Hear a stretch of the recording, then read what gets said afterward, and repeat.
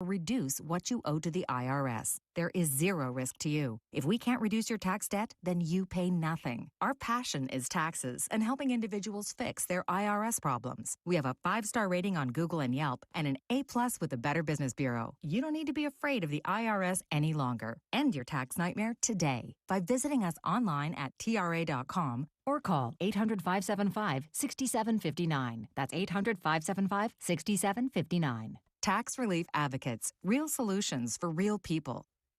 Koala Insulation. Hey, this is Bruce. And I'm Carrie. We're the owners of Koala Insulation. It's a great time of year to invest in energy-efficient improvements to your home. With our competitive rates and new tax credits for insulation upgrades, you can get huge savings to improve your insulation today and see long-term savings every month going forward. Give us a call and set up your free evaluation at 679-6282 or find us online at koalainsulation.com. All young people in Northeast Florida, but especially LGBTQ plus teens and young adults, need advocates and a safe place with no stigma or judgment where they can find acceptance and support. It's essential for them to live healthy, safe lives filled with joy and possibility. This is what Jasmine provides. Jasmine is Northeast Florida's only youth center for LGBTQ plus teens and young adults, and for nearly 29 years has worked to help the community be a more welcoming place for our young people. Offering mental health programs, peer counseling, family time, HIV testing and prevention, and a front door for homeless youth, Jasmine continues to be the safe place our LGBTQ plus young people need as they navigate this tumultuous time in their lives. And though progress has been made, our work is still necessary to reach the ultimate goal: equality and human rights for all. Discover how you can partner to support our LGBTQ plus teens and young adults. Visit jasmine.org today. Attention men and women. If you would like to get your hair back, then you need to listen to some of our clients. John in Orange Park. IHRS showed me what was causing my hair loss and helped stop it. Call IHRS now at 904-777-IHRS. Find out how to grow your hair back with a free hair and scalp examination. Mike from Bay Meadows. I finally found the most experienced company who could restore my hair. Now I have hair where I had none before. Results guaranteed. Diane from Ponte Vedra. Now I have what lotions couldn't give me. Thick, beautiful hair. Find out why you're losing your hair and how to grow your hair back. Call 904-777-IHRS for a limited time free hair and scalp examination. Now my hair will grow for the rest of my life. Thanks, IHRS. Thank you, IHRS. Thanks, IHRS, for giving me my hair back. Hurry, this free examination, normally $199, is yours for free and good only through Sunday. For your free examination, call IHRS at 904-777-IHRS. That's 904-777-4477. Call now. This is Brent and Friends with Brent Martineau. You don't even like your quarterback. Kasey Kuhrts. You don't even like your team. And Aaron Schachter. I don't even like myself, guys. Do you know me? On Jacksonville's home for ESPN Radio. ESPN 690. Broadcasting live from the Anajar and Levine studios. Anajar and Levine Accident Attorneys. Call 1-800-747-FREE. That's 1-800-747-3733. WOKV Jacksonville. Listen live everywhere you go on ESPN690.com. ESPN 690. Jacksonville's home for ESPN Radio. This is SportsCenter. I'm Doug Brown. Alabama quarterback Jalen Milroe plans to stay in school for his senior season next year. Milroe will get his degree in business administration on Saturday. The Crimson Tide play Michigan in the college football playoff semifinal on New Year's Day. Warriors GM Mike Dunleavy Jr. says even though Draymond Green is serving an indefinite suspension, for now, he'll still be allowed around the team. For us, the thought process is, I think there's a lot of ways you can go about this, but I think we think for now the healthiest thing is going to be around. And, that it may not be every single day, but we're not jettisoning the guy off somewhere. Mike Dunleavy Jr. Green was ejected from his third game this season Tuesday night after hitting Yusuf Nurkic of the Suns in the face. Veteran quarterback Joe Flacco signs a one-year deal with the Browns, ending his time on the practice squad. He'll be the starter for the rest of the season after playing the last two games. Cleveland is 8-5 and in playoff position right now in the AFC. home, auto, prized sports memorabilia. Whatever you need to protect, Geico can help get you covered. And with the award-winning Geico mobile app, you can get 24/7 claim support and on-the-go policy access. It's easy to Geico. Go to geico.com today. ESPN 690 and Action Sports Shacks presents Brent and Friends. Today is one of the worst days that I've had in a long time. We're getting a little punchy around here, people. It's been a lot in a row. I would love to punch you guys. Ow! Ow! It really hit me. Brent and Friends with Brent Martineau, Aaron Schachter, and Kasey Kuhrts. Jacksonville's home for ESPN Radio. ESPN 690. How many times a day, Casey, do you go to like UPS, FedEx, DHL? Do you go there? No. Stay them all? I go everywhere else multiple times a day, though. Why? Did you see me there? No, but I think you're going to go. Maybe I can put it in your wagon. 12 days of Christmas. Are we doing that? Why not? No, you told me you were going to run it through promotions. Oh, yeah, we could do that. I don't think Or just run it through me. No, because running it through Brent means running it through me. I do like we're starting off the show with some producing. Welcome back. Maybe. Well, either way, we're going to give away Tax Slayer Gator Bowl tickets today. So I can handle that. That's fine. That's an email fashion. You don't even have to ship it. Hey. How about that? Well, good, because they wouldn't have got shipped. We've still got that stuff here, by the way. From last year. That's on you. First of all, it's on Aaron. Now it's a thing, though. Now it's like we can't send it. Now it's part of us. If you want to talk about where the package is, it's in Aaron's office. Do the people even want it now, right? Because they just want it to be part of the thing.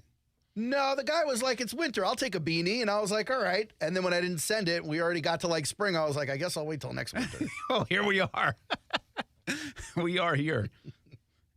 Oh, man. What's happening, boys? Hi, Good to Brent. see you. Nice to see you.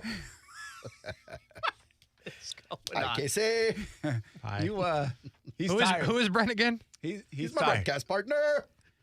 He is tired. He's not tired. Dude, I had 2.5 hours of sleep last night. I'm exhausted. Hey, do you ever Worst week of look my at life. your watch or Fitbit or whatever and find out how many hours you slept in a night? It's not Aaron just hours, does. bro. See, this is how you know Brent doesn't know about Fitbit. It's not just hours. It'll tell me light sleep, REM sleep, deep sleep, restlessness, sleeping heart rate, all of it, Brent. I got all my stats. I Are they good? No. Would you get a second contract? No, I would not. This is way too many analytics. See, this is what I think, and no disrespect, I'm not calling you this, but maybe you are. Oh, boy.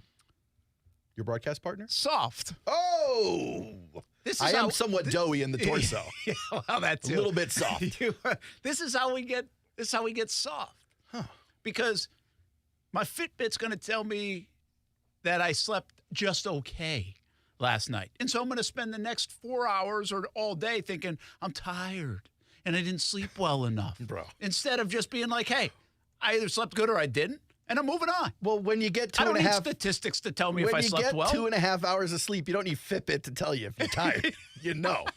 Believe me. I know, but see, that's a bigger problem. It's not just your 2.5 hours. So there'll be some days that you'll sleep 6-7 hours. You'll wake up, you feel good. I go 96.9 The Eagle. I'm Aaron Schachter, and this is Journey. Ooh. Look at this energy. Right? Here's the other thing, though, Brent. How am I But your Fitbit will tell you didn't get good sleep is my point. How could I possibly scoreboard my wife if I don't have the stats to back it up? Well, that's fair. You are a scoreboard guy. I'm a scoreboard kind of guy. You are not a Fitbit kind of guy, I can tell, Casey. He's talking to Casey. What? You are not a Fitbit guy, are you? Why can you tell? What's that mean, Because Case? you're just like, I'm not doing anything Why with can that you tell? garbage. No. Now, Why why can is you it so tell? It's got obvious, nothing to do Brent? with your physique. Oh, really put it That's out where there, you didn't think, he? That's where you think I'm going with it. I'm No, just saying. I'm just checking. You don't have time for that Do you think stuff. I'm poor? I can't afford a Fitbit? You think I'm fat? I don't need Fitbits- anything that has fit in the name? Which Fitbits one's I aren't did expensive. mention your physique first. That's probably where he was going. I know that's where exactly. No, that's where you were going. But Fitbits aren't expensive, are they? Can't you get like a... Not everyone gets as many checks as you, Brent. I work I get here. it. How much... Like, are they called Fitbits still? Is that still a thing? Google has bought Fitbit. Okay. So they're the Google bit? No, it's still Fitbit. It's just part of the Alphabet How company. much is Fitbit? Depends what you buy. Well, I know They you have can different get kinds of Rolls watches. You Royces. can get I a cheap one. What's yours? You can get- How much was yours? Well, I have a Google Pixel watch that Oh, excuse includes me. the Fitbit suite of apps. Excuse me. Yeah. Sweet. Yes. How sweet it is. Oh, yeah. So I'm stupid. just saying, Casey, this is why I respect you here. This has nothing to do 'Cause with I'm your poor? physique. No, he's talking about your physique. This has 'Cause I'm like, fat, right. this is like, That's why I respect I you. don't have time for this garbage. I don't. No time for the I garbage. don't want to be breaking down my stats when I wake up. That's what I'm saying. Yeah, I'm a stats guy. I got yelled at yesterday by YB, who happens to be in the chat. Shout out to YB for being here and early. He yelled at me, stop looking at the stats. He goes, start looking at the game. I was like, the game is the stats, bro. Well, not always. All right, but in the case that I was talking about yesterday when I was making the very educated point that Pat Mahomes is playing like a game manager this year, it's based on stats. Or people around him that aren't very good. Well, that's why he's forced into game management, guys. I didn't say Pat Mahomes is a game manager. I said this season I think he's forced to play. I watched it just to make sure. This season he is being forced to play like a game manager. That's all. You went back and watched it? Just to make sure I wasn't a lunatic, yes. No, you were a lunatic. The whole thing was very lunatic-y. Yeah, you said that. That is what you said. I want to... You just led us right in the perfect spot. Oh, look at me being a professional. Yeah, very good. That's because your Fitbit says you didn't sleep well, so you're on your point today. What are the odds of that? Low. You know, I think Kansas City and the Jags have a similar issue. It seems that way, right? Well, yeah, but you think I'm going to go to the running game. Okay. That's not where I'm going. Where are you going, bud? I had no idea where you were going. Disappointing receiving core. Okay. Well, more expectations on the Jags than the Chiefs, but I'm with you on this. Between, what was it, Justin Ross and Rashee Rice? Yeah, he's there. Rashee Rice is good. Valdez Scantling. No one had really had expectations on it. There was one more guy I'm forgetting. I'll look at the depth chart. But I do remember Sky Moore, Darius Toney. Everyone's like, look, he's got the guys. guy that lined up we off just sides. don't know them yet. But that was the stuff in the beginning of the season. They're like, look, the Chiefs can do it. They've got the guys. You just don't know their names yet. Well, the Chiefs are not as good on paper. You know, they said, hey, we're going to go with Travis Kelce. Well, the irony here is the tight ends are still the stars of the receiving core for both teams. Sure. Evan Ingram has been outstanding. Kelce is Kelce. And he's been up and down. He is getting older and maybe distracted by Taylor Swift. I don't know. But the issues in the passing game, can you blame him? Have not come from an offensive line that's too leaky. That's the run game, not the passing game. They have protected Trevor enough. He had time even against the good front of the Browns to make things happen downfield. The Jaguars have been let down by the inconsistencies of their receiving core, in my opinion. They're not bad receivers. Don't get me wrong. I think they're good. The expectations are that they should be delivering week to week. They should be performing at a level that's pretty comparable to some of the better receivers in the league. Now, Christian Kirk hurts this, right? Kirk was doing that. But even over the last couple of years, Kirk had some big drops and some big moments too. The Jags still led the league, I think, at one point last year and this year in drops. And I think Mahomes obviously just doesn't have the horses. He doesn't have the names and or the skill level. They in hope that that core. those guys would be good, and they're inconsistent. Maybe because either they're not as good, or they're unproven, or they're young. Well, that's Maybe the all thing. It's three like together, it's one right? thing to have to develop one guy while you're trying to make a championship run, but to develop three of them at the same time at the same position seems ludicrous. Yeah, you're asking Mahomes to do too much, right? Yeah. The Jaguars aren't asking Trevor to do too much. They got Calvin Ridley, who's really a very good receiver in the National Football League. Zay Jones coming off a career year and certainly capable. He's been battling injuries. Again, I'm not telling you that these guys stink. Like, that's not the moral of this conversation. I just think if you look at these two teams where we think offense is supposed to be king and they're supposed to be led by their offense, they've both been disappointing on the offensive side of things. They come from the same tree. It's Andy Reid and Doug Peterson. They put a lot on that side of the ball. They have, at least. And really, it's the Chiefs' defense, who's been very good front to back. The Jags' defense better than expected and now getting leaky. But this is more of the offensive conversation. I think the Chiefs run the ball a little bit more efficiently, but they really don't try to the degree the Jags do. The Jags have not run the ball at all. That's pretty obvious, and we'll get into that one-dimensional nature of the Jags. But let's also call a spade here. The Jags' receiving core has been disappointing at times. Zay Jones had 14 targets the other day, and he caught 5 passes. Yeah. The 13 targets to 4 catches for Calvin Ridley. The miscommunications.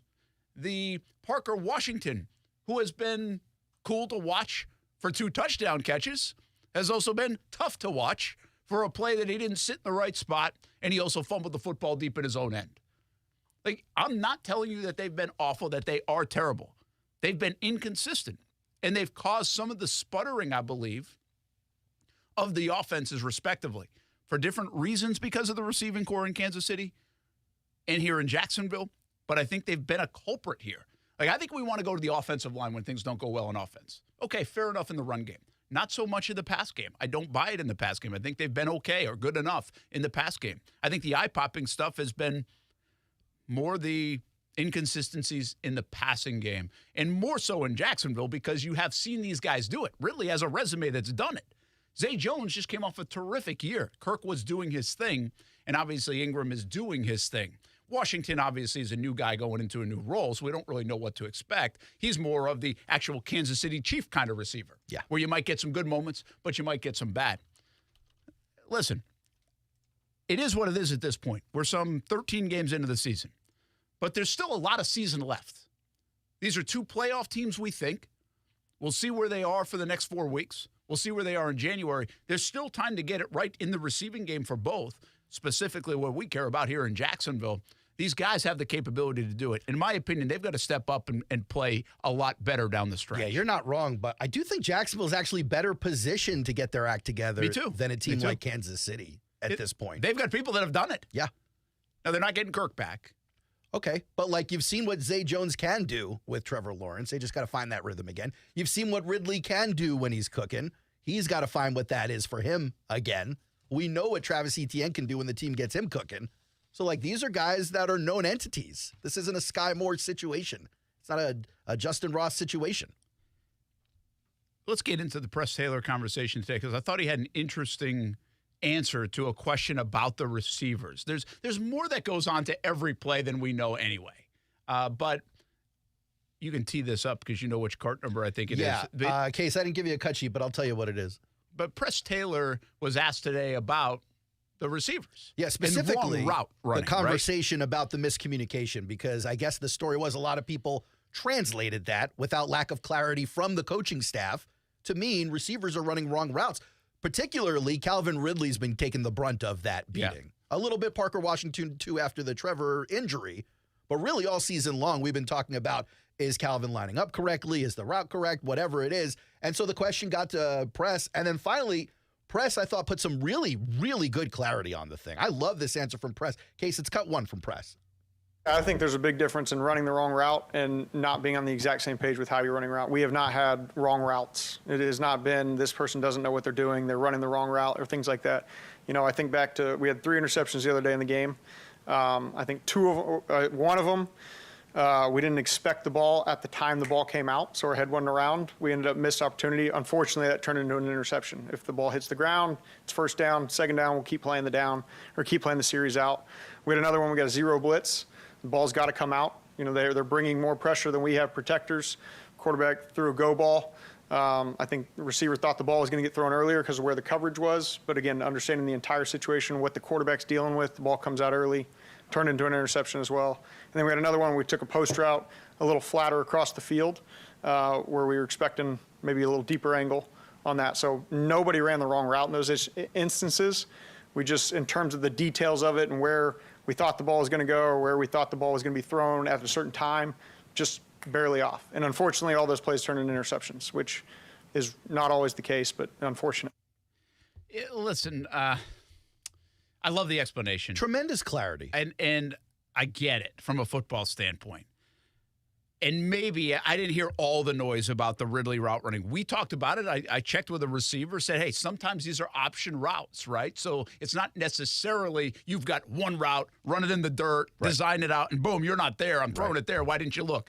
We know that. I think we know that. I think people that pay attention to the game are savvy enough to know there are option routes depending on what a defender is doing or where you want to go, like a zone versus man, all this other stuff. I think a little bit of what Press is saying, though, is semantics.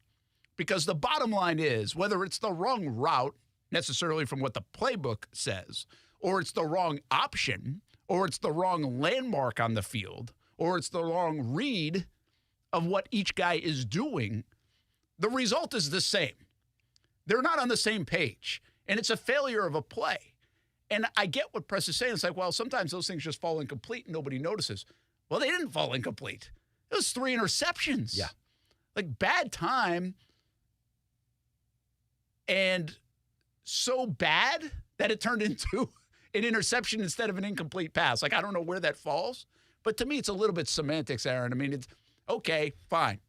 The playbook said this route. They didn't run like a route on page 12 instead of page 2. I understand it. But they weren't on the same page. Yeah, I do think there is a bit of a difference, though. When I hear you're not running the right route, to me, it's like you have a significant lack of preparation here. You are not understanding what we're trying to do. Fair enough. Versus the details within a route, maybe their focus isn't locked into that point. Maybe, okay, fine, you can fault them there or hold them accountable for that. But I don't know. I think in the moment, boom, boom on a play, and you got to decide what to do based on the coverage or where the guy is. It's hard. Especially on a play like that. Was it Zay Jones he went deep on, and he thought Zay would be on the outside, Zay was on the inside? Like a play like that, that makes me feel a little bit better about correcting those things moving forward because you're so close to getting it right. Yeah, and listen, this is a defense of Calvin Ridley especially because you're right. Ridley came under some scrutiny, but Ridley's under scrutiny for bigger than, he doesn't know the plays. It's because of the inconsistency. It's a lack of the delivery. Expectation is so high for Ridley. By the way, he kind of put it on himself. Well, when he did said say it. 1,400, Yes. 14 touchdowns. I'm not rusty, Wasn't right? kind of. He put it on the record. And that's cool. Like, I love the confidence, and we've seen some brilliance out of Ridley as well, and he's an important part of this. And this is why I told you earlier in the week, I was like, listen, you might be criticizing Ridley right now, but don't give up on him because they need him.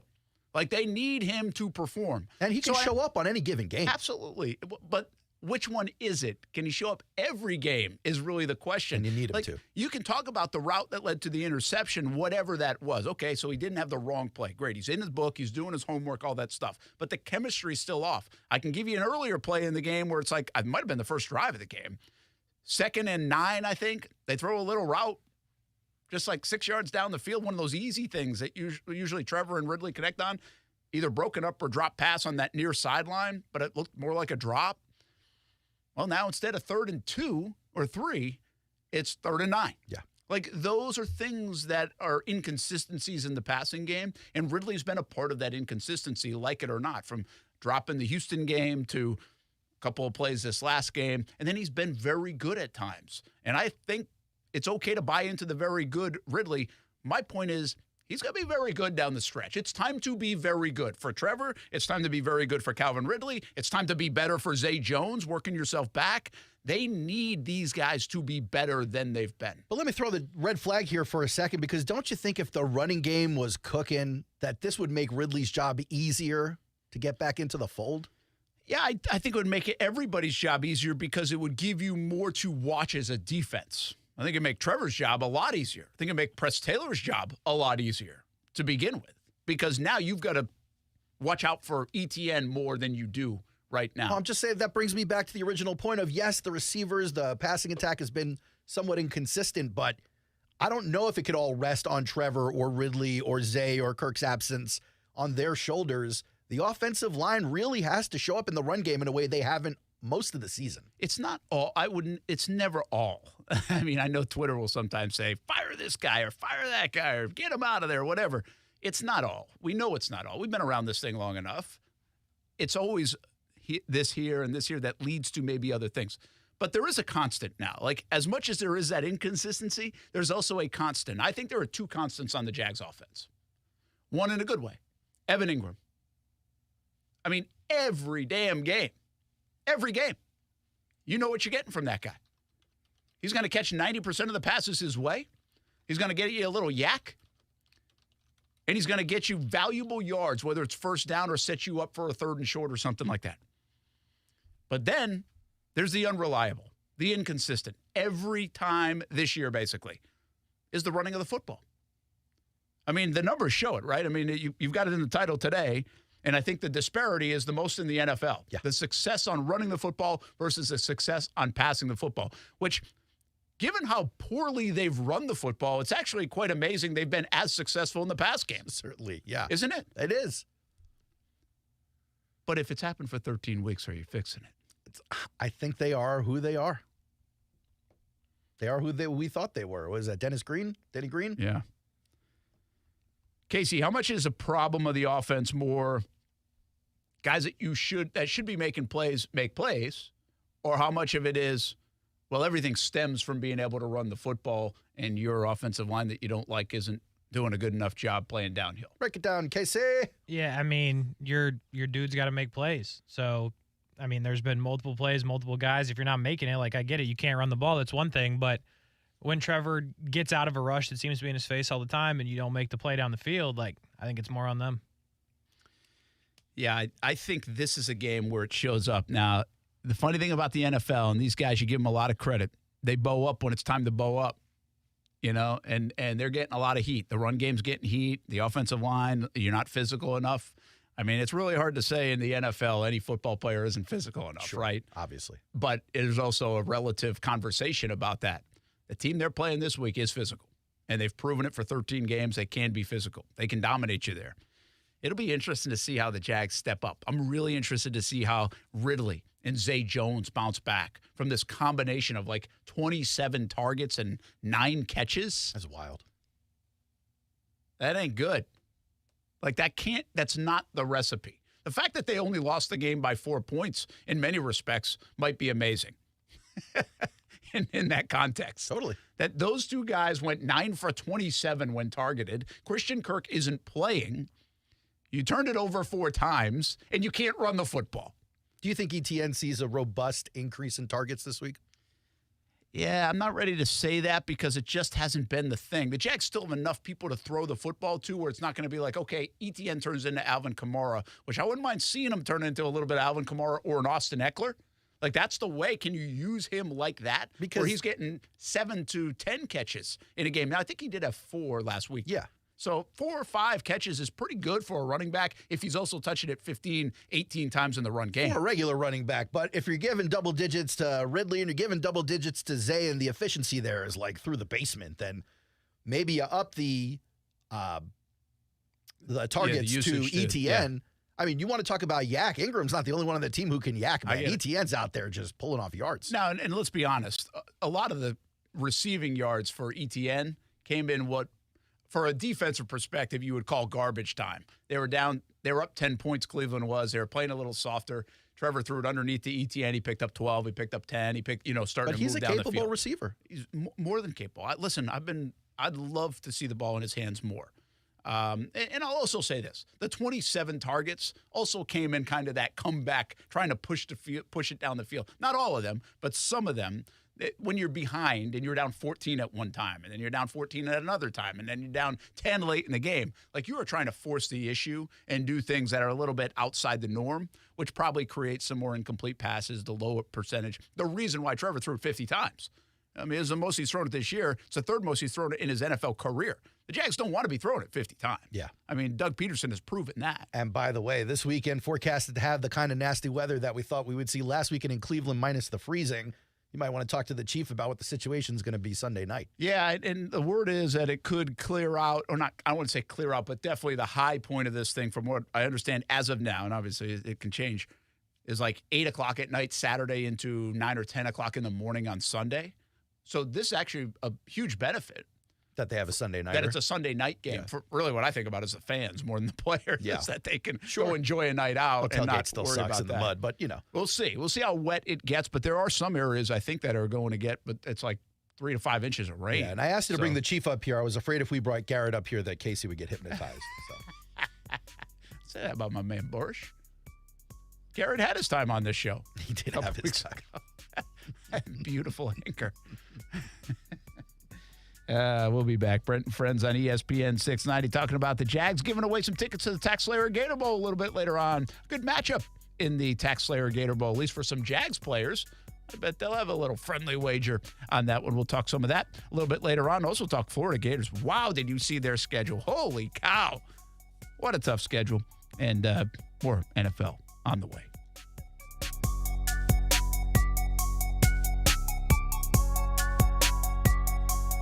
Now, the First Alert forecast on ESPN 690. Mostly cloudy, windy, and cool today with a few showers, highs in the 60s. Breezy and still a few showers tonight in the low to mid-50s, and a mostly cloudy and breezy Friday. A couple of showers from time to time, and highs in the upper 60s tomorrow. I'm Chief Meteorologist Mike Burrish. Join me today beginning at 5 p.m. on CBS 47 and Fox 30 Action News Jax. The Weather Center is brought to you by Beard's Diamonds. Don't miss Beard's incredible Christmas sale, where everything is 43% off through Christmas Eve. As the seasons change, one thing remains the same. Jacksonville and all of Northeast Florida are fueled by Celsius Essential Energy Drinks. If you spot ESPN 690 anywhere in the community, come hang with us and grab an ice-cold Celsius. The 12 Days of Christmas is back and better than ever at Best Bet Jacksonville. From December 12th to the 23rd, we're lighting up the tables with the much-anticipated 12 Days of Christmas High Hands and giving away over $275,000 in cash. The excitement grows each day, starting at $1,200 and climbing up to $2,300, and the chance to set sail on a World Poker Tour cruise. Don't miss out on the action. Explore all our December promotions at bestbetjacks.com. That's bestbetjacks.com, your destination for the best poker action this holiday season. I'm Pauline Savigny, president and owner of Grace Aerospace and an Athena PowerLink graduate with the Jacksonville Women's Business Center.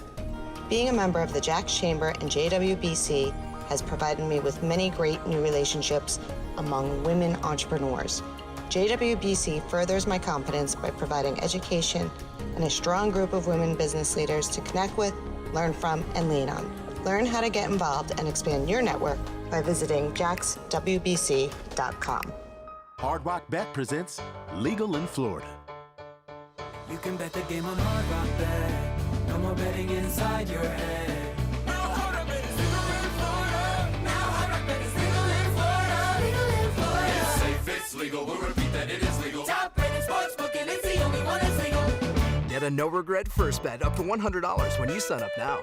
Offered by the Seminole Tribe of Florida. Must be 21 and over and physically present in Florida to wager. Terms and conditions apply. Concerned about gambling? Please call 1-888-ADMIT-IT. Discover how good your water can be with a new Connecticut softener and drinking water system. Connecticut's Twin Tank non-electric softeners are the most efficient softeners available, and their drinking water systems remove up to 99% of contaminants. This month, you can get 50% off a Connecticut K5 drinking water system with the purchase of a Connecticut Premier Series softener. If you're not filtering your water, you are the filter. Don't be the filter. The experts at CGC Water Treatment and Plumbing will test your water for free and provide solutions that are right for you and your family. Imagine having clean, clear, purified water at your home. No more plastic bottles, no more waste, just great tasting, purified water that you can trust. Call 904-552-1242 or visit cgcwater.com. That's 904-552-1242 or cgcwater.com. Great financing options for the holidays available. CGC Water Treatment and Plumbing are proud partners of the Jacksonville Jaguars, and I'm a proud customer of CGC Water Treatment and Plumbing, an authorized independent Connecticut dealer. Florida license number CFC 1428211. Come to Monahan Jewelers' 46th annual holiday sale now with up to 30% off on GIA certified diamonds and up to 40% off our entire store. Certified diamonds, gemstones, engagement rings, diamond studs, designer brands. We're not a big box store. We're your local family jeweler with an amazing hand-picked inventory for every budget. And with interest-free financing, enjoy beautiful jewelry with a low monthly payment. Support your local family jeweler this Christmas with up to 40% off our entire inventory. Monahan Jewelers in Atlantic Beach, open 7 days a week in December. Firefighters, paramedics, police officers. They take care of us, and at AMCO, we're proud to take care of them. For over 60 years, we've repaired and maintained the most critical public service vehicles. As an essential business, we work on every kind of car repair with flexible financing and extra safety precautions. Essential, reliable, trusted. That's the men and women who are there for us, and it's our honor to be there for them. AA MCO. Money tight? We can finance almost anybody. Find the AMCO transmissions nearest you at amcojacksonville.com. I'm Mark Anajar. I'm Glenn Levine. I'm Ellie Anajar. And we're Anajar and Levine. Experience the Anajar and Levine difference by calling us with any of your legal needs. Call 1-800-747-FREE for a free consultation and take back control of your life. Main office, Jacksonville. Nothing slows my little girl down, except a stuffy nose. Mommy. That's why I use Sinex Children's Saline from Vicks. Sinex instantly clears mucus in everyday stuffy little noses with a gentle, ultra-fine mist designed for kids. Just Sinex? Breathe. Her stuffy nose is gone for now. And so is she. Sinex Children's Saline. Sinex, breathe. Use as directed, keep out of reach of children. Hi, this is Joe Cordell with the law firm Cordell & Cordell. When the prospect of divorce becomes a reality, you need a partner that you can count on. If you're a man in this situation, consider contacting Cordell & Cordell. We've helped men navigate complex legal matters for 30 years. Contact Cordell & Cordell to schedule an appointment with one of our firm's Jacksonville area attorneys. Offices in Jacksonville and by appointment only in Ponte Vedra Beach. Online at CordellCordell.com. Lisa Cargis, Florida resident partner. Joseph Cordell, licensed in Missouri and Illinois only. Hey, it's Brent Martineau from Action Sports Jacks. Did you know you can watch our radio show? Yeah, video of a radio show. Just search ESPN 690 Jacks on Facebook, YouTube, and Twitter, or follow me on Twitter at BrentASJacks. Watch the show live weekdays from 3 p.m. until 6 p.m. or listen on ESPN 690.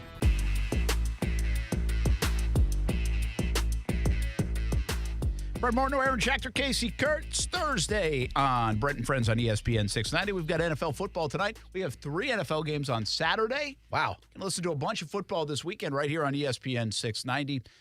Tonight, what do we have tonight? Chargers and Raiders. Oh, yeah. I knew you knew that because of that 16. I got a 6-legger going.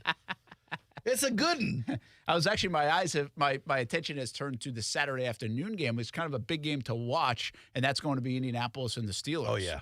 So Steelers are just a weird team. Indianapolis has been an okay team coming off a loss, and they really they have to win that game to kind of feel like they're in the mix still.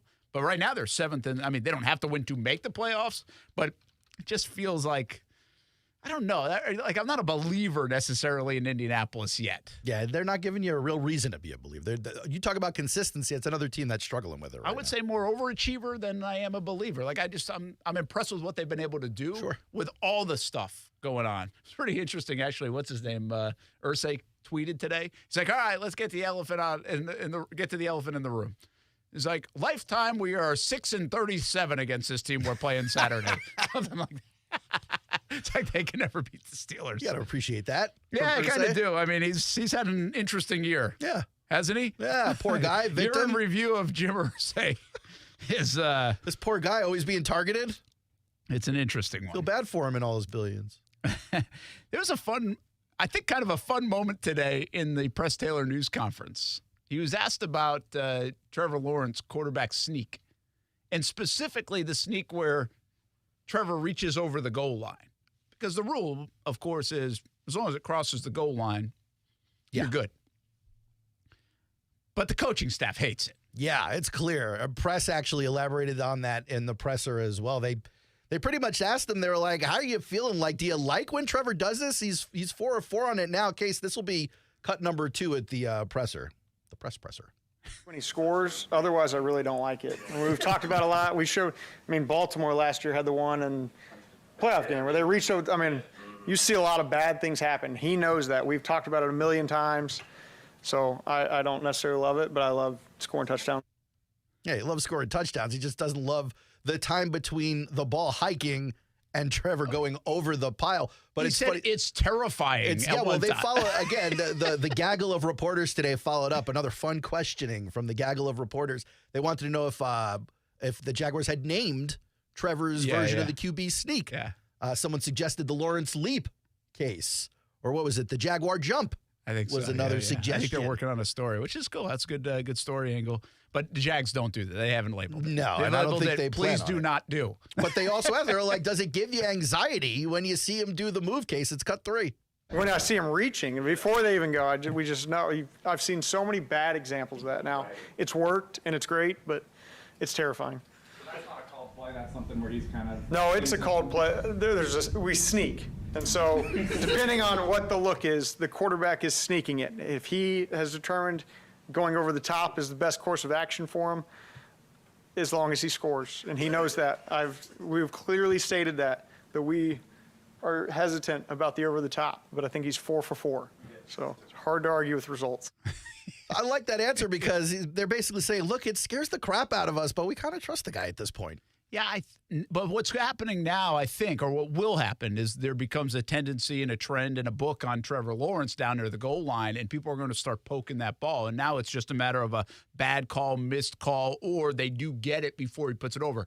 Now, he's been very quick at it. Like, maybe it's just one of those things where he's too good at it because that nose touches the goal line. It's over. It's over. The play's over. Another reason for robot refs and chips in the ball. And so I mean, in a way, it's like, okay, it's a very dangerous play, but is it really that dangerous if you just get the snap and reach over at 6'6"? Well, all you because need is what's the likelihood of somebody knocking it out of his hands before he actually, if he's really at like the 1 yard line or half a yard line, what's the likelihood of somebody knocking it out before it hits the? I don't know, man. If the ball is at the half or the 1, he's at like the 2. Yeah, that's true. And then you get a guy like Myles Garrett with a 9-foot wingspan just poking his arm through the thing. I don't know. It would make me nervous, too. I think it could happen, but he's off to a nice start with it. And Casey, isn't this the case? Remember last year was it the Chargers game that he did it?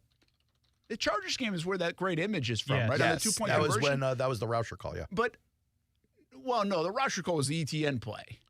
I mean, they asked Rauscher if it was his call. They said no. Trevor called his own number on the goal line. Well, exactly. But that's the one, I think, if you remember that, I believe this was the game where Doug kind of looked like, why did you do that?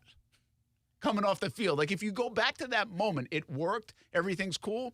But Doug is kind of, I think people even interpret it as like, what was Doug mad about? And I'm not sure he was mad. Yeah. I think he was just a little confused, like, that wasn't what was called.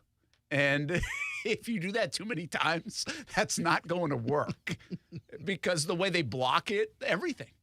So it's just an interesting perspective from the coaching staff at a play that has worked for a team that can't do short yardage situations very well. Sure. This is one play that has worked. Yeah. And they don't really like it.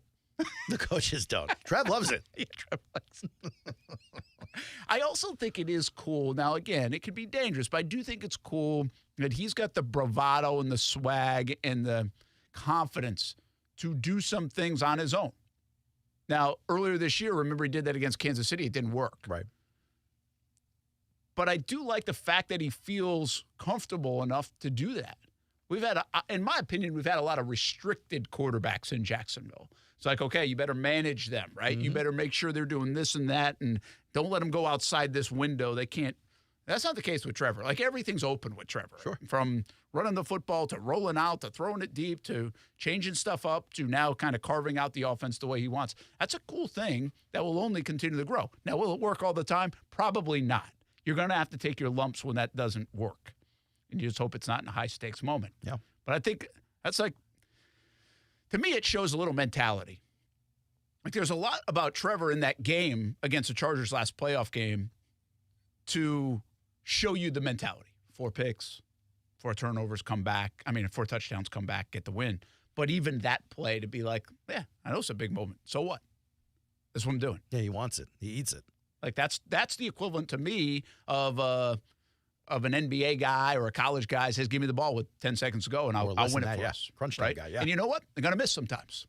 But they want the ball in that moment. Yeah, I do think there's a difference between missing the final shot of a basketball game and getting the ball poked out on the goal line on a game-winning touchdown drive. Probably. It feels a little bit harsher to me to lose the game like that. But, he's doing it, and he's doing it well, as LL used to say for the kids out there. All the these little detail things that keep popping up. By the way, Andre Sisco and Tyson Campbell were on the field today in practice, so that's a good sign. But these little things on defense, these little things on offense, what route running we were talking about, whatever else, assignment stuff, detail stuff. Where does your mind go? We want to fire everybody, but we think this is a pretty good coaching staff. Yeah. 2 weeks ago, we're like, hey, Mike Caldwell, man, he might be up for a job somewhere. Now we're like, that guy sucks. I may not be back. It's being a football fan, isn't it? I get that, but Doug Peterson has been so good.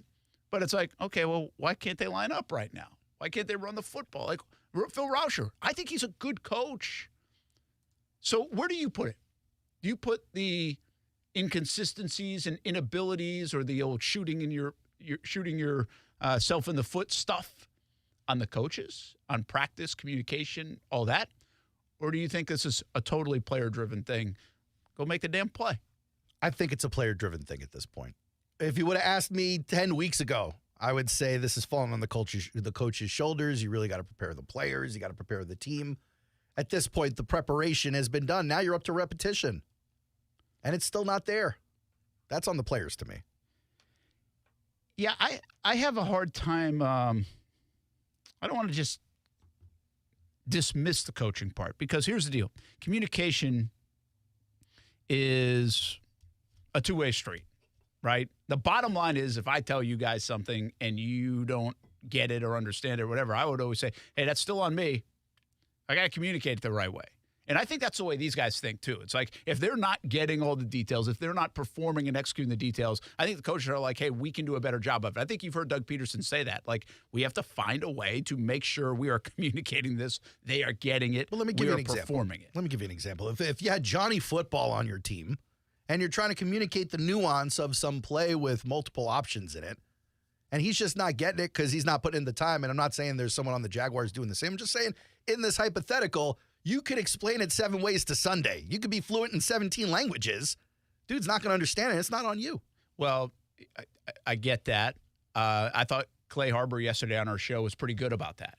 He said, listen, you're either not in your book enough, you're not practicing it enough, or there are just some guys that can't do it on a consistent basis. And I think that is a truism. I think there are just some people, it doesn't matter how many ways you explain it, they look like they're getting it, and then they don't get it or something. But I don't think that's the case with this team. Like, I get what Clay is saying. I mean, you experience that. I play college baseball with guys like they still don't know, like, there's 2 outs and you're supposed to be running, like, as the ball's hit. Like, how do we not know that? Or in college, right? How are you supposed to bunt when guys aren't doing it? So, but there were that guy in high school didn't know it, and he forgot and fell asleep on it, and the same guy is doing it in college too. Like, that's the way it works. There are guys, but this team I don't feel is that way. I don't think these guys, like, I don't label Calvin Ridley like that, or Zay Jones like that, or Etienne like that, or, there were times last year I thought Etienne had to be kind of told where to go from Trevor, but it was kind of his rookie year, and obviously it was a new offense and everything else. He got some help, but I don't see, like, anything like that toward the end of last year or this year. Calvin Ridley, yeah, he's had to be told, like, to move spots from time to time, but I think that's the nature of it when you're in a new offense throughout the year. Parker Washington right now, I think it's going to happen a little bit. If it's still happening in, like, 2 years, you got a problem.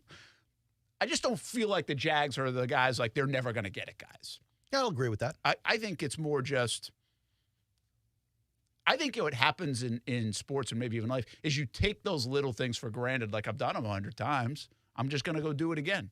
But in that game, not just Sunday's game, but in that world that they live in, every time's like the first time, man, or the last time. Like, it means so much, every little play. I like what Doug Peterson said earlier, I think Monday. He's like, listen, we all know it comes down to like 3, 4, 5, 6 plays, whatever it is, but you never know when the play's coming. Yeah.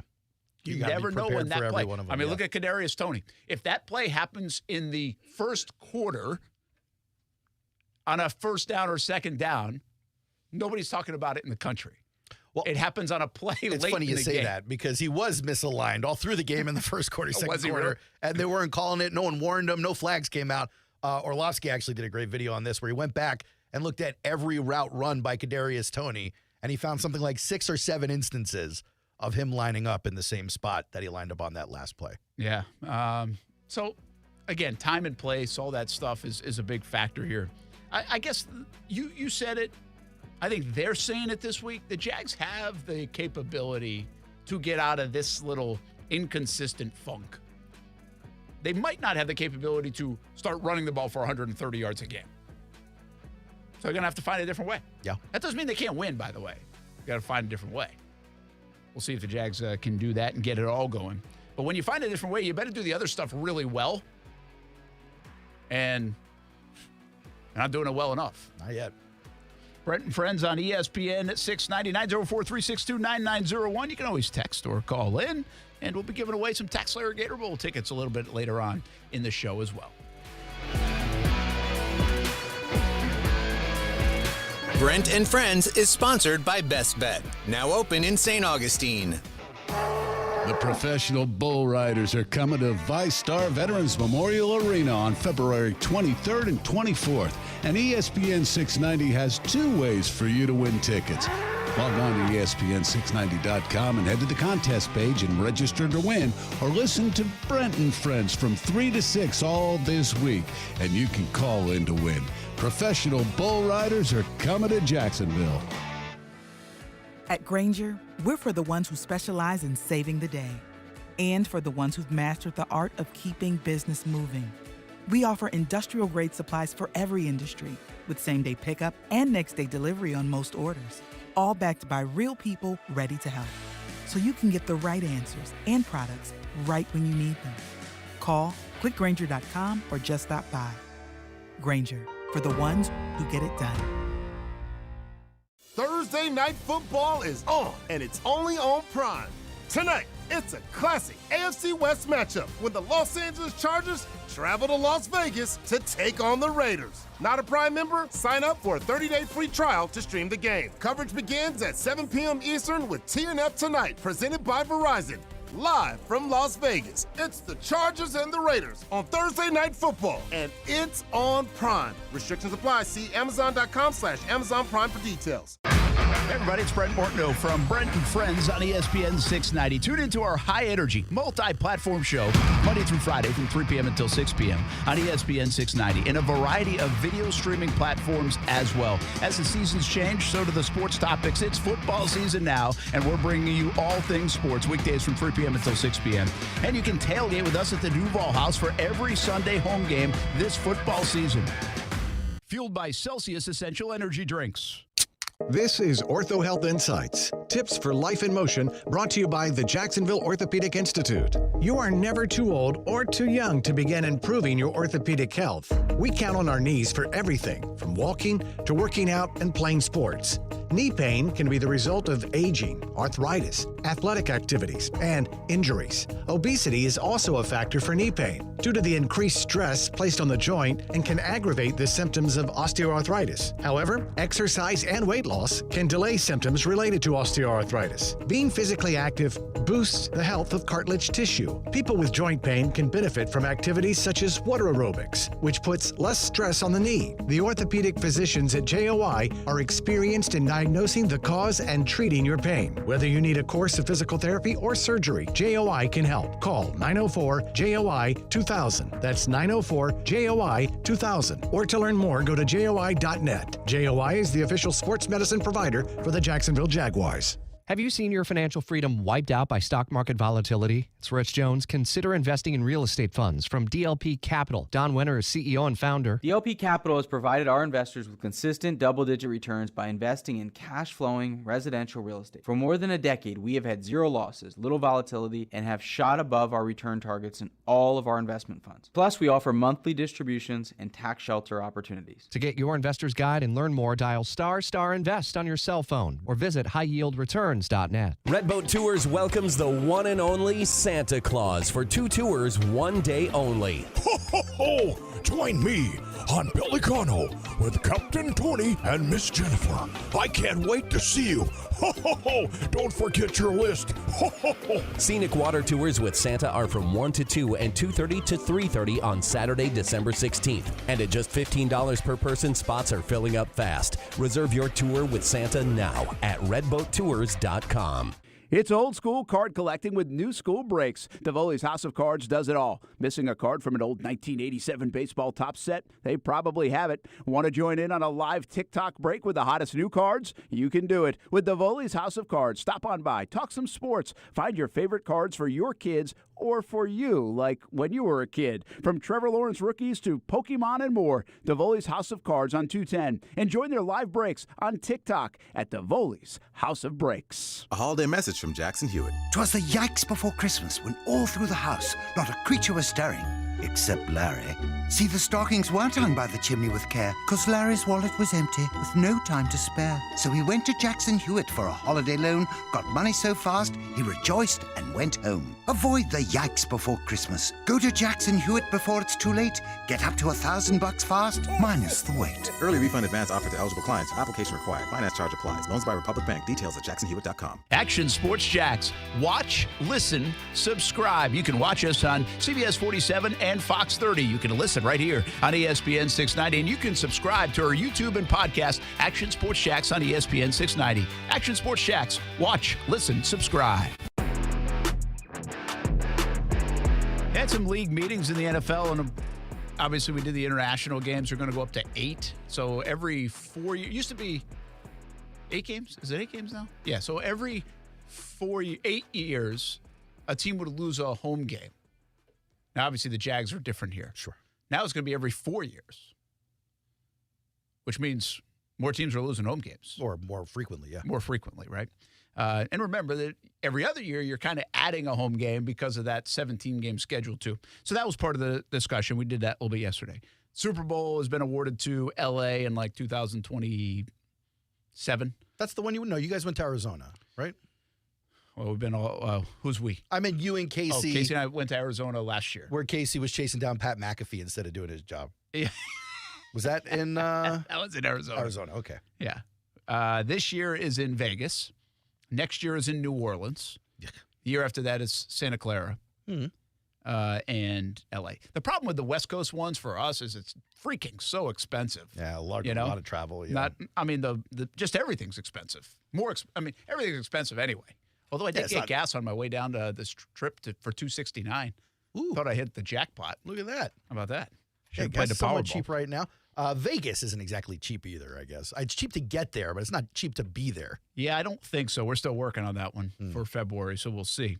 But anyway, part of the other stuff at the NFL owners' meetings are topics like officiating and the rest for Roger Goodell. But the rule that I think is one of the dumbest in sports, but it's got plenty of debate. That is the fumble out of the into the end zone ruled a touchback for the other team. So you have the ball as the offense. You fumble out of the end zone. Other team gets it on the 20. Yes. And you're saying that should be a touchdown. No, I don't think it should be a touchdown. I think there's other ways. Should it be as penalizing as should it be the other? The ball goes to the other team. And so what do you think the rule should be? I think we've done this a little bit on some debate, and I think you could do a couple of different variations. The ball goes back to the offense where the play began, but you lose the down. So loss of downs. But you go back to the play. Not like if you fumble at the 1 and you were on the 30. It goes back to the 30. Okay. Not because a lot, like the in-play rule is it goes back to where you fumbled. Yeah. Like if it's anywhere else other than the end zone, you go back to where you fumbled the football. Right, where it left the... So, by the way, that's one option. Yeah. Just go back to where you fumbled the football. If nobody recovered it, yeah, but in then bounds. You could just... I don't love that. Because if you fumble, if you're running to the 2 or the 1, and you fumble into the end zone, and it goes out of bounds... You're just going back to the 1 or 2. Yeah, even when you, kicked it out of bounds because you couldn't pick it up and the other team was going to dive on it or something like that. I don't love that. I don't like people using a fumble to their advantage when they think the other team's about to pick it up. Yeah, I don't know how that would be necessarily. You can't fumble on purpose. Why don't you feel that way when it's at the 32-yard line? No, I mean, let's say you fumble. You're running for a touchdown. You end up fumbling on the 2, and it dribbles into the end zone, and then everyone's running for the football, and then you see the other team's about to dive on it, so instead of you diving on it, you kind of drop kick it out of the end zone or something like that. I see. Now, you can't intentionally do that anyway, but you can maybe... Listen, I think if you want to penalize, you go back to the start of wherever the play was. I like that a lot. Right? Yeah. Or, at the very least... If the defense is going to get the ball, which I don't think they should because they didn't do it, they didn't recover it. Why should they get the ball? They didn't recover it. That's fair, too. So if you're going to do that, then give it to them at the 2 instead of the 20. Giving them extra yards for no effort. Why are you giving it to them at the 20? Yeah. You already gave them the football. They didn't even do anything. Doesn't make sense. Yeah, I'm with you on this. There's different variations that make more sense. The current rule, to me, makes no sense. Me and you are in agreement on a lot of stuff today. But some people totally disagree with us. Yeah. And think that's the end zone, man. Take care of the football. Not just on this, they agree with us on Pat Mahomes being a game manager, too. Not us. That's you. I thought we were together on that one. ESPN 690.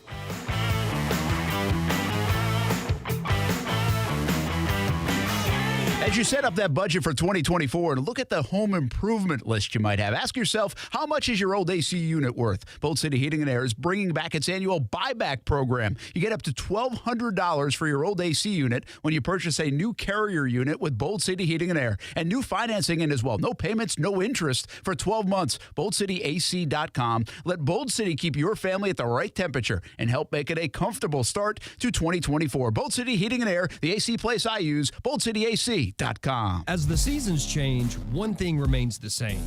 Jacksonville and all of Northeast Florida are fueled by Celsius Essential Energy Drinks. If you spot ESPN 690 anywhere in the community, come hang with us and grab an ice-cold Celsius. Celebrate December with Best Bet. We're giving away an incredible $275,000 in cash. Kickstart your holiday fun at Jacksonville and Orange Park with amazing promotions like $500 High Hand Fridays, 12 Days of Christmas, and the $40,000 Guarantee GoPo 400 Tournament. We have you covered with fun, fast card games like 1-card and 3-card poker, Ultimate Texas Hold'em, and more. New to the game? No worries. Our friendly dealers are ready to teach you the ropes. For all the details, head over to bestbetjacks.com. That's bestbetjacks.com. Frank, you got to come see my new windows from American Window Products. They're beautiful and they keep the house so cool. Oh, slow down, Jim. No, Frank. American Window Products is having a sale right now, and you said you wanted a locally owned business with qualified products and professional installers. Well, American Window Products has all that and more. More? Yes, selection and great prices at American Window Products. Whoa, what's that number? 731-2247, a family-owned business since 1981. Check them out at AmericanWindowProducts.com. Call them, Frank. I'm calling American Window Products right now, Jim. What defines a hero? Dedication, loyalty, courage. Every day at AMCO, we serve heroes. For over 60 years, we've repaired and maintained the most critical public service vehicles. From complex transmissions to simple brake jobs with flexible financing and the extra safety precautions we need. The heroes we serve don't all wear uniforms. They're people like you. At AMCO, we're proud to serve all of you. AA MCO.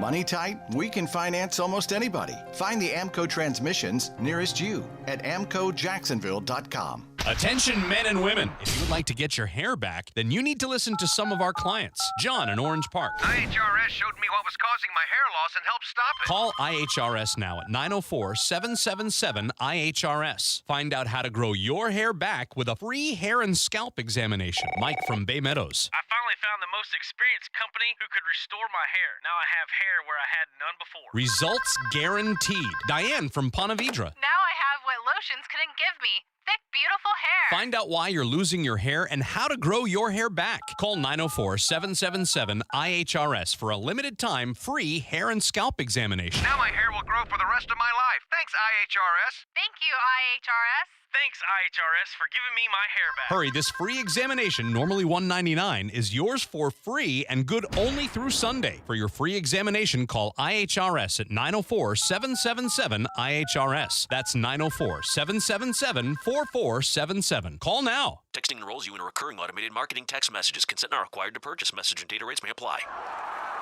The team's looking good this season. I think so. Man, I miss playing football. Being young with unlimited energy to burn. Ever since I turned 40, I just can't find that fire I used to have. Think you could be lower testosterone? What do you mean? All guys lose their edge when they turn 40. The body has less testosterone. That's why I take Nugenix Total T. I've heard about Nugenix. That really works? Since I started taking Nugenix, I'm lifting like when we played for Coach Carter. I feel more energized at work. It's even spiced up things between me and the missus. Are they still giving out complimentary bottles for people to try? Yep, send a text. It's that easy. Text STREAK to 42424 right now for your complimentary bottle of Nugenix Total T. It's the #1 selling testosterone boosting brand at GNC and Walmart. Do it now and they'll also send you a bottle of Nugenix Thermo X, their newest, most powerful fat burner ever, absolutely free. Text STREAK to 42424. That's STREAK to 42424. These statements have not been evaluated by the FDA. This product is not intended to diagnose, treat, cure, or prevent any disease. WOKV Jacksonville. Listen live everywhere you go on ESPN690.com. ESPN 690,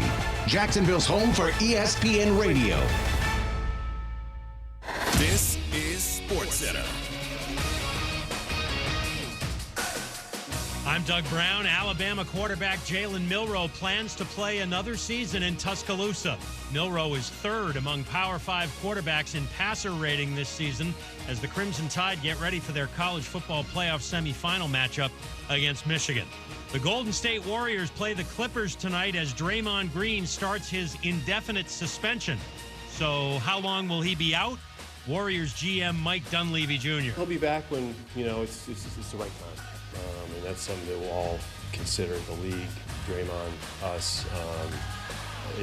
Steve and I were just talking, anybody that has an amount of games or time suggested or in their head, I'm just telling you right now is wrong. Mike Dunleavy Jr. Lions defensive back C.J. Gardner-Johnson is now medically cleared to practice. He's been out since week 2 with a torn pectoral muscle.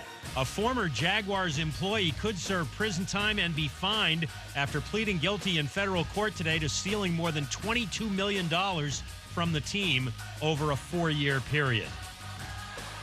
Brought to you by the Capital One Venture X card. Earn 10x miles on hotels and rental cars and 5x miles on flights when you book through Capital One Travel. Plus 2x miles on all other purchases. Capital One, what's in your wallet? Terms apply. See CapitalOne.com for details. Broadcasting live from the Anajar and Levine studios. Anajar and Levine Accident Attorneys. Call 1-800-747-FREE. That's 1-800-747-3733.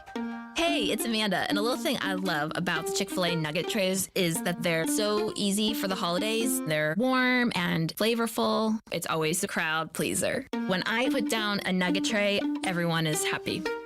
Hey, this is Brian, and the little thing I love about the Chick-fil-A nugget trays is the joy that it brings to me and everybody around me during the holidays. They're warm, juicy, and delicious. Cater the holidays with Chick-fil-A today. Available on the Chick-fil-A app. Real guests paid for their testimonials.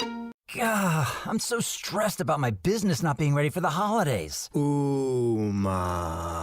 What is that? Meditation? I'm recommending the Ooma cloud phone system with auto attendant and more than 35 features. Ooma? Yep. Switching to Ooma is a cinch. Starts at $19.95 per month per user, plus taxes and fees. Ooma. Now you're feeling it. Visit Ooma.com. That's OOMA.com to learn more. Ooma. Smart communications for the smarter business. ESPN 690 and Action Sports Shacks presents Brent and Friends. Today is one of the worst days that I've had in a long time. We're getting a little punchy around here, people. It's been a lot in a row. I would love to punch you guys.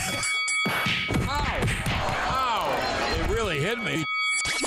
Brent and Friends with Brent Martineau, Aaron Schachter, and Kasey Kuhrts.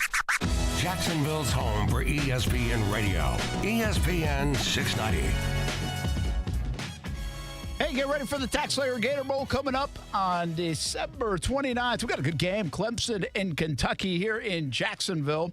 And you can check out TaxSlayerGatorBowl.com for more information, or you can just listen right here on Brent and Friends on ESPN 690 as we are joined by Greg McGarity, of course, who runs the TaxSlayer Gator Bowl and many more things here in the city of Jacksonville, former Georgia athletic director. And good to catch up with you. Happy holidays. You guys have yourself a nice football game coming up right around New Year's. Yes, we do. We're really excited about two programs that are really going to be exciting and very excited to be here as well. Yeah, obviously we like it because of the Jags tie too, right? We can kind of identify Trevor and Travis on the Clemson side, and Luke Fortner's a Kentucky guy, and Josh Allen's having an unbelievable year. So you might have those guys pumping up this game a little bit over the next week. Well, I know the Kentucky guys are really politicking to get the Wildcats here, and so that worked out. And Clemson certainly just kind of fell our way at the end, but yeah, it's great to have those tie-ins, and certainly those guys can lend their advice to everybody to come on down and support the bowl game. Greg McGarity with us, Brent and Friends on ESPN 690. How much did you know where you might get slotted, or it seemed like on bowl assignment day, you guys really had to kind of wait and see how everything was dropping because of everything at the top, and there was a domino effect. Did you have a good feeling about what you were going to get? What was the process like this year, maybe compared to others? When FSU was not in the top four, then that certainly sent Louisville down into our bowl pool. So I don't think anybody anticipated that, especially after an FSU win. So we had to really wait until the dust settled on the ACC side. We probably knew the SEC side around 1:30. And so having them as an opponent, it kind of eliminated Louisville from coming here. And NC State couldn't go to San Diego because they were there a couple of years ago. So it just worked out well for us to have Clemson in the end. And we certainly didn't expect it, but I don't think anybody expected FSU not to be in the top four. Yeah, well, I guess since you brought it up, I'll ask you as a former AD, and are you surprised? Obviously, you know the SEC very well. Are you surprised undefeated Florida State did not get in despite the injury? Where do you fall on this topic? Yeah, I was certainly an undefeated conference champion, Power 5 champion that had a good win against LSU, and certainly I think probably should be applauded for finishing the season with 2 wins when they didn't have their first string quarterback in there. So, I'm just heartbroken that it didn't happen. But I think the committee just felt like in their mind they had the 4 best teams. Was it the right decision? Probably not. But I don't think that was the charge of the committee. Their charge was to get it right, and probably most deserving didn't certainly play out this time. Greg McGarity with us, knows the college game so well. Are we heading in the right direction with this 12-team playoff then to kind of alleviate some of it? I know we'll always have debate, but it will alleviate a situation like this. To me, if you really go back 10 years ago and the logic of this to have 5 Power 5 conferences and only 4 spots, if everybody did go undefeated, I think the committee probably got lucky over the years we didn't have more situations like this. They did. It certainly will relieve some of the pressure on the top side, although it'll create pressure for those teams that are ranked probably 10 to 15 next year on who really gets in. But I think the really dynamic is going to be where those games are going to be held at first round at the seeds 5 through 8, because if you looked at the weather this weekend, these games probably would be a week before Christmas, so you can imagine playing in Michigan or Boston or one of these snowy Midwestern or Northern teams. I'm not so sure that'd be too conducive to a great matchup, and that's the chance that'll be taken with this model in year 1. How much, speaking of that, are you keeping an eye on, well, for obvious reasons, all things going on with the stadium proposal here in Jacksonville and the potential to position this city to host one of those big games down the road in college football? Well, I think it opens so many doors from 28 and beyond. Not until that time, until the stadium's completed, but I certainly think it puts us in the discussion. Does it guarantee things? No, but if you didn't do it, certainly you would never be in that discussion. So we just want to be at the table, and I think the new stadium with all the renderings and everything it looks like is certainly going to be a world-class facility that's worthy of a national championship game. You've gone from athletic director at Georgia to in charge of this Tax Slayer Gator Bowl, and it's been a few years now. How have you settled into the role, Greg McGarity, and seen the growth and kind of the expanded programs that you guys are trying to do and present this game the way you want to present it? Give us a little idea of some of the growth and milestones that you guys have hit under your leadership and your team. Well, I think you hit on it as far as expanded reach. We have really, really worked hard to work on our community efforts. We know we have a game. Unfortunately, we don't know the opponents until the first weekend in December. But the rest of the time, we spent so much time in our charity work as far as the Dream Teamers, Send a Child to the Game, working with local high schools, working with scholarships to deserving students that are emerging onto college, and so many things with our relationship with Everett Waters. I mean, we've done so many things that are above the game, and probably we're most proud of that, and have really increased our membership from the females. We have a program that Katie Cox started with the Bold Ladies, and so that group has grown to maybe 50 or 60, and that's a population we never had until that effort. So a lot of great growth, a lot of repeat corporate members and membership. So all the signals are very good heading into the future. Yeah, the Send a Child to the Game, and amongst all the initiatives, and this is a really cool thing too. And you can go to taxslayergatorbowl.com, by the way. That's where you can get ticket information, all the details. But even programs like this and what Greg's talking about, $75 donation gets a child a game day experience. $3,000, you can send a whole bus of 40 kids to a game, and every kid's receiving transportation, pregame meal, T-shirt, game ticket. So there's more information on taxslayergatorbowl.com. But that's a really cool program to get the community involved and obviously expose this game and the history and traditions of this game to a younger audience. Absolutely. And, Kentucky's opening up one of their practices for we've got some youth groups that are already scheduled to attend. It's not open to everyone, but it's another way to grow the game, grow the influence that this game has, but also the Cinda Chow, Brent, they're young people that have never been in that stadium. So it provides them an opportunity in a very relaxed atmosphere. It's not an NFL environment, certainly, but it's certainly with a 12 o'clock start, it lends itself to really some tremendous opportunities for youngsters. Yeah, one last one about that noon start on December 29th. It'll be on Friday. You like where you sit in the whole schedule of the bowl season and obviously the exposure that you get? Absolutely. I think this date fits perfect to help accommodate the Jags on Sunday because that's a pretty quick turnaround. And with a noon start, we're by ourselves on all the Disney channels as far as ESPN. We're the only game on TV at noon, which lends itself to some great ratings. But, hopefully we'll have a great day. Maybe not quite as windy today, but certainly have a great day to draw fans that are maybe making last-minute decisions to come to the game with great weather. Awesome stuff. Greg McGarity from TaxSlayer Gator Bowl. Again, TaxSlayerGatorBowl.com. Tickets are on sale. It's going to be the Clemson Tigers. It's the Kentucky Wildcats. You can jump on the Send a Child to the Game program and more. You get merchandise on the site as well. We'll catch up with you as we go, but good luck with the game and hopefully all those things that you want to happen, good weather and fantastic crowd and fantastic game come true this year again. Thanks, Greg. Absolutely. Thanks for the time. That is Greg McGarity. And, hey, we can send you to the game as well. We're going to give away tickets. How about it? How about that?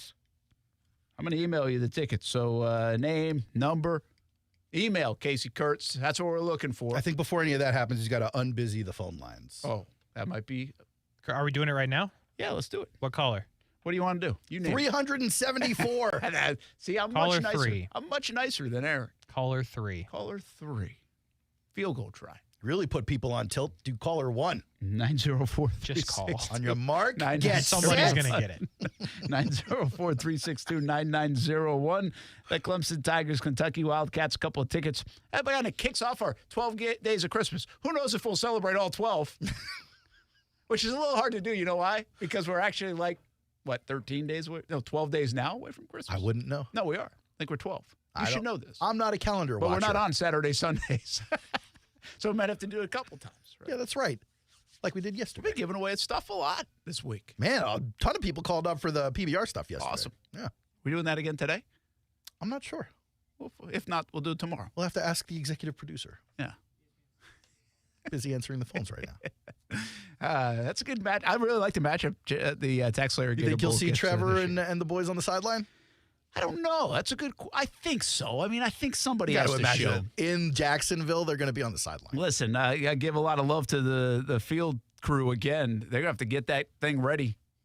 Noon kickoff, game over, what, about 3:30, 4 o'clock? They got to flip it around for the Jags and Carolina Panthers by Sunday, and which they will. I mean, they can certainly do it, but it's not many times that's happened here in Jacksonville. And I forgot to go look this up, how many times. But I want to say since I've been here. I don't know how long in terms of the history of the franchise it's happened. But I remember one time especially because we did a show live from the bank after the Jags had played. Now, it wasn't a game that was huge. I want to say the Jags played and then the TaxSlayer Gator Bowl happened. But it might have been vice versa. Yeah. Because there was a big celebration of the Weavers. I think it was when they went into the Pride. It was that same year, I want to say, if my memory serves correct. And so it was like a day after type of situation. This time, at least they get a few extra hours on the clock. It has happened, but it hasn't happened very often, at least since I've been here, that there are both games on the same weekend. Yeah. That's interesting. You're talking about the field and the sod. I know it's been a national storyline before for the Jaguars when they're on national television. I mentioned to you I was watching Hard Knocks last night a little bit. I didn't realize Miami's like the only team in the NFL. They grow sod. They have a facility, 90-something acres, where they grow literally simultaneously 26 football fields worth of sod. Really? And then they sell that sod to teams. Oh, so they sell it to teams. Yeah, and then they use it in their own stadium, for sure. That's interesting. The Jags get their turf, their sod, from, I want to say, Tifton, Georgia. That's a place, right? Tifton? We could pretend like it is, it's even a place. if it isn't. That's where I'm pretty sure that's where they get their fields from. Well, I just thought it was interesting because Miami, it's hard enough to grow grass here. you're growing hay in your front yard. Yeah. You're not really growing grass. Anyone who didn't come from Jacksonville knows that this isn't actual grass that you can like walk barefoot on. This is like it's like the worst grass. This is tough. This is like branches it's awful. that look like grass in Jacksonville. But like in Miami, it's probably even worse. There's way more sun, you know? It's way hotter more time of the year. So that is an interesting climate to do that. I didn't realize they did that either. The sod facility isn't like next to the stadium. It's a little, I think, and you're towards the coast. You've got all the bells and whistles to be able to do it, of course, right? Right. And control it however they need to control it. But and another side business there for those guys. It's pretty interesting. That is wild. I did not know that. But so you've been watching the Hard Knocks. It's a good show. I love the show. I've said it multiple times, but you like it more than I do. Miami as a team to follow is a great subject. First of all, their coaches alone, not just Mike McDaniel, but Slowick. I forget which Slowick it is. One of them is on the Texans as a coach. One of them is on the Dolphins as a coach. I think it's Bobby's brother. I forget what his name is. But he's very interesting to watch. The defensive coordinator, Campanile, he's interesting to watch. Obviously, players like Tyreek Hill, interesting. Tua, who I want to hate so much just because he's a Dolphin. It's so hard. The dude is just an amazing person, at least on camera. I think he really is a good dude. Yeah, it seems that way. He cares about everybody. He's sweet to people and he's this huge sports celebrity. That was a great moment a couple weeks ago. It was during the Jags game, actually, right? Where he was in the Manning cast. He was playing the guitar. Yes. And so they showed that Manning cast on last night's episode. I guess he slipped in a secret phrase for the dudes in the quarterback room. Oh, and then they showed him celebrating with his boys. It's very endearing. And then a couple of veterans on that team that you end up liking. Jalen Phillips, who ended up hurting himself in his season. He's a likable dude. Bradley Chubb, who's kind of had his issues on and off the field in the past. He's kind of likable in this show. It's really a good watch. I wonder how much of that is Mike McDaniel. Very likable guy, kind of down to earth or somewhat quirky, but fun. I wonder how much that spreads out. They got a lot of, I don't know if they have a lot of personality, which I think they probably do. They have a lot of star power down there, right? I mean, from Tyreek to Tua to Jalen Ramsey to Chubb, who's been a star before. There's more than that, too. There's a lot of star power there to be able to get those egos in check, and it seems like they do a pretty good job of it. Yeah, actually, one of those guys is supposed to be a free agent this year who I want the Jaguars to grow. I think would be really good on the Jaguars. Who would Christian that be? Wilkins. That's a former Trevor Lawrence teammate, by the way. Yeah, is he? Yeah. I didn't know he came from Clemson. Yeah. Trevor tells a funny story about matching up with the Dolphins in London. That was his first win, but Christian Wilkins kept stealing his towel. The top, that he does seem like a playful guy too, by the way. Yeah, and he's and he actually had to complain to the ref. No, and be like, he keeps taking the top. Yeah, it's kind of a fun story. That's fun. But you actually bring this list. It's an interesting. Again, you're very good at segueing. Well, I appreciate it's like you've done this before. Yeah. I brought to the top 10 defensive players set to hit free agency after the season. By the way, number 2 on this list, the Jags currently have. Yeah, and their prediction is that he stays with the team. Yeah. But that being said, he's an edge rusher. You're talking about Josh Allen. And I know when we talk about Jaguars defense, we think one of the missing, when I say we, I mean the fan base. One of the missing links here is the pass rush. Obviously, Josh Allen having a lights-out season. Trayvon Walker, depending on who you talk to in the fan base, people are happy or not. I think he's having a nice little step above what last season was, and I think his ascension continues. But if you're looking at that defense, wondering where you significantly upgrade, you may or may not like where Devin Lloyd is at this point in the season. I don't think there's any world in which you can move on from Devin Lloyd at this point. No, I think that continues to be a goal. Sure. Foye Oluokun doing well for the Jags. I know the secondary is banged up. You kind of like what you got there in the young guys. You like Cisco. You like Campbell. You like Darius Williams. If I you think could hold Darius on to Williams him. could be gone. All right, $10.5 million next year. It's a possibility. Trey Herndon, also another one who might be gone depending on how the team sees whatever that contract looks like. Here's the thing, though. If you do go away with Darius Williams, you're not going to go spend the money on free agency. You're going to likely have one of these young guys go play that position. Whether it be Monteric or Gregory Jr., whoever you got. But you got a young secondary there who seems capable. Antonio Johnson, another one we were talking about yesterday, is very capable corner/safety. But really where I think the team needs to step up on defense and can benefit from free agency, not necessarily the draft, is that defensive interior. We talk about it all the time. We're good at stopping the run, not as good at getting home on the pass rush. A couple of guys on these lists do both. Chris Jones out of Kansas City, the name is well known. Dude is lights out wherever he lines up. He lines up on the interior. He lines up in the 5 technique. He lines up on the outside. He's a game wrecker. He got signed to that one-year deal this year because he was holding out, and they couldn't figure it out. The projection on him is 4 years, $120 million, $30 million a year, Case, at $80 million guaranteed. Are you trying to bring Chris Jones to Jacksonville? You're not into it. Isn't he like 30? He's 30 now? years old. So he'll be like 31. He's having a ridiculous season. I get it. It just scared 31? Mm-hmm. And you're going to sign him to a 4-year deal? Yeah, 2 year out, and you're done with it. All right. What about Justin Madbuke? Matabuke. Another guy having a lights-out season. He's coming to town He's coming this weekend. My only concern is that he's being assisted by some of the other big names on that defense. What does it look like when you don't have Roquan Smith? I was going to say that. That would be my curiosity with him. But again, a strong case for being a player to earn himself the most money in 2023. They're projecting him at 4 years, $92 million, $23 a year with $60 guaranteed. But the guy I want, the guy I like, and Hard Knocks has helped me fall in love right here, Christian Wilkins. He really wanted that extension before 2023. It didn't happen for him. He's playing lights out too, and he almost helped me hit a 5-legger last week. They're predicting he gets the franchise tag, which is entirely possible. But if he doesn't, the Jags should be sniffing around on this guy. Okay, so this is interesting. What you're saying is the interior is not doing enough. But here's one issue with the interior for the Jags, at least right now, is they're pretty invested. They just gave an extension to Roy Robertson-Harris. They just did the Devon Hamilton extension as well, and obviously not great circumstances there so far this year. Now, they will lose Foley Fatukasi's deal. They're not bringing him back. That's pretty apparent, I think. As a starter. A guy like Gotsis, and that's just a depth play. So maybe you could replace like Fatukasi with Wilkins in terms of the dollars. I'm trying to think how much you're going to spend there and where do the dollars add up. And maybe that's the play. Jags really haven't gotten up. Like Fatukasi's really been one of the worst signings they've had.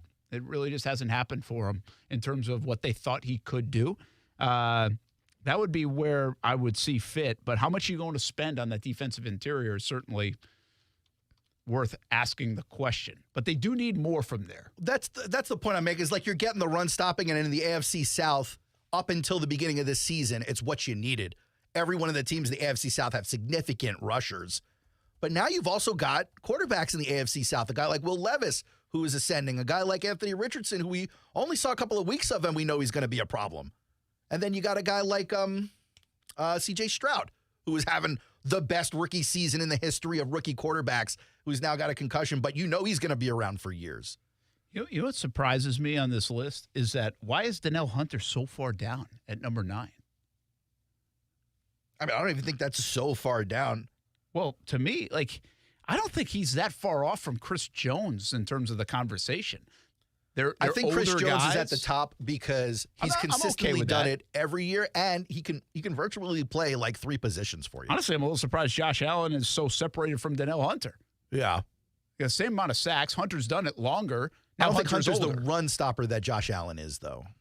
Maybe. Certainly not this year. But Chris Jones is 29 as well. You don't see him investing in corners? I asked myself Actually, Chris Jones is younger. No, he's a shade older. He's a couple months older than Danielle Hunter. I think Danielle Hunter is this singular, one-dimensional kind of guy. Well, I mean, he's just more the edge. Man, is he productive. Holy cow. But you're saying interior guys. Maybe you do take a flyer at Chris Jones. He would be 30 next year. And by the way, if you're trying to run with Kansas City, why not bring that guy over and get a little of the juju going? Yeah, you kind of addition by subtraction for them too, right? Because you take away from them. You take away from them. You'll learn a little bit about them. It's not a bad play. I just don't know. I just feel like with the money they're going to spend. Now, they're saving some money in spots that we didn't think. They might not be paying Ridley, right? They might not be paying Tyson Campbell. They might not be paying Andre Sisco. They might save in some of these spots, but they are paying Josh Allen most likely, and they are paying Trevor Lawrence. Oh, yeah. It looks like. Do you think they do that extension this offseason? Yeah. I just think they have to. Maybe you'll get the Shohei Ohtani deal, fellas. $2 million a year for Trev? Come on. Defer that thing. Brent Friends on ESPN 690.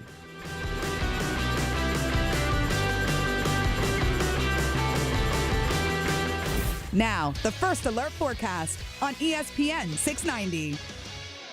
Mostly cloudy, windy, and cool today with a few showers, highs in the 60s. Breezy and still a few showers tonight in the low to mid-50s, and a mostly cloudy and breezy Friday. A couple of showers from time to time, and highs in the upper 60s tomorrow. I'm Chief Meteorologist Mike Burrish. Join me today beginning at 5 p.m. on CBS 47 and Fox 30 Action News Jax. The Weather Center is brought to you by Beards Diamonds. Don't miss Beards' incredible Christmas sale, where everything is 43% off through Christmas Eve. It's a good time of year to think about friends and relationships, and we appreciate our relationship with the #1 Buick GMC dealer in Jacksonville, Nimnick Buick GMC. 6 cars from Nimnick since arriving in Jax in 2008. Nimnick, your friends in the car business since 1941, and they can help your family this holiday season. From mobile oil changes to their used car selection, they're the #1 Car Bravo dealer in the Southeast. And how about a new GMC Sierra? Love mine. Save up to $10,000 on select GMC Sierra 1500s. Visit off Phillips Highway or NimnickBuickGMC.com. GMC, we are professional grade. Attention men and women. If you would like to get your hair back, then you need to listen to some of our clients. John in Orange Park. IHRS showed me what was causing my hair loss and helped stop it. Call IHRS now at 904-777-IHRS. Find out how to grow your hair back with a free hair and scalp examination. Mike from Bay Meadows. I finally found the most experienced company who could restore my hair. Now I have hair where I had none before. Results guaranteed. Diane from Ponte Vedra. Now I have what lotions couldn't give me. Thick, beautiful hair. Find out why you're losing your hair and how to grow your hair back. Call 904-777-IHRS for a limited time free hair and scalp examination. Now my hair will grow for the rest of my life. Thanks, IHRS. Thank you, IHRS. Thanks, IHRS, for giving me my hair back. Hurry, this free examination, normally $199, is yours for free and good only through Sunday. For your free examination, call IHRS at 904-777-IHRS. That's 904-777-4477. Call now. DirecTV promises to bring the best programming to their customers. But DirecTV has broken their promise to you. They've dropped First Coast News. That means you've lost your local and national news, primetime shows, and NFL football, including this Sunday's Jaguars game. If DirecTV won't keep their promises, maybe it's time to break up with them. Switching TV providers has never been faster or easier. Visit BrokenTVPromise.com to learn how. Paid for by Tegna. The mustache is calling.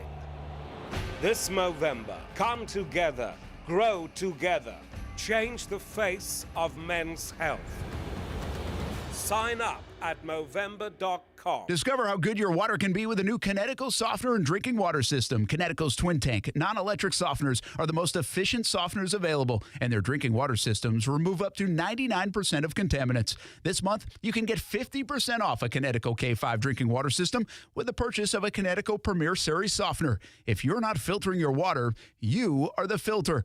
Don't be the filter. The experts at CGC Water Treatment and Plumbing will test your water for free and provide solutions that are right for you and your family. Imagine having clean, clear, purified water at your home. No more plastic bottles, no more waste, just great tasting, purified water that you can trust. Call 904-552-1242 or visit cgcwater.com. That's 904-552-1242 or cgcwater.com. Great financing options for the holidays available. CGC Water Treatment and Plumbing are proud partners of the Jacksonville Jaguars, and I'm a proud customer of CGC Water Treatment and Plumbing, an authorized independent Connecticut dealer. Florida license number CFC 1428211. Denise is a Pilates instructor and a small business owner who built her own studio, so I guess that means she's kind of a real estate mogul too. And don't forget, a mom as well. And that community first, we get that, and we get you. We're here to help you live your best life by providing the financial services you need with low fees, convenience, and local decision making. So just be yourself. At Community First and on the go. Learn more at communityfirstfl.org. Member NCUA. From selling out of the back of a car to one of the biggest outfitters in the Southeast, Baker Sports is quite the story. And on a daily basis, they are helping you write your story with a high school name or sports team across a uniform and so much more. And now it's a one-stop shop with Baker Sports, carrying Nike, Adidas, and Under Armour. They already make you look good, and now they can help you look better than ever. Baker Sports, custom sports apparel since 1997. Shop with the hometown team, and it's easy to do at bakersport.com. Stay with ESPN 690 for your chance to see and hear our special events in the Farah and Farah Performance Studio throughout 2023. Powered by Farah and Farah and ESPN 690, Jacksonville's home for ESPN Radio.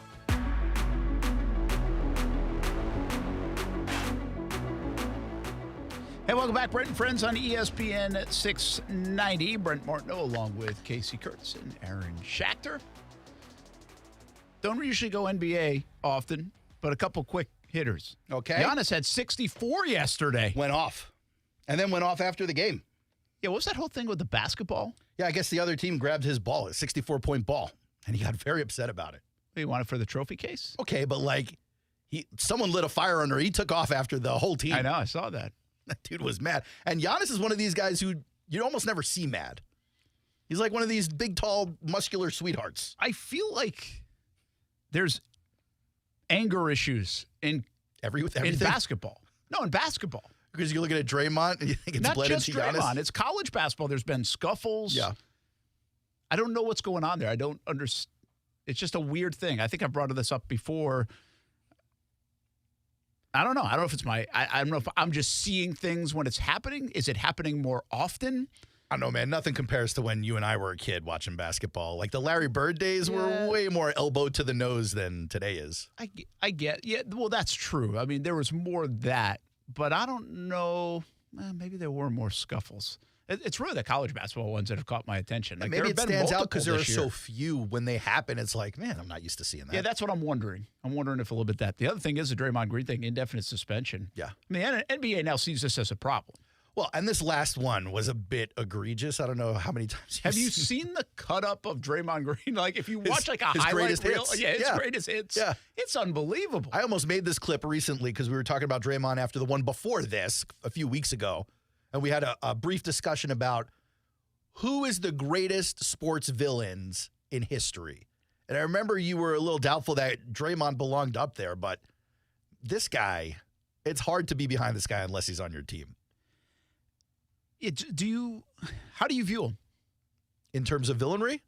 Well, in terms of, I mean, he's played on one of the great teams. Sure. Right? He's been an integral part to that huge team. Factor. Oh, yeah. Good player. But his antics to me are now tired. Well, he's also too old to get away with it.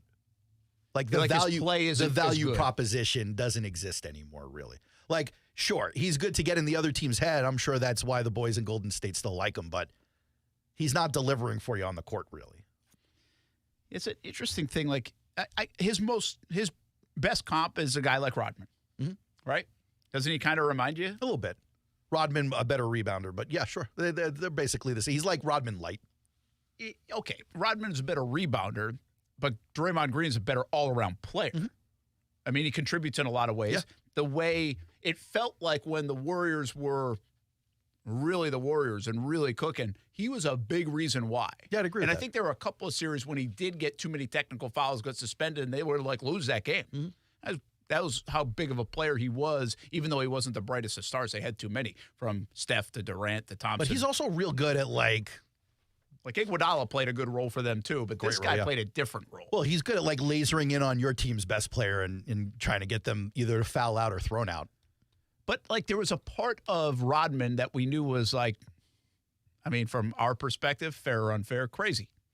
Yeah, I think a lot of people would agree with that. Right? Yeah. Like he's just like full character. Yeah, well, I mean, even in the Last Dance documentary, you see the story where it's like in the finals, he's like, I'm going to Vegas. And they're like, I guess he's going to Vegas. Yeah, like from, wasn't it Carmen Electra to Madonna. Mm-hmm.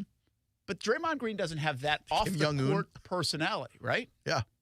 So that's what separates. Like, I think it's like Rodman's in his own world. Yeah. And then Draymond Green is in like you wouldn't know there was something wrong with him unless he punched you in the face on the basketball court. So I guess you just said something like, is there something wrong with him? It's tough to speculate. I think that's what a lot of people are speculating, that a lot of people are thinking it's an off-the-court issue that's bleeding onto the court because there's mandated counseling here, and the word out of Golden State was that they've been asking him to do it for a while now. Yeah, I wonder with guys like this, you don't know what's going on in personal life until it makes a headline, and maybe there is something more. But you almost wonder, too, is he just have a heart? Like, is this him now? Is this what he has? I could say sometimes attention is a drug, right? Well, his game's not good enough anymore. They're not winning. Is this his attention? Yeah, I don't know if it's attention as much as it's here's a guy who used to be important to a franchise and to a fan base and now has to kind of redefine his value, and this is what he's got left. Yeah. He's an interesting cat in the grand scheme of it. Like, I just wonder how people will view him. See, I think people... Another good comp, by the way, in the chat, Glenn, compared to Charles Oakley. I think that's a pretty good one, too. Yeah, that is a good one. Little enforcer down low, good rebounder, decent defense, yeah. Yeah, probably more that comp. Like, I don't think there is a comp to Rodman. Rodman was so bizarre, right? And it's almost like he loved the tabloidy stuff. I don't sense that with Green. Like, he might like the technical fouls and the attention, but it's not like he's in a tabloid. Rodman was also so good at basketball outside of scoring, but certainly defense and rebounding, that you could add him to two superstars and win a championship. You can't do that with Draymond Green or Charles Oakley. Yeah. I just don't know where he's going to sit in the psyche of, like, him as a legacy. Yeah, I don't think that's a thing. Like, I don't think we're going to look back in 2025 and go, man, Draymond, we really didn't appreciate him. I don't think that's a thing. No, but I don't know if we said that necessarily about Rodman either. But we were reminded when you go back and watch, like, he was a damn good basketball player. Like, you didn't give him, like, his credit as being a good basketball player. I felt like as he got being that important. I feel like he got that more in hindsight because he was too busy making headlines. Yeah, I kind of feel like maybe not on the Pistons that early on, but certainly by the time of the Spurs and the Bulls, I feel like he was getting that credit. There were a lot of times I'd be watching basketball highlights or Sports Center, and they'd be pointing out the shot is still up in the air, hasn't even hit the rim yet. Rodman is on his way to the correct position on the floor to grab the board. It was really impressive stuff. Yeah, pretty wild. The character. Like, listen, I do think we need characters in sports. I agree with that. And he is definitely one of the characters in sports. And I don't know if there's not anybody like him, but I don't know if there's anybody like him in the NBA. You know, I was thinking this the other day, actually watching that highlight reel of him. He, like, makes you forget about the tripping and everything of Grayson Allen, who looked so dirty. Yeah. Like, where are people on Grayson Allen? It's a good question. He's actually had a nice career now, and he hasn't made the headlines in that respect for quite some time, where he had lost all respect. Yeah. But he's really blended in now pretty nicely and had a good career in the NBA. It definitely hasn't defined him for that in that respect, no. But I don't know if his career has been good enough to not define him either. Well, it didn't pan out, I think, the way everyone expected it to pan out. But he has been a decent player. Yeah. That'll be interesting to see how people look at him at the end. Now, he's still got maybe a long way to go. Maybe not. Or maybe not. You really don't know. Because my question is, if Golden State eventually is done with him, like, who's grabbing him? Well, you're talking about Green. Yeah. I meant Grayson Allen. Oh, okay. Because Grayson Allen's like more, like, he just doesn't have championships and pedigree of performance, even though he's had some really, again, he's had a good, steady career, but I still think people are going to remember the tripping stuff. Yeah. The Draymond Green stuff, they'll remember being a part of a really good team, but also Mr. T. Yeah. And there are guys who have done some dirty stuff that were able to overcome. I mean, even one of my favorite players of all time, Jason Kidd, I think he's tripped at least twice. Once as a coach, one as a player. But, he's not really remembered for that. He played above that legacy. Yeah, and had such a good career. Yeah. Right. By the way, did you see the bull in New Jersey today? I did not. On the transit? Was there a bull on the loose? Yeah, like, the tracks, like, it was stopping traffic. Like, basically, they couldn't run the train system. Because there was a bull in the trains? Bull. Wow. Wonder if it was from PBR. Bull on the loose. Every once in a while up here you get, or down here you get a cow on the loose or a horse on the loose. Yeah. You go, oh man, there's a horse on Jersey? Moncrief. Yeah, Jersey, it's weird. Pretty odd for that to happen. Another fun stat for you here. I like this that you pulled. Listen to this paragraph. The NFL boasted just yesterday that NFL games have generated 17.8 million viewers on average in 2023. 17.8 million on average. So I think that stat, by the way, doesn't do it justice, because when you talk about Monday night, Sunday night, those audiences are even bigger than that. But yeah, 17 on average. Go ahead. The highest number since 2015. It's impressive. Was 2015 like before the anthem stuff would have been, right? Would have been. Yes, because the anthem stuff happened with Trump in office, and that was 16. That was after 16. Okay. From the time the 2023 season began, 72 of the 75 most watched shows on TV have been NFL games. That's crazy. Now, I will say this. The NFL's got a little bit of a break on that. There was a writer's strike, too. But I'm 72 of 75. You're talking about wouldn't have like changed it. almost every time. But right now they're showing game shows on, okay? Yeah, They don't really have a lot of competition. Yeah, you're not wrong. There's no new dramas out there to see. There's some. Your boy Aaron's watching TV. I can tell you all about them. We can't even get the 5th season of Yellowstone. I mean, come on. When's that going to happen? Dude, I opened Paramount Plus the other day. They're like, look how many spinoffs of Yellowstone we've got. I was like, come on, guys. What's wild here in this story is that all the injuries to the star players, the quarterbacks, it hasn't impacted it.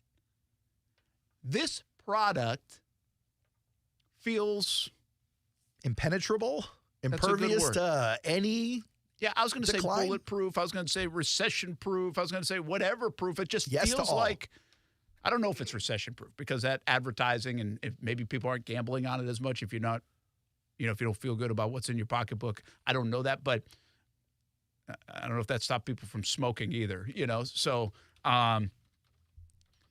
it's just amazing. It's just amazing. Like you can have this many quarterbacks hurt. You can put Josh Dobbs out there.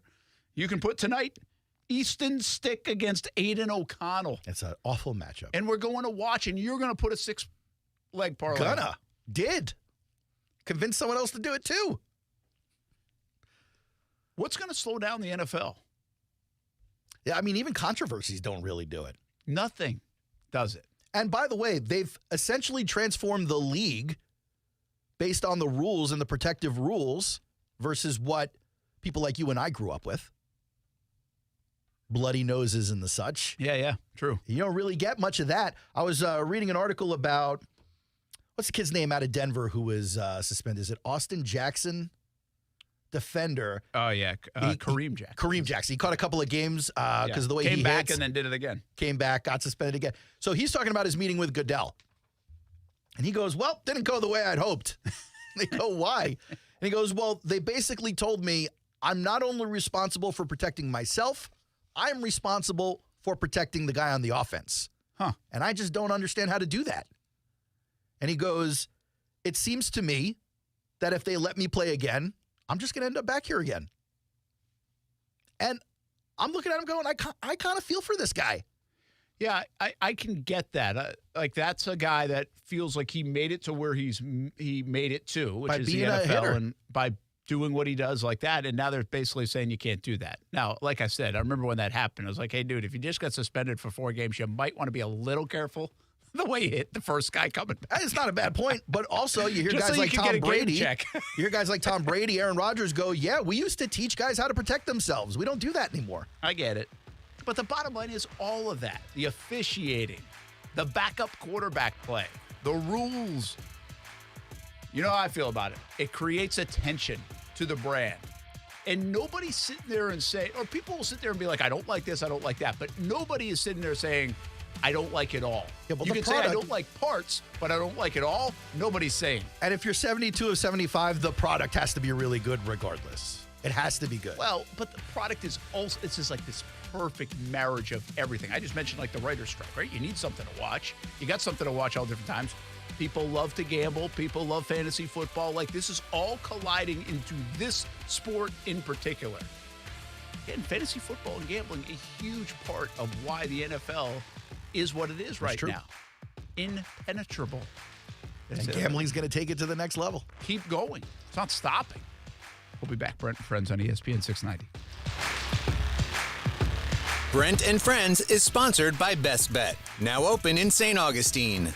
The professional bull riders are coming to ViStar Veterans Memorial Arena on February 23rd and 24th. And ESPN 690 has 2 ways for you to win tickets. Log on to ESPN690.com and head to the contest page and register to win. Or listen to Brent and Friends from 3 to 6 all this week, and you can call in to win. Professional bull riders are coming to Jacksonville. Time to hoop it up and swoop it up with the Ospreys. Men's and women's basketball season is here. They are off and running. UNFOspreys.com for your season tickets. Plenty of options in the beautiful UNF Arena to watch a fun brand of hoops. In December alone, 7 home games between the men and the women. Season tickets, flex plans, premium seat, and suite options are available. Matthew Driscoll and the men off to a nice start. New women's coach Erica Lambert has her team playing tough. It's the busiest home slate in the D1 era. More than 30 games at UNF Arena. Go to UNFOspreys.com. Firefighters, paramedics, police officers. They take care of us, and at AMCO, we're proud to take care of them. For over 60 years, we have repaired and maintained the most critical public service vehicles. As an essential business, we work on every kind of car repair with flexible financing and extra safety precautions. Essential, reliable, trusted. That's the men and women who are there for us, and it's our honor to be there for them. AA MCO. Money tight? We can finance almost anybody. Find the AMCO transmissions nearest you at amcojacksonville.com.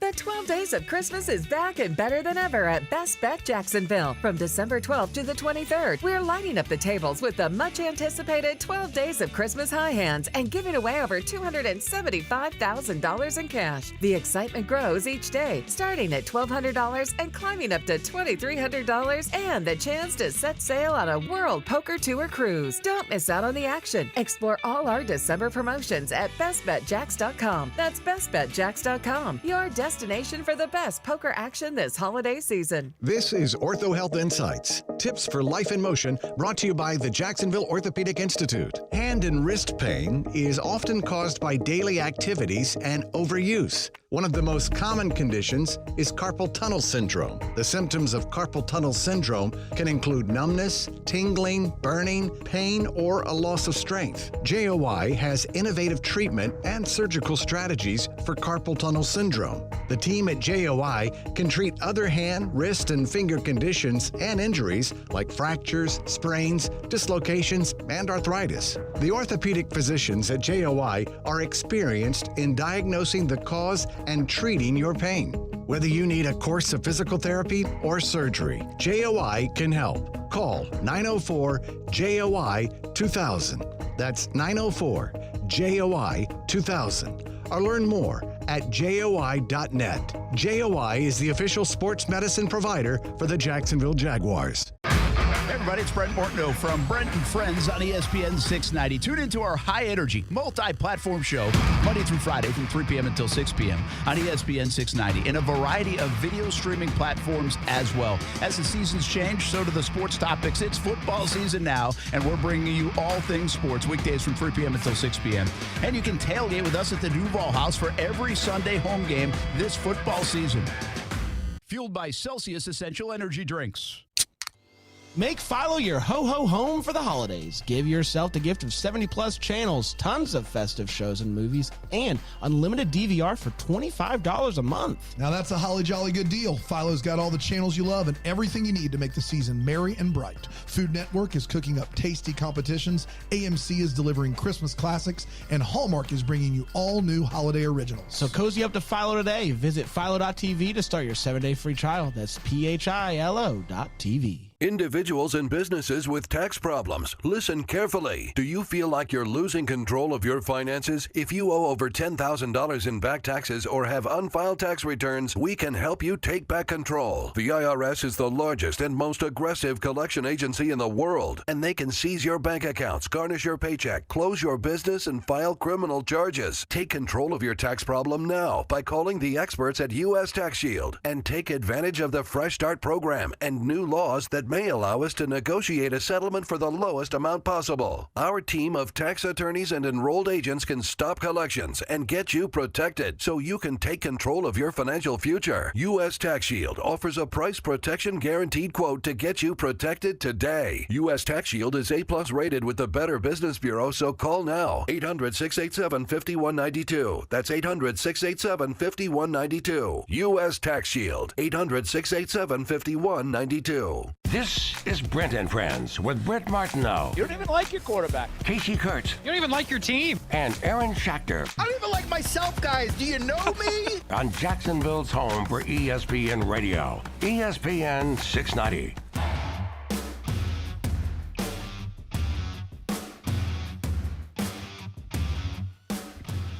It really should be a show for you, too. Why? There will be tomorrow from 3 to 6. Actually, there will be. I'm playing in the Christmas Cup tomorrow. It's a golf event. You're bailing on us for golf? Yeah, because here's the deal. Is it for charity? Yeah. Thank goodness. What if it wasn't? What if it was just for funsies? This guy works every day. Works every day? Wait. So I've done the Christmas Cup and then come on to the radio, but I usually will come on late. Yeah. This damn Christmas Cup, man, takes forever. Oh. Good. It's a cool event. It's fun, but it takes forever. Who are some of the celebrities that are scheduled to appear? Brent. Me. That's it? That's Not it? a celebrity disappointment. event. Yes, it is. Is there kettle corn? I'm not running this event, or there would be kettle corn. That sounds like a What good the 12 heck? days of Christmas gift. How are they convincing people to come play golf if it's just you? It's not. That's not what they're trying to do. Oh, okay. It's just a collect. It's actually a cool group. It's a very small group that raises money for different charities over the years, and Nice. it's a pretty wild group now. They get a little rowdy? Have been kicked out of and not invited back, kind of group. Now that's not the me side of the group, right? Oh, okay. You guys are Oh, well no, behaved. I believe that 100%. But so I usually try to get back for the show. Brent's never been kicked And I'm out like, of oh, anything. yeah, we're tracking good, like every year. And I'm like, guys, I know I'm not going to make it on time, but probably like 3:30. Then it'll be like 4. And four. Like, I think last year, I missed almost the whole show. I don't know. I don't even remember. No, I do. And so I said, you know what? This time, I'm not going to do it. Good for you, man. It kind of like stresses me out because Yeah. I'm trying to get back. Yeah, which is crazy, by the way. Well, you should be stressed out even more because it's me and Aaron here by I'm ourselves. not stressed out. No, you guys stress out about that. I don't. You guys are fine. You should hear the things he people says love when you're you. not You here. should totally stress I'm not out about worried. it. I'm not worried for 1 second about the people. I'm worried about what relationships Yeah. Aaron's going to ruin Yeah. in me? those three. For you, Yeah. for ESPN, for Yeah. Cox Media, Yes. for the state of Florida, You know, it's so potentially, funny, for the like- United States of America, possibly. That's what I'm worried about. So funny. I thought I always had to worry about that with you. No, it's me. It's always been me. It's me. I'm the problem. Casey's Listen, I heard not you wrong. did a great we job really giving take away your, those PBR tickets yesterday. Oh my! He set you up. What are you going to do? You did a great job. What are you going to do with this opportunity? You I going didn't to hear take the it? question. I blacked out for a second. You What'd going you to take say? it or flounder? What'd you say? We'll What'd be you giving say? away Say it. PBR tickets tomorrow. Are we doing that? Absolutely. I thought we got rid of those already. I think Ducky Betts will join you tomorrow. Ducky Betts will be joining us tomorrow. 0 for 2. You lost again. You're going to lose that parlay? No. You and Ducky. He's in with you. He is in with me. He told me he was in with me. What's the bet? It's a 6-legger case. You want me to go over it, bud? That's usually what Yeah, the let's- bet means. Let's judge it. I'm just... Let's see if Casey Let and me I... tear down the fourth wall for a second, Brent. As I pick up my phone to find the text, I'm asking Case to help me stretch, and instead he's just leaving me naked on the grass. Got nothing for you, buddy. Which is an Sold me awful out. visual. What is with you and me today, bud? All right, here we go. Here's the 6-legger. Wait till you see tomorrow. You should be terrified. I really am. This is by what the you're going way. to get. I believe it. Press Taylor's words, it's terrifying. It is terrifying. Hey, man. We are on the one, and Case is jumping over the pile right now. You get what you pay for. I got and you Austin. Don't pay much. I buy you lunch sometimes. the I got Nirvana Austin Eckler over on receptions, 4.5.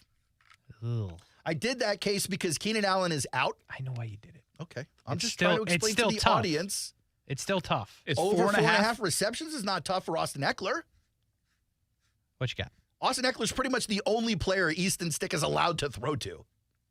That's fair, actually. I got over 1.5 field goals, Daniel Carlson. Well, they scored 0 last week, so that's trending in the right direction. I understand. That being said, Carlson with a K? See. I do think the Raiders will move the ball on the Chargers a little bit. I just don't think they'll find the end zone. All right, I don't hate it. All Because he right. can make from 1.5 60. field goals. Right. Over, you said, right? Yeah, over 1.5. I got over 16.5 yards for Quentin Johnston's longest reception. Not a chance. Now, he's gone over this in like With Justin Herbert. 5 out of the last 6. And Easton Stick, he had a 27 and a 55 last week. So you're looking for insane yak. No, not necessarily. That's your only shot. There's no way Easton Stick is throwing it that far. He threw a 40-yard pass to him last week. Air Sort of yards? for grabs? Yes. It turned into a 57-yard gain. Plus, like you said, Keenan Allen's out. Keenan Allen's out. He's the only long But they've lost receiver Keenan they have. Allen, Mike Williams, and Justin Herbert. Here's one that might hurt me. Max Crosby over half a sack. I don't know that Max Crosby is playing tonight. They'll refund it. Didn't he? Will they? They'll refund if he doesn't play. Okay. Didn't he say, like, I thought I read something where if he's breathing, he's playing. He may have said that. I didn't see that. I just saw that he's still questionable. But if he plays, I'll say this. Easton Stick last week for the Chargers sacked 3 times in the second half. Okay. So I think Max Crosby's going to eat. Don't do Josh Jacobs. He was just ruled out, by the way. Is anybody playing? Do they have anybody playing that anybody's ever heard of? Either team. So I've also got under. This is a tough one, too. Oh, you went under finally. Under rushing and receiving for Austin Eckler on yards, even though I'm over 4.5 receptions. Under 82.5. Good linebackers on Vegas. Decent safeties as well. I do think they'll cover Eckler in front of the line of scrimmage. Well, behind the line of scrimmage might be a different story. I don't know that he's going for 83 yards. And then finally, I'm taking the under on the game, which is 34.5. I like that. I got a shot. $15 to return me what? $15 to return 615. Come on, Lady Luck. So you're down $15. Another 15 is actually more accurate. Yeah. That'll be my 22nd straight bet. Hey, what are the odds that he wins or loses that bet? You want to make a wager, Case? Case, I'll bet you $5 I lose. That way I'm playing both sides. I'm good. I'll pass because you're definitely going to lose. You know what's funny about that? Is like he thought it was genius. Like he really lit up. Who wants it? Who wants that action? Casey will take almost any action. Because it's not even about the money, the 5 or the 50. It's about the win, bro. What I really, truly will bet you money on is how many legs you get right. An over-under. That'd be good. Oh, okay. 3.5? 3.5, I go under. You think I'm getting less than 4 legs right out of 6? That's what under 3.5 I like means. this side bet here. It's good stuff. I'll take it. All right. All right. Hell yeah, you will. Football at 5's up next on ESPN 690.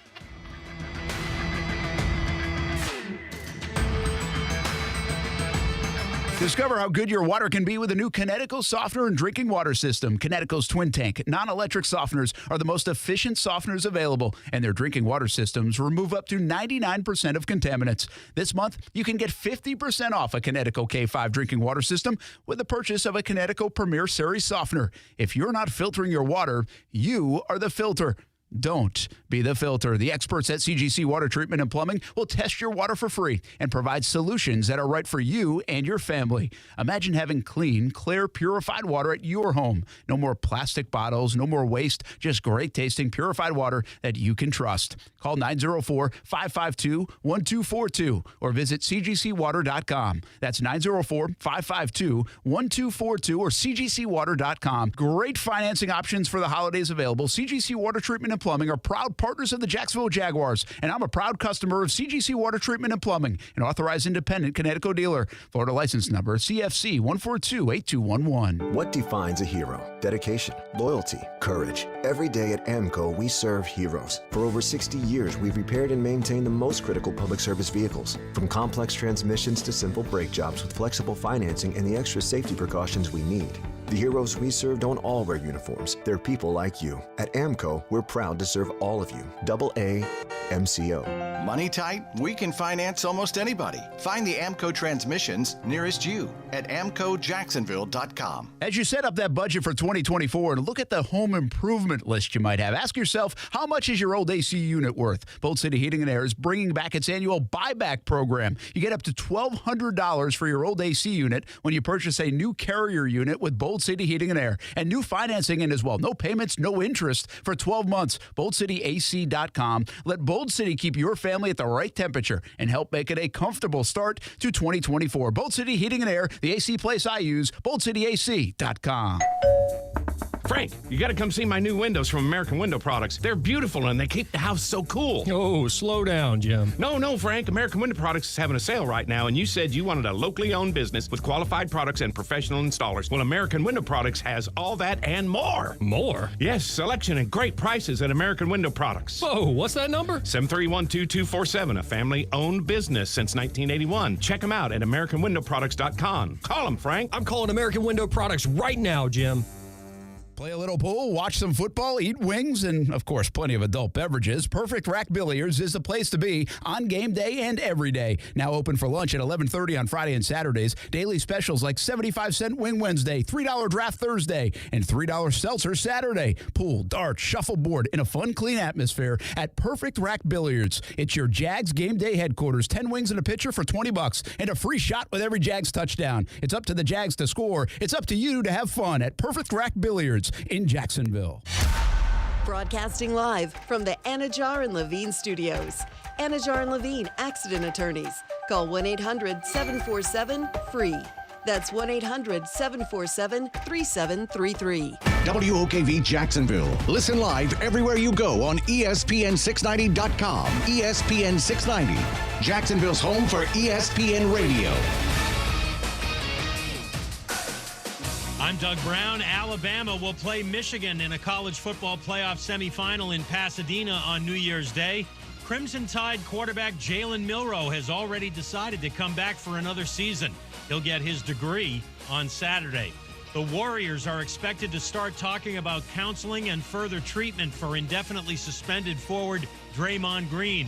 But ESPN's Bobby Marks says this could go another way. Eventually, you just run out of chances, right? Like that's the reality in the league. And although these contracts are guaranteed, there's a clause in there when it's conduct detrimental to the NBA, the commissioner has the right to void any contract. And I'm not saying we're there, but that they do have that kind of hang over his head moving forward. Bobby Marks on game night. 16-year Dodgers veteran Clayton Kershaw tells AM 570 LA Sports he hasn't decided if he'll re-sign for next season.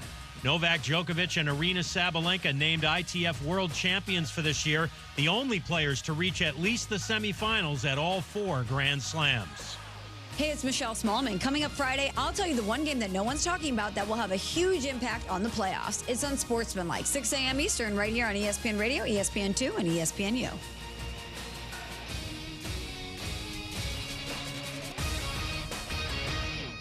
ESPN 690 and Action Sports Shacks presents Brent and Friends. Today is one of the worst days that I've had in a long time. We're getting a little punchy around here, people. It's been a lot in a row. I would love to punch you guys. Ow! It really hit me. Brent and Friends with Brent Martineau, Aaron Schachter, and Kasey Kuhrts. Jacksonville's home for ESPN Radio. ESPN 690. Football at 5, Brent and Friends on ESPN 690. Brent Martineau, Aaron Schachter, Kasey Kuhrts. You can see how that six-legger performs tonight on Westwood One coverage of the NFL. ESPN 690. I won't be seeing it. I will be fast asleep. Overtime with Kurtz and Middleton on deck here tonight. Jaguars All Access at String Sports Brewery, 7 o'clock. We'll see you over there. Logan Cook, Ross Matisic will be on the show. We had fun with the specialists last year, so they are back. And looks like we're going to have DeJuan Smoot on Monday at Jags Report Live at Sneakers and Jack's Beach. So that'll be a fun show. Hopefully,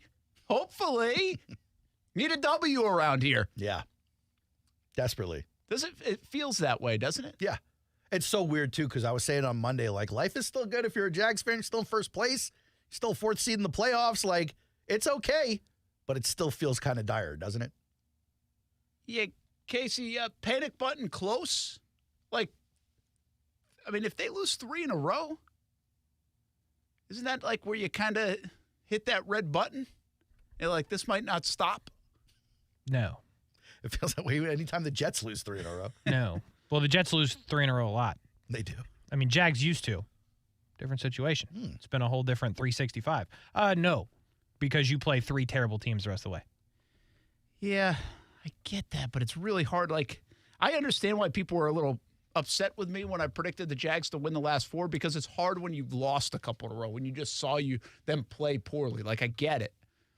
But, man, you got to really add that. You go 3 in a row. Yeah. I'm starting to think, by the way, like, I kind of feel like the Jags are going to find a way to win this game. I know some of it doesn't make sense, and so it's a little bit of blind faith. It's a little bit like, okay, NFL, do your thing.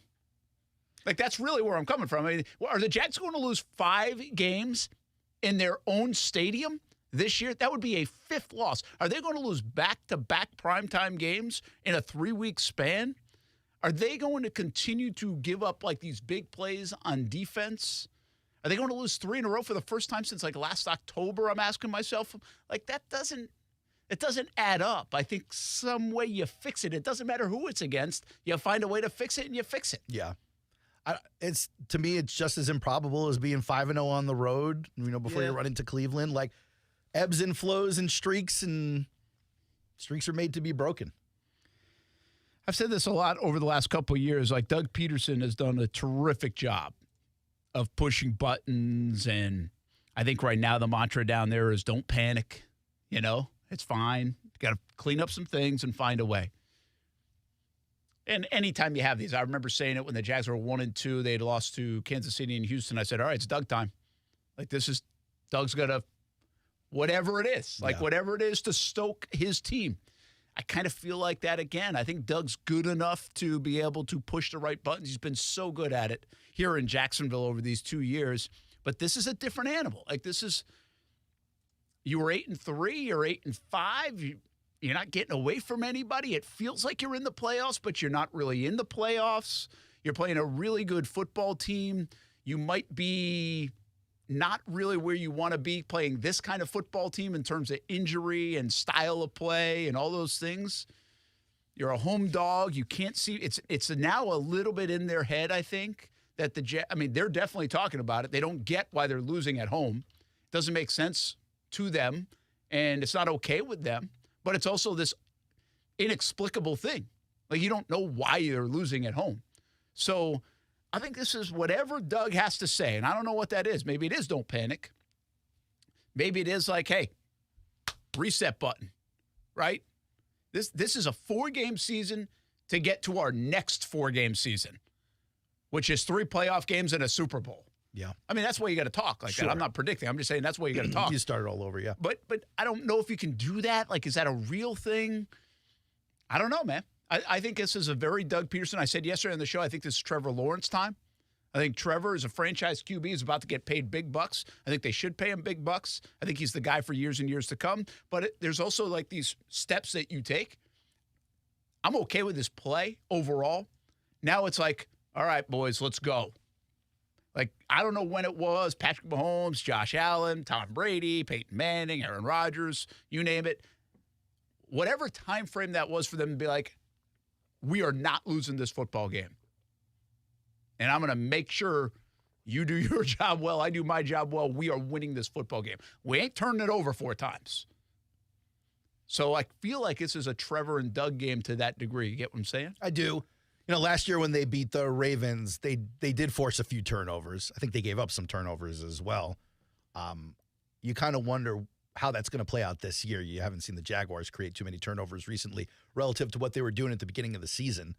I thought it was pretty interesting, though, to note that since 2003, they're 5-5 against each other. They've had pretty decent success against the Ravens. But they've just gone back and forth every year.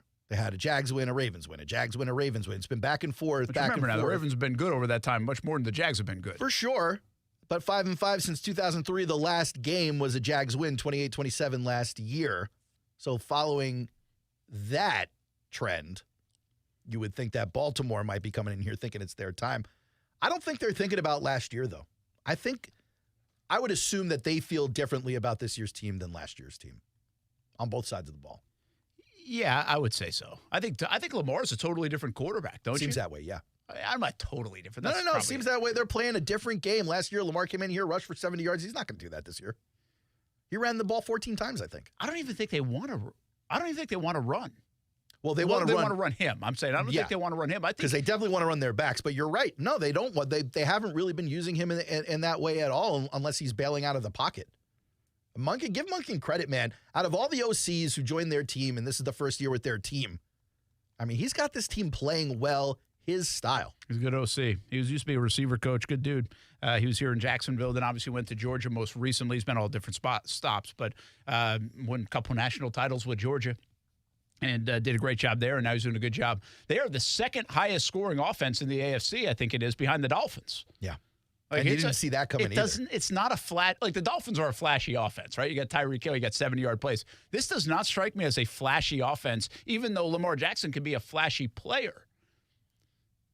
Yet they're piling up the points.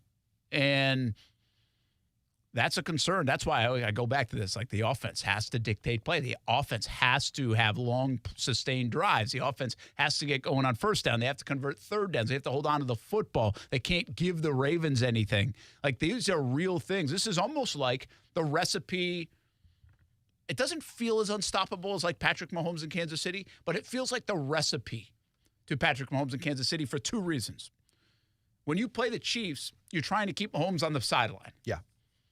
So the more you can sustain the drives, I go back to last year, I think it was the first game, had like a 15-play drive for like 9 minutes of the third quarter. They got themselves back in the game. I think it ended, though, only with a field goal instead of a touchdown.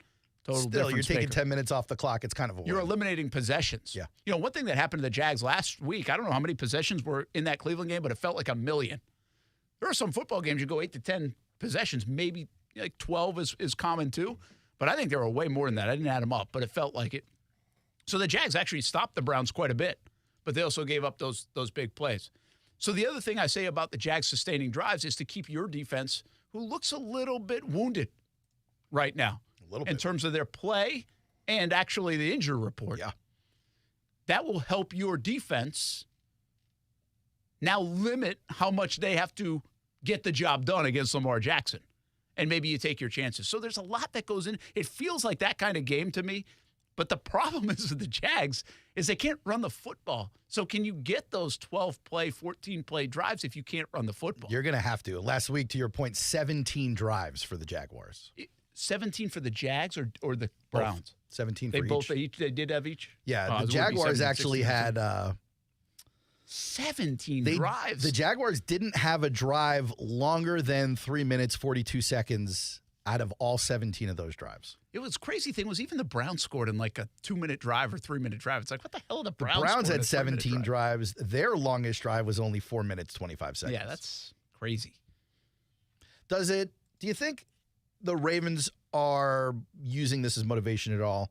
We talked about back and forth since 2003. They're 5-5, all-time 13-10. But in Jacksonville, Ravens are 3-8. Really? Yeah. All time. They've lost the last two here.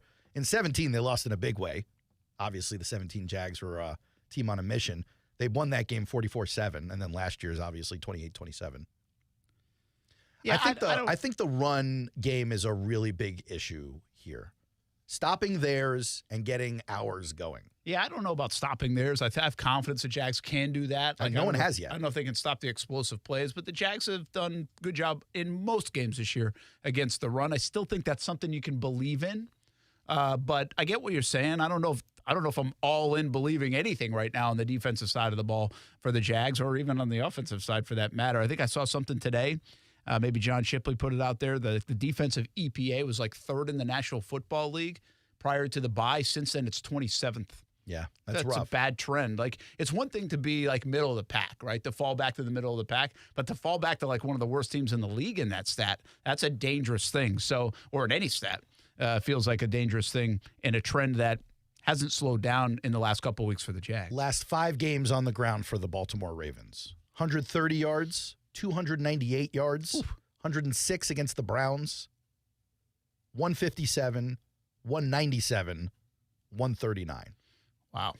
That's good stuff. And by the way, that's not different than the beginning of the season. That is pretty much where they've been all year. Yeah, they've been. Are they the number 1 rushing offense in the league? I think so, yeah. I'm pretty sure. That's got to be close, if not. Yeah. No, I'm pretty sure they are. I mean, the other teams, like San Francisco runs the ball well. Like, if you think of the good offenses right now, like Dallas probably, I don't know if Dallas just throws it all the time or if they run it effectively. Miami, like, they've actually done a pretty good job in the run game with Mostert. He's They got like score a 15 lot in the touchdowns. run game. I don't think they get a ton of yards on the ground in the run game. They do score a lot. They do score a lot, yeah. He's They got use 18 Mostert very touchdowns, well, I think, yeah. on the year now, receiving and rushing. Quick update to the injury report, by the way. The Jags had nobody miss practice today. So they were either limited or full. Now, the quarterbacks were full, Beathard and Trevor. So they're cool. The rest of these guys were all limited. Agnew, Braswell, Campbell, Cisco, Cleveland, Herndon, Johnson. That's the Ernest Johnson. Zay Jones, Walker Little, Brenton Strange. The good news is Strange and Little have practiced both days. The better news might be Campbell and Cisco were out there. Yeah, that is good news. Although I think it's good news, but it's also like, I say that with a grain of salt because they have injuries that you're afraid they're going to tweak. Like, are they rushing back? Or that is it valuable to have them out there if they can't keep up with a guy like Zay Flowers or something like that? Yeah, I think they're going to be very interesting plays this week for the Jacksonville Jaguars. Lamar Jackson in general, is he as good as he's ever been? It seems Won that MVP way. in year 2. Yeah, but that MVP year was a lot of rushing and throwing. This is more of a traditional quarterback year for Lamar Jackson.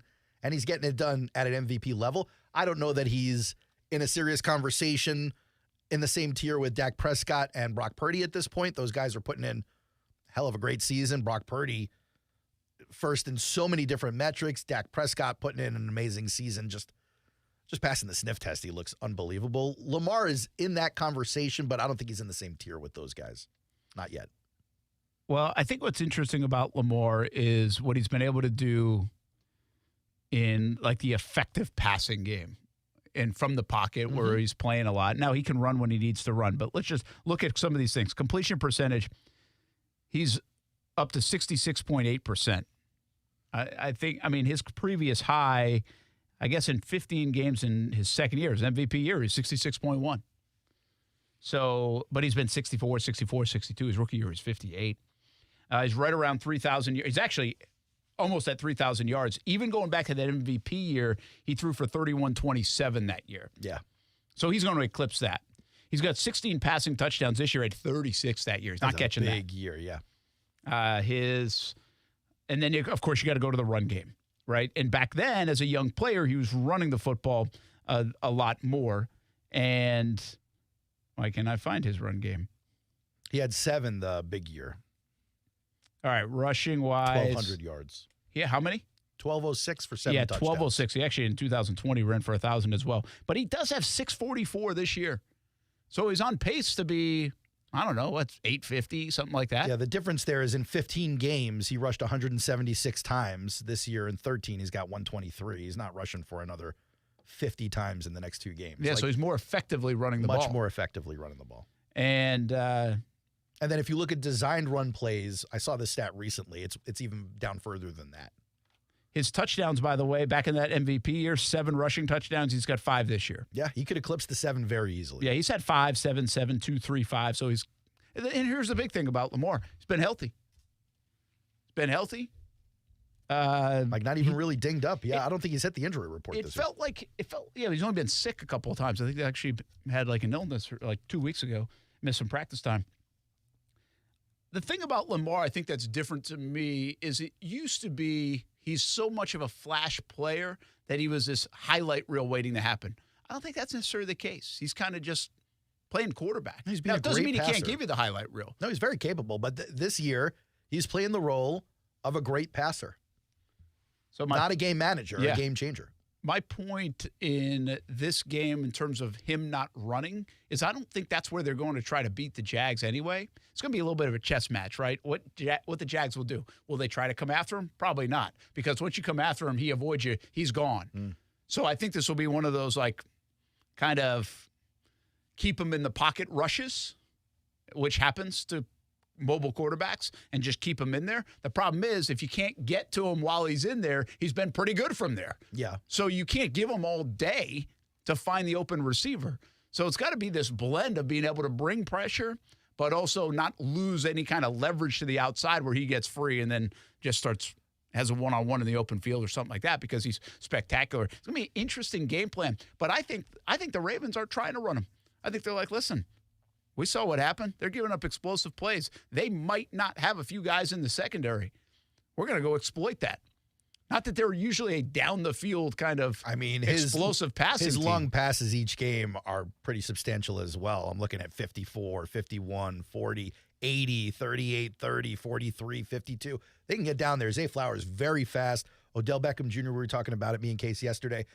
As long as it's taken him to get there in the last 4 or 5 games, he's kind of come on a little bit. He's still only catching 4 or 5 balls a game, but he can get downfield as well, even in his advanced age. Yeah, they're dangerous. And, again, you have to have your eyes. It's easy to get behind the defense when you get your eyes on the quarterback that might be running.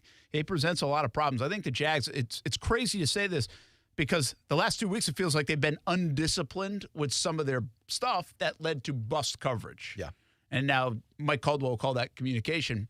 The bottom line is they're going to have to be on their A game in communication, and they're going to have to be on their A game in discipline and locked into those assignments, all those things when you play a guy like this. So it's funny. It doesn't add up to them winning on paper. Like it feels like everything that has been going wrong, this team has a chance to exploit. The run game, the physicality, the busts. And then that defense is legit. It might be the best defense in the NFL. I know the Browns ranked higher in some categories, but you could argue that this defense is the best one in the NFL. Interesting to me that, like, the issues with the Jags right now, the coach is really falling on the sword for the team, putting the word communication out there on both sides of the ball as being the issue. And then everyone goes, all right, well, it's your job to communicate, guys. Your job as coaches to communicate with the players' job to communicate with each other. You know, they could have very easily served up some other answer and not taken as much heat as they're going to take for it. But I think it's part and parcel of the culture of the team, that culture of accountability we've been talking about. Travis Etienne, I think, has to be a factor. You've got to make him a factor if he's not a factor in the run game. They're trying. They're trying the Wildcat. That's been effective. They're trying to get him a little more involved in the passing game. You know, the 15-plus touches seems to be a key number to get him involved. There was a stretch of this season where they were really balancing, and you could tell they were balancing all his touches and what he was on pace for. We had several shows where we talked about that, to saying, okay, is he banged up with the ribs? Should you rest him a little bit? You have to spread this out because it's a long season. Well, I think the Jags are by that stage. I think whatever the numbers showcase, he's probably on an okay pace now to be where he should end up, and it's go time. Like, they have got to find this thing. They have got to make Etienne part of it. It doesn't matter how. They've got to make him a part of it. They've got to make him a weapon. They've got to make defenses think about him. And you bring something to the table today that kind of illustrates this. And this is the NFL's most 5 valuable running backs of the 2023 season. First of all, would you think Travis Etienne would be on this list? I mean, in week 5, sure. But right now, I mean, it's been a while since we've been talking about him being a factor in one of these games. So, no, I wouldn't be thinking that. And on this list is a guy like McCaffrey. Makes sense. Sure. I will say this. Derrick Henry surprises me on this list.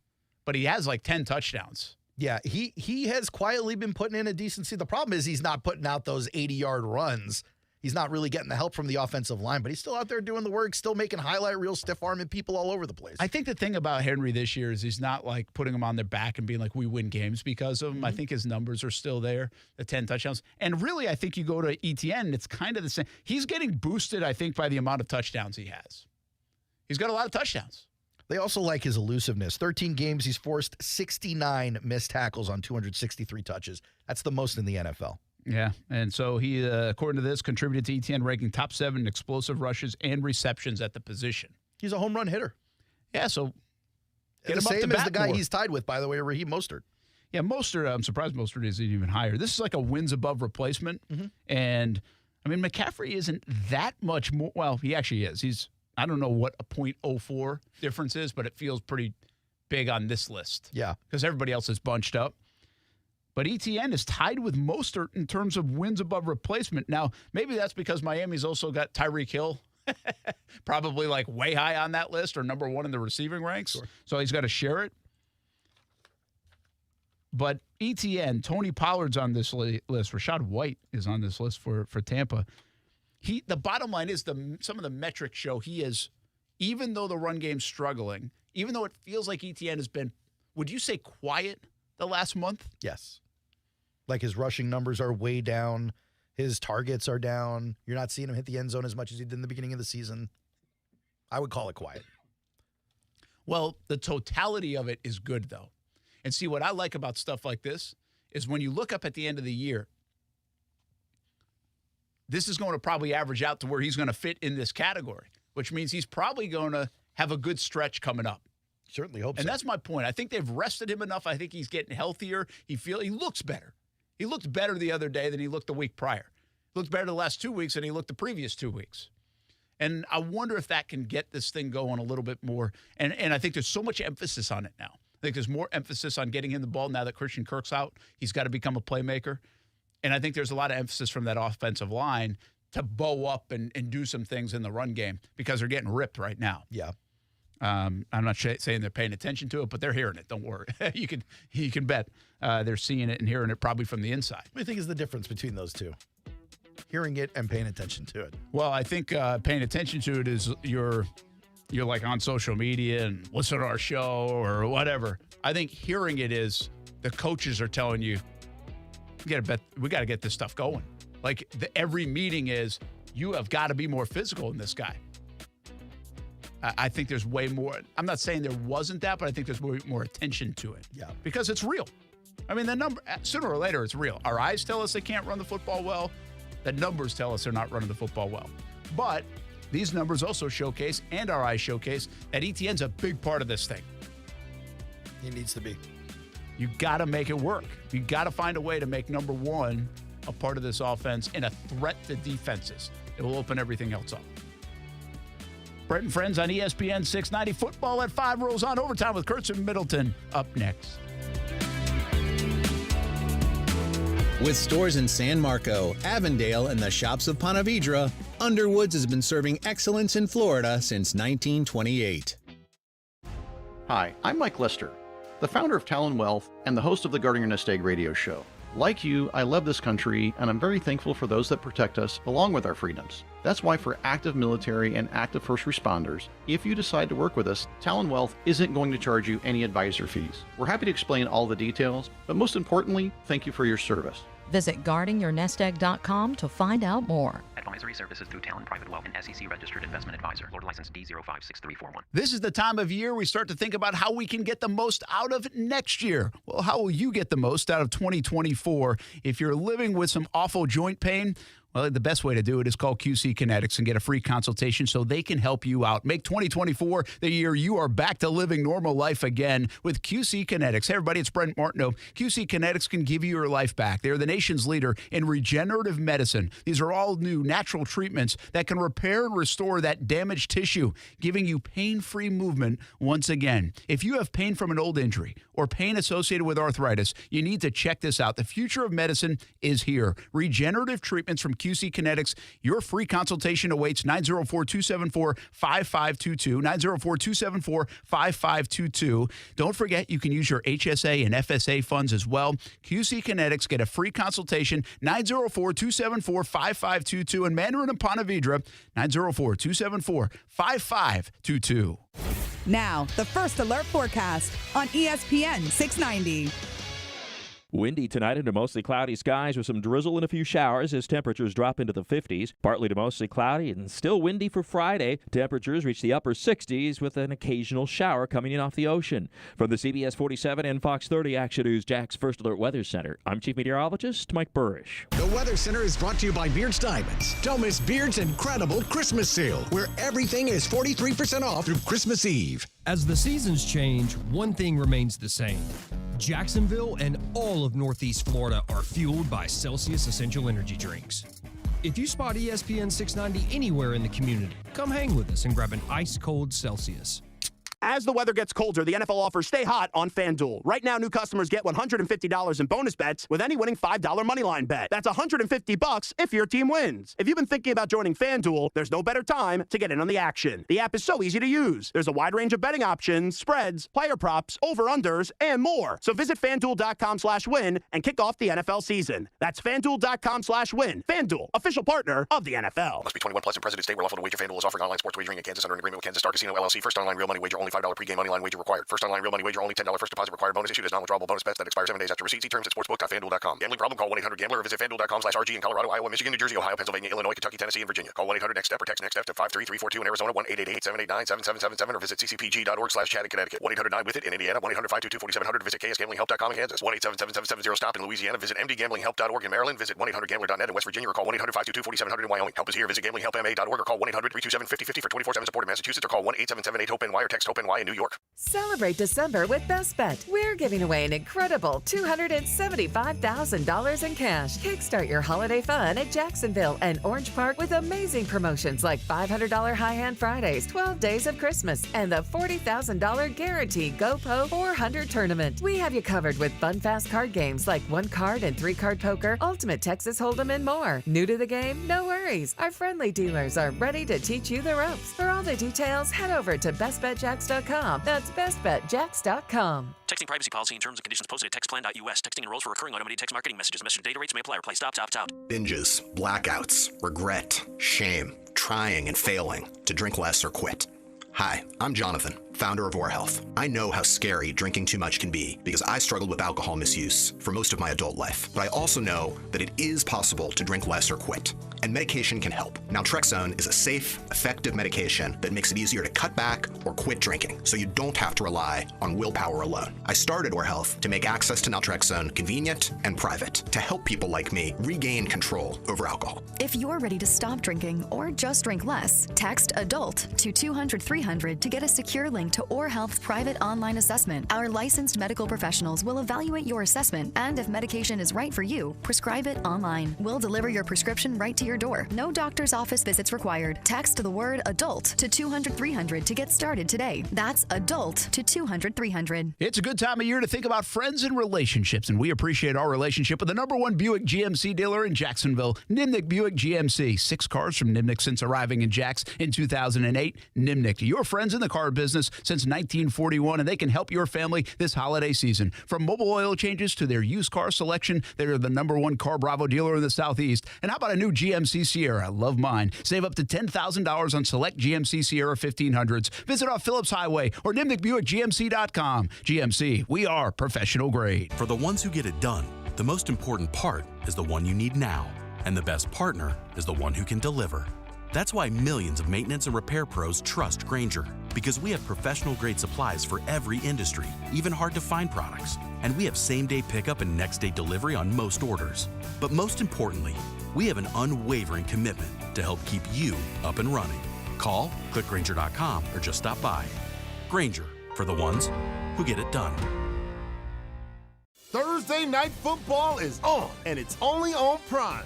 Tonight, it's a classic AFC West matchup when the Los Angeles Chargers travel to Las Vegas to take on the Raiders. Not a Prime member? Sign up for a 30-day free trial to stream the game. Coverage begins at 7 p.m. Eastern with TNF Tonight, presented by Verizon. Live from Las Vegas, it's the Chargers and the Raiders on Thursday Night Football, and it's on Prime. Restrictions apply. See Amazon.com/Amazon Prime for details. Hey, it's Brent Martineau from Action Sports Jacks. Did you know you can watch our radio show? Yeah, video of a radio show. Just search ESPN 690 Jacks on Facebook, YouTube, and Twitter, or follow me on Twitter at BrentASJacks. Watch the show live weekdays from 3 p.m. until 6 p.m. or listen on ESPN 690. Hey, a lot going on this time of year, and a lot to put on the credit card or take out of the bank account. You ain't kidding. It is that time of year. But how about some fantastic financing if you are in the need of a new AC unit? Those can get pricey. But with Bolt City Heating and Air, you get up to $1,200 for your old AC unit in their buyback program. And when you purchase a new Carrier unit, that's what you get with Bold City Heating and Air. New financing in as well. No payments and no interest for 12 months. How about that? No payments, no interest for 12 months. BoldCityAC.com. Bold City Heating and Air. Locally owned and operated. BoldCityAC.com. You know what else is back here, by the way, for gifts, and an easy one. The Dream 18 card is back for 2024. Action Sports Jacks, Dream18.com, as we have raised more than $200,000 now for local charities over the years with St. Michael Soldiers and North Florida Junior Golf Foundation, our golf tournament we have at Southampton every September. That'll be back in 2024 as well, but golf courses are still rocking and rolling, very popular, and this is the deal of all deals, just $49 for the Dream 18 card this holiday season.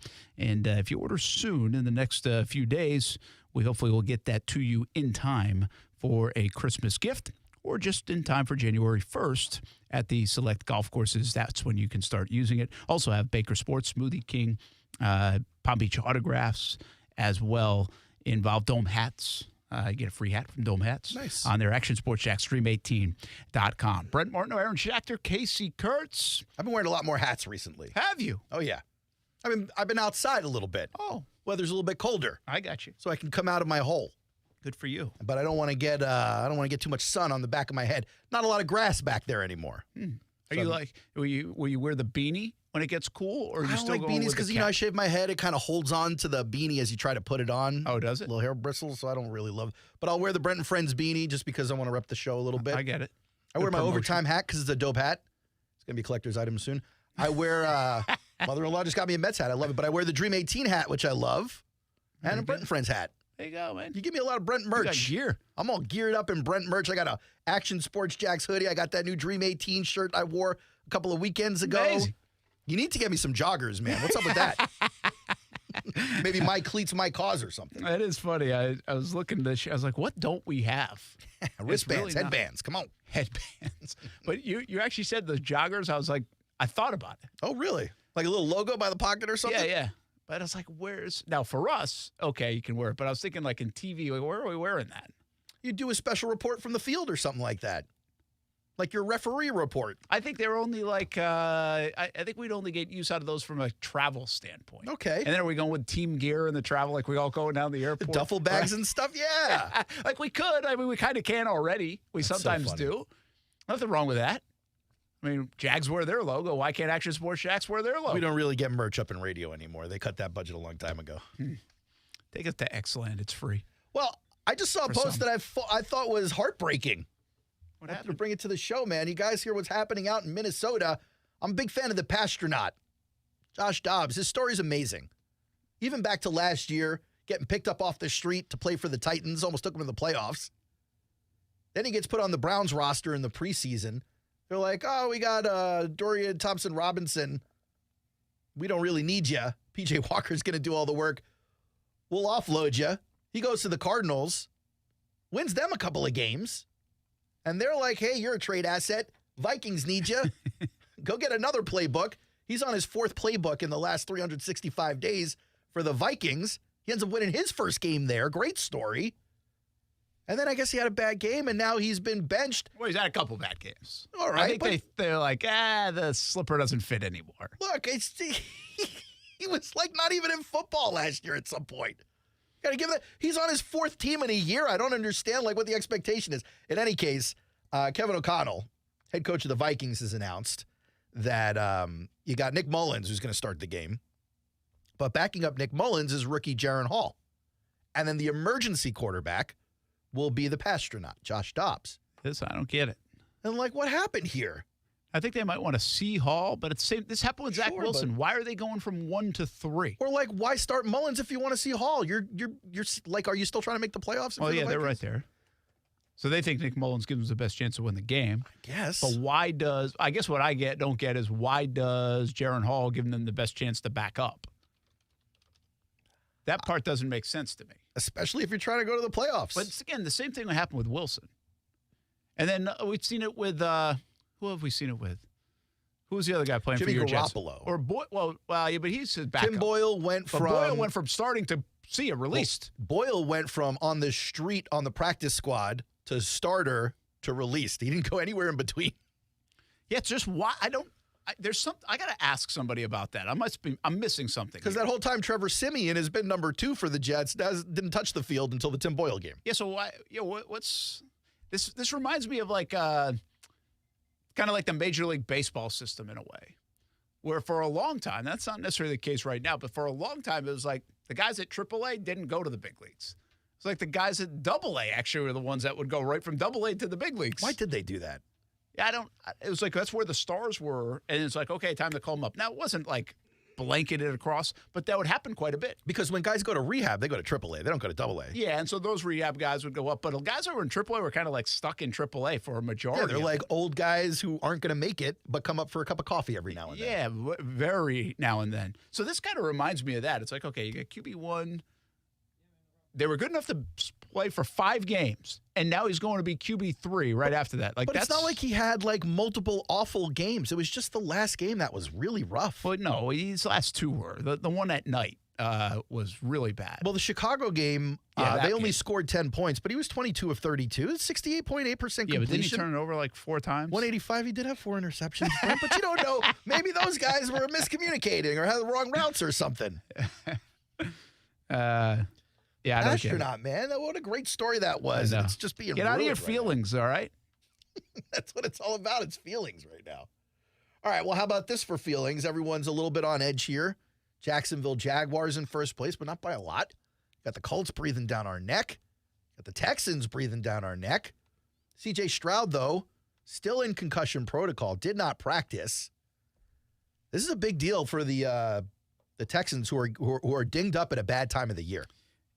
Yeah, this is a really bad time of the year for the Texans because they're not just without Stroud; they're without like everybody. Yeah, Tank Dell out. Yeah, Nico Collins banged up. I mean, Noah Brown had just come back. Schultz had missed a couple. I don't know what his status is this week. Pierce Will really hasn't Anderson been got healthy all banged year. up. Yeah, and listen, Stroud has really made them go. Like I know there was some. When you go to the Houston game, we were there, and he threw a touchdown. They were MVP chance. And the reason they've been as good as they have, it's not just him, but it's a lot because of him. He's also had like a line that had been impenetrable. They're also dinged up on the offensive line a little bit. Yeah, I think you get to the – see, they were overachieving anyway. Like, they were the team that I said, all right, something's going to balance out here. They're not going to win 10 games or 11 games. It doesn't make sense. That kind of jump doesn't happen. There was nothing to showcase that jump would happen. Like, if you go way back to when Kansas City in 2013 had the second overall pick, they also had 6 Pro Bowlers. And so for them to turn it around under Andy Reid and everybody else quickly, that made sense. They had 6 Pro Bowlers on the roster. That was not the case with the Houston Texans. And so this was a little bit – it was a lot of bit of an outlier what they were doing. And so I thought it would balance out. And they would lose to the team like the Jets, and they'll lose to the Titans. That was with or without Stroud. Now I think they're so banged up, they might really limp to the finish line. Now, I don't know how long Stroud will be out, but it looks like he's going to miss this game. I think this will be a very tough task for Houston in Nashville this weekend. Does it sully his amazing record-breaking rookie season that he didn't finish the rookie season, if he doesn't? I don't think it does. I think he has a big enough sample. This has a little bit of a – when did Casey, you remember when Joe Burrow got hurt that rookie year? Was it kind of like 2/3 of the way through, 3/4 of the way through? I think it was like 12 or 13. So he kind of had shown a lot already, right? Everybody was like, whoa. And then he got hurt. Yeah. Burrow went 10 games before he went down. Doesn't that feel a little bit like Stroud this year? It's like you've seen it. Like this guy's going to be pretty good relative to, say, Anthony Richardson, where it's like, okay, we haven't seen it now. Yeah, there's no doubt. I mean, Stroud's clearly proven a ton, even if he doesn't finish. Way better season than Burrow's rookie season, by the way. Stroud is? Yeah. More yards, more touchdowns. Yeah, but Burrow showed stuff that was like, okay. But here's the deal. I will go back to this, and this isn't their fault. This one in particular with Stroud. But it does come back to Jacksonville. Be like, this dude started 47 games in a row now in Jacksonville.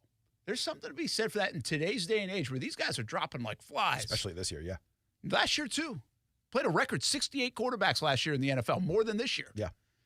So the Trevor right now, knock on wood, the Jags, like that durability means something. And that sometimes can be a trend in your career. It's the big concern, I think, with Joe Burrow right now. It's been half of his career, basically, he's been hurt. It was your concern with Lamar. It was a concern with Lamar the last couple of years, and now he's stayed healthy to this point this year. It's a tough thing to do. I'm not like saying it's not tough, whatever. It's unlucky sometimes. And Stroud now falls into that if he misses like a good portion of the end of the year. I think he'll bounce back and be playing again, but it looks like for sure he'll miss this game. Let me give you the rumor du jour right now in the NFL. What do you got? This is a juicy one. You know, you got the Raiders right now with an interim head coach in Antonio Pierce. He's playing for his job. Not sure it's working out the way he'd like it to. Recently, it certainly started off good. Liked in the clubhouse. John Gruden a couple of years ago, loved by that team and the owner, ended up having to resign. There was a big scandal that followed with emails and all kinds of stuff that got a little bit ugly. Gruden filed a lawsuit. He's been trying to inch his way back into the NFL this past offseason, working with the Saints and Derek Carr, trying to help them install a new offense over there. And then when Gruden resigned from the Raiders, which I believe is 2021, Rich Bisaccia took over. A lot of people felt like Bisaccia had earned his way into being a full-time head coach for the Raiders and dropping that interim. Flashy instead. And instead they went for Josh McDaniels. And so obviously that move didn't work out. The rumor du jour right now is that it will not be Antonio Pierce who gets the job in Las Vegas, that it will either be a reunion with Bisaccia or possibly John Gruden. I want you to rank those for me, you think, in probability, because all of them seem unlikely. Like, how do you go back to John Gruden after he sues the NFL over those emails? Well, because of the Raiders. Like, the Raiders play by kind of they don't care. And Mark Davis loved John Gruden. Yeah. I don't think the Gruden thing's happening. It feels still too soon to me. You do think the Raiders go for a big name, though, right? That's why I wonder if the Bisaccia thing is kind of fascinating to me. Like, I think the probability is more Bisaccia. Like, he'd be on top of my list. And I would say probably Antonio Pierce is next, even though I don't think that's going to happen. Bisaccia currently the assistant head coach, special teams coordinator for Green Bay. Green Bay, right? Yeah.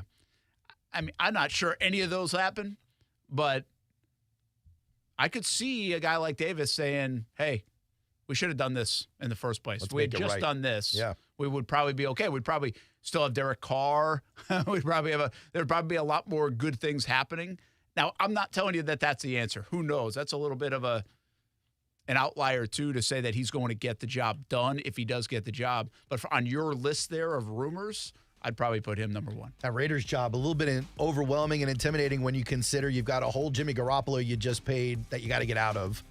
You got a ton of missing pieces on offense right now. You got to figure out what you're going to end up doing with Josh Jacobs long term. Devonta Adams wants out. You got to see if he's still in it to win it. You've got a great piece in Max Crosby, but you need more. That is not a one-year turnaround team at this point in Las Vegas. No, it doesn't seem to be. By the way, do you see Joe Flacco has signed a one-year deal? Look at him go, Joey Cool. You know what's pretty wild about that, and I'm not saying they shouldn't, one-year deal, whatever, at this point of the season. He's got all sorts of incentives in it, but he got made like 3 plays in that football game. Look at you. You keep... Man, Joe Flacco's plays. a good quarterback. He was near elite. Did you see some of the throws? I did. His first game back. His first game. Bad. So you I'm give not these other saying guys they have the a chance. better option. I'm just saying, like, the slipper ain't going to fit for long in Cleveland either, and they are banged up. I would have on that taken Joe roster. Flacco on the Jets. Well, they probably 6 should have times done that. to Sunday. They probably should have done that, and Cleveland's proof. We'll be back. Put a bow on the show. Overtime with Kurtz and Middleton on deck. Brent Friends at ESPN 690.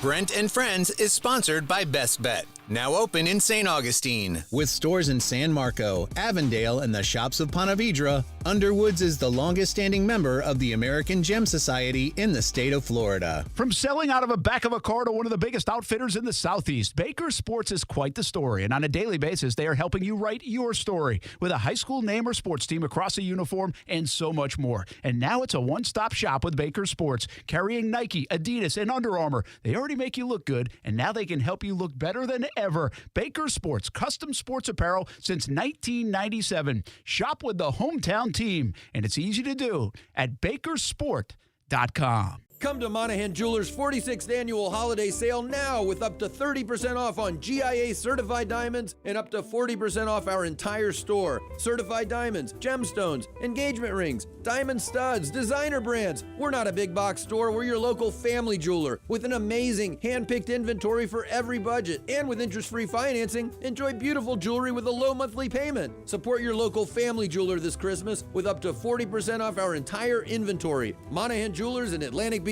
Open 7 days a week in December. The deal of the year is here at Arlington Toyota Pre-Owned. Right now, save thousands off original MSRP on pre-owned 2023 models, like a Toyota Corolla LE starting at just $18,881, a 2023 Toyota Camry LE or RAV4 LE as low as $23,881. You can even get a 2023 Toyota Tacoma TRD Off-Road 4x4 as low as $38,881. Shop arlingtontoyota.com and save thousands today. Terms and conditions apply. Visit arlingtontoyota.com/offers for details. Discover how good your water can be with a new Connecticut softener and drinking water system. Connecticut's twin tank non-electric softeners are the most efficient softeners available, and their drinking water systems remove up to 99% of contaminants. This month, you can get 50% off a Connecticut K5 drinking water system with the purchase of a Connecticut Premier Series softener. If you're not filtering your water, you are the filter.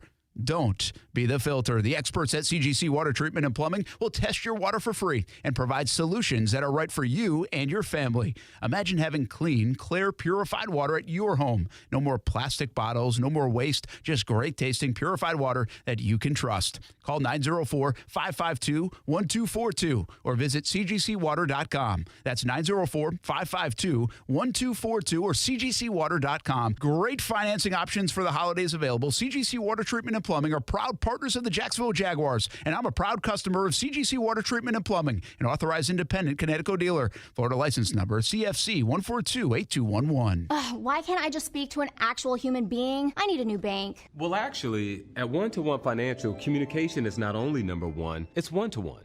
When you call, you get to talk to a real live Jacksonville human, fast, and with someone who's truly concerned about your needs, your security, and finding solutions as a team.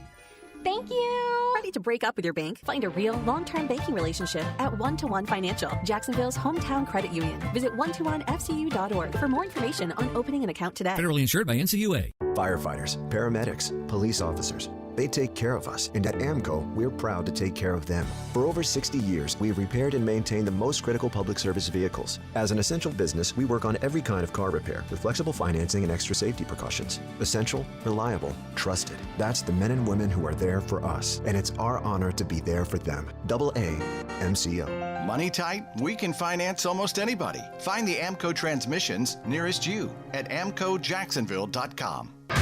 Hey everybody, it's Brent Martineau from Brent Friends on ESPN 690. Tune into our high-energy, multi-platform show Monday through Friday from 3 p.m. until 6 p.m. on ESPN 690 and a variety of video streaming platforms as well. As the seasons change, so do the sports topics. It's football season now, and we're bringing you all things sports weekdays from 3 p.m. until 6 p.m. And you can tailgate with us at the Duval House for every Sunday home game this football season. Fueled by Celsius Essential Energy Drinks.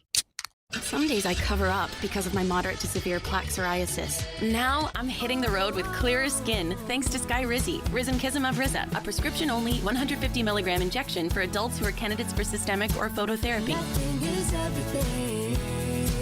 With Skyrizi, 3 out of 4 people achieved 90% clearer skin at 4 months. And Skyrizi is just 4 doses a year after 2 starter doses. Don't use if allergic to Skyrizi. Serious allergic reactions and an increased risk of infections or a lower ability to fight them may occur. Before treatment, your doctor should check for infection and tuberculosis. Tell your doctor if you have an infection or symptoms such as fever, sweats, chills, muscle aches, or cough, or if you plan to or recently received a vaccine. Thanks to Skyrizi, there's nothing on my skin, and that means everything.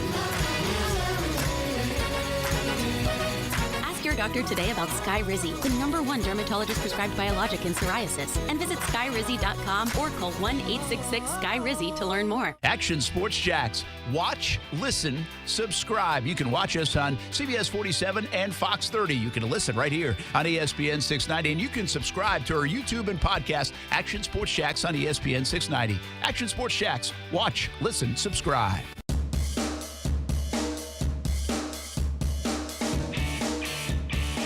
We're just trying to figure out the Bill Belichick succession plan. Or the Patriots succession plan, right? Like if Bill goes to the Commanders in a trade like is being rumored, what happens in New England? Well, one of those rumors is that they're trying to give Vrabel. I don't think that's going to happen. Jared Mayo's always been a name that's been thrown around there. You've got Bill O'Brien still as the OC over there. Maybe he's a guy who gets an opportunity. Yeah, you've got other former Patriots. Mayo makes way more sense than O'Brien, or obviously like. Why does Mayo make more sense than O'Brien? Because it's it's like a total refresh. It's not a continuation. I get they're not Belichick. necessarily like firing the Belichick thing. Like this doesn't work. It's more like, hey, this has run its course. Like that's what's going on in New England with Belichick. I kind of get that, but I also don't know if you want to follow Belichick with the Belichickian kind of personalities. Which, by the way, like that stuff, that tree hasn't worked around the National Football League very well to begin with. I'd bring in this, and I don't know Mayo from I get the sense, though, he's probably going to be way more personable, way more energy, obviously younger. Like Bill O'Brien feels old to me, retread. McDaniels is an old guy, but he's a retread now multiple times over. I like the idea of Mayo. The new blood there in New England would probably make some sense. And you go the normal way, right? You're going to have a GM. You're going to have everything else. Yeah, I think it's kind of run its course. In Boston.com, they have an article talking about the succession plan. They think linebackers coach Jared Mayo among the top candidates to take over. Sources close to the Patriots, though, believe Kraft's plan entering the season was for Belichick to coach 2 more seasons and have Mayo take over in 25. Then Belichick entered the season needing 18 wins to catch Shula for most career victories. You think he's staying in it for that record? Yes. Why wouldn't you, right? Yeah. If you're only 18 this away, close, you can get 9 on the But that is like Commanders. 2 seasons, man. Yeah. I think he'll do it. Or one really good one. Well, you know what? Like, what do they have, 3 right now? Yeah.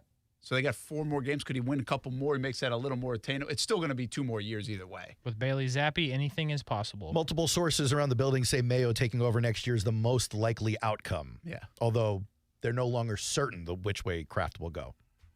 So obviously the report was out that Belichick is going to be let go, and they decided after the Indy game.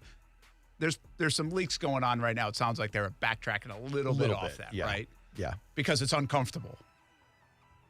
Yeah, I guess what everyone's saying is while it used to be a sure thing, it's no longer a sure thing Mayo gets the gig. I don't know if that's real or not. So, did you see this? This What's just that? popped up. Ian Eagle slander. Something happened last night in his game he was calling. What happened? Apparently he goofed up. Falls victim to the ultimate announcer jinx. This not just popped up. Ian. Couldn't happen to a nicer guy, Brent. I can't even read it fast enough, but apparently he goofed up, man. I'm definitely gonna have to look at What do you that. mean, just like a free throw jinx type thing, or Yeah, something like that. okay, but Maybe he didn't there was like a goof young up, like say something. No, like, no. It's a normal thing. But Okay. Sports Illustrated, they must not have a lot going on. They wrote a whole article about how Ian Eagle said. Are you sure they wrote it? By the way, Sports Illustrated just got in a lot of trouble for having AI write their articles. It says Dan. Shout out Dan at Sports Illustrated. Yeah, part of the thing they got in trouble for, by the way, was having fake author names and pictures. Dan at AI.com. Yeah, DanAI.com. So this is a big long article all about Ian Eagle saying the Brooklyn Nets have a lack of turnovers, and then on the next play, dude traveled. Sports Illustrated wrote like a 16-paragraph article about that. I thought it was going to be a lot more exciting when I clicked on it. What game was it?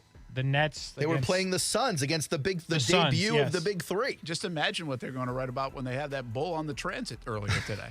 This article is long. Boy, what are they doing over there? We'll be back at it tomorrow, 3 p.m. until 6 p.m. I won't. These guys will. That's right. Brent Friends on ESPN 690. Where you Overtime gonna with be? Kuhrts and Middleton up deck. I'll be on the golf course. We were going to have a special guest tomorrow, by the way. I do want to promote it. Sports Illustrated's head writer, ChatGPT, will be on the show. Sweet.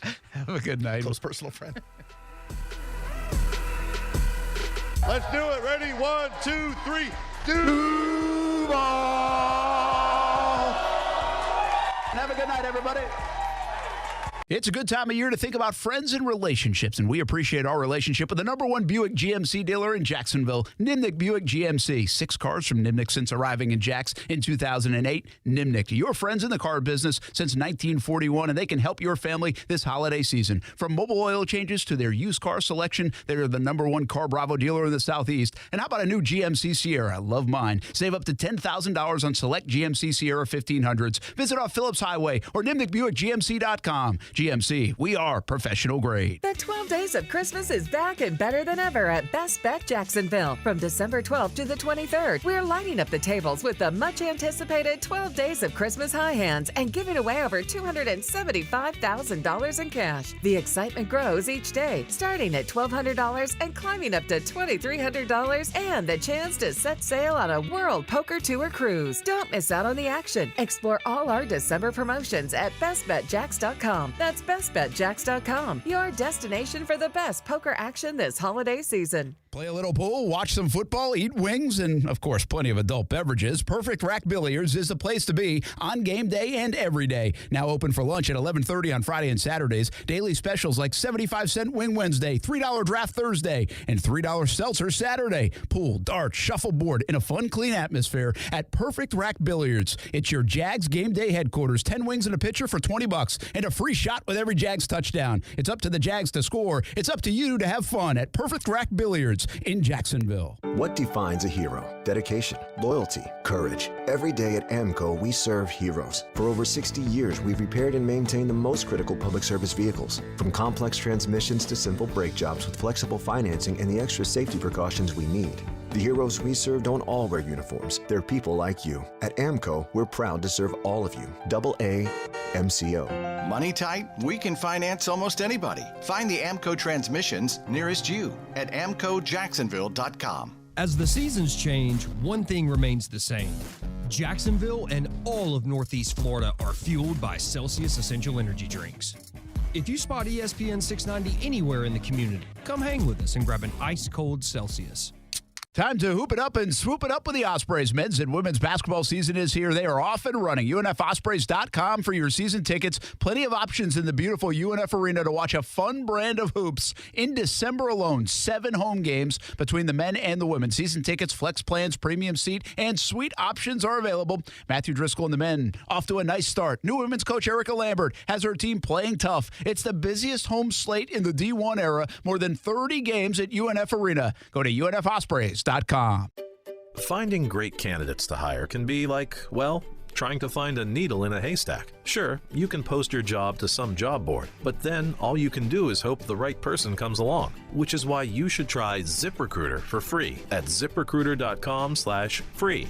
ZipRecruiter doesn't depend on candidates finding you. Its powerful technology identifies people with the right experience and actively invites them to apply to your job. You get qualified candidates fast. So while other companies might deliver a lot of hay, ZipRecruiter finds you what you're looking for. The needle in the haystack. 4 out of 5 employers who post a job on ZipRecruiter get a quality candidate through the site within the first day. ZipRecruiter, the smartest way to hire. And right now, you can try ZipRecruiter for free. That's right, free. Just go to this exclusive web address, ZipRecruiter.com/free. That's ZipRecruiter.com/free. ZipRecruiter.com/free. This is SportsCenter. I'm Doug Brown. Alabama quarterback Jalen Milroe plans to stay in school for his senior season next year. Milroe will get his degree in business administration on Saturday. The Crimson Tide play Michigan in the college football playoff semifinal on New Year's Day. Warriors GM Mike Dunleavy Jr. says even though Draymond Green is serving an indefinite suspension, for now, he'll still be allowed around the team. For us, the thought process is, I think there's a lot of ways you can go about this, but we think for now the healthiest thing is for him to be around. And, that it may not be every single day, but we're not jettisoning the guy off somewhere. Mike Dunleavy Jr. Green was ejected from his third game this season Tuesday night after hitting Yusuf Nurkic of the Suns in the face. Packers running back A.J. Dillon did not practice today. He has a broken right thumb from Monday night's loss to the Giants. The Packers play the Buccaneers on Sunday. NFL Week 15 kicks off tonight with the Raiders hosting the Chargers in Las Vegas. Both teams enter the game 5-8. ESPN Radio is presented by Progressive Insurance. Progressive makes bundling easy and affordable. Get a multi-policy discount by combining your motorcycle, RV, boat, ATV, and more. All your protection in one place. Bundle and save at Progressive.com. WOKV Jacksonville. Listen live everywhere you go on ESPN690.com. ESPN 690, Jacksonville's home for ESPN Radio. Wendy's Peppermint Frosty and Frosty Cream Cold Brew make the perfect gift for anyone in your life. Especially for you. Yeah, this year you're sitting on your own lap and getting yourself what you want. Finally. And if you need a little more pep in your step, get yourself a refreshing Peppermint Frosty Cream Cold Brew. Or you can give it to your mom. Whatever. Limited time only at participating U.S. Wendy's. Vanilla Frosty is temporarily unavailable. Broadcasting live from the Anajar and Levine studios. Anajar and Levine Accident Attorneys. Call 1-800-747-FREE. That's 1-800-747-3733.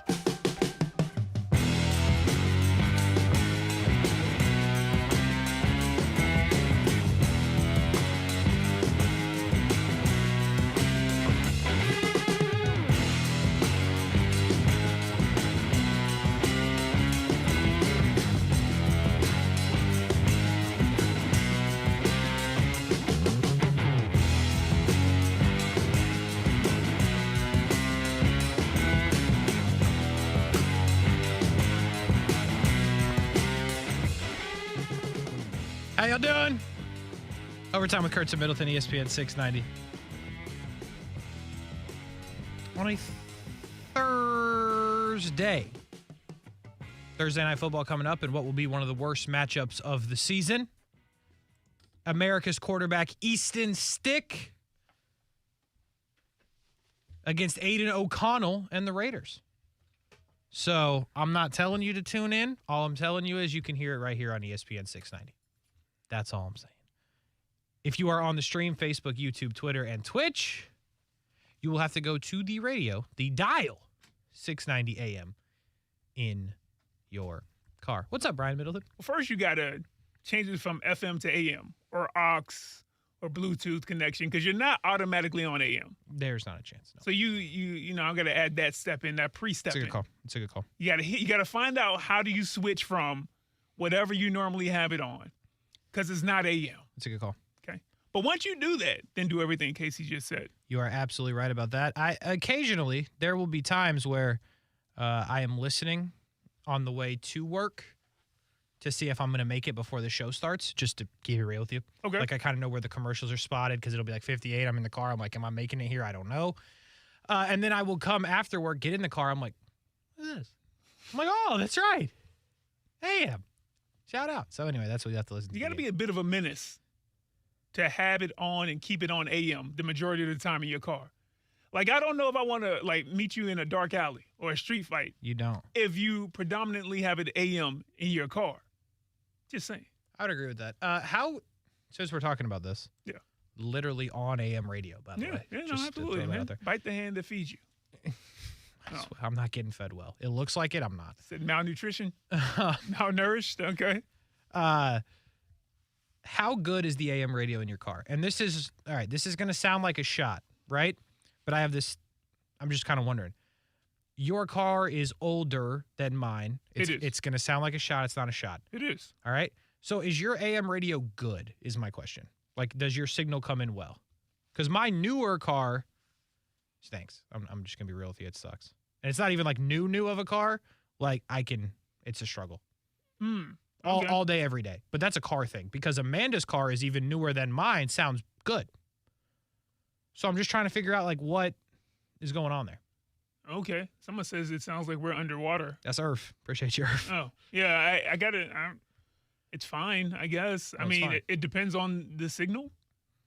Yeah. Like FM, I guess I don't think twice, but if it sounds sucky on AM, I just automatically say it depends on the signal. Fair enough. I feel like we both unfortunately went to school for some semblance of broadcasting, Yeah, it's broadcast unfortunate. journalism, unfortunately, right? But I feel like there was a part in there where they taught us about the difference between FM and AM and why AM is goofier than FM. I can't remember now. I don't remember any of that. I didn't have that in my class. No, you had a production class where they started off with the building blocks. Even at UNF, I'm sure. Hey. I'm sure. Hey. Okay. I can't confirm or deny. But yeah, it's fine. I get ESPN 690 in there, you know. Me too, for a long way. Good old way. Yeah, we've talked about that too. You talking Columbia, South Carolina. Yeah, shout out. We had South Carolina listening one time. They tweeted in. They called in. I'm sure they've listened more than one time, but I just remember that one time specifically. You've had the Daytona folks, the somewhat Orlando folks, so shout out. If you have AM radio in your car. I heard that's a thing. Some cars don't have it. There's a spot that plays on the station. So support AM radio. Shout out. Hey, good news, Brian. What's that? On the Jacksonville Jaguars injury report, still super long, right? So it doesn't sound like good news. The good news is that there are no, let me double check. There are no did not practices on the Jacksonville Jaguars injury report. Everyone either practiced in full or was limited. Brian, moving in the right direction. Yeah, man, absolutely. In full, the quarterbacks. It's just as easy as that. C.J. Beathard practiced in full. Nathan Rourke, not hurt. Trevor Lawrence practiced in full. Every other name I'm about to tell you was limited today with something. Jamal Agnew, Christian Braswell, Tyson Campbell, Andre Sisco, Ezra Cleveland, Travis Etienne Jr., Trey Herndon, Dearness Johnson, Zay Jones, Walker Little, I'm still going, Brenton Strange. Everybody else, all of those names, limited. Everybody else in full. I don't know what to make of that yet, but from yesterday, where you had no practice for Andre Sisco and no practice for Tyson Campbell, an elevation to a limited practice is a good thing, Brian. It's a good thing. I don't know what it means yet. We will see what happens on Friday. Trey Herndon still limited, possibly a good thing. And then what's going to happen at left tackle, the other main question. Both guys limited, not much more to know. But it feels like maybe, just maybe, trending in the right direction for Sunday night, which has to be a good thing. Mm-hmm. Mm-hmm. You sound hopeful. It'd be 2 days worth of... It's the hope that kills you, Brian.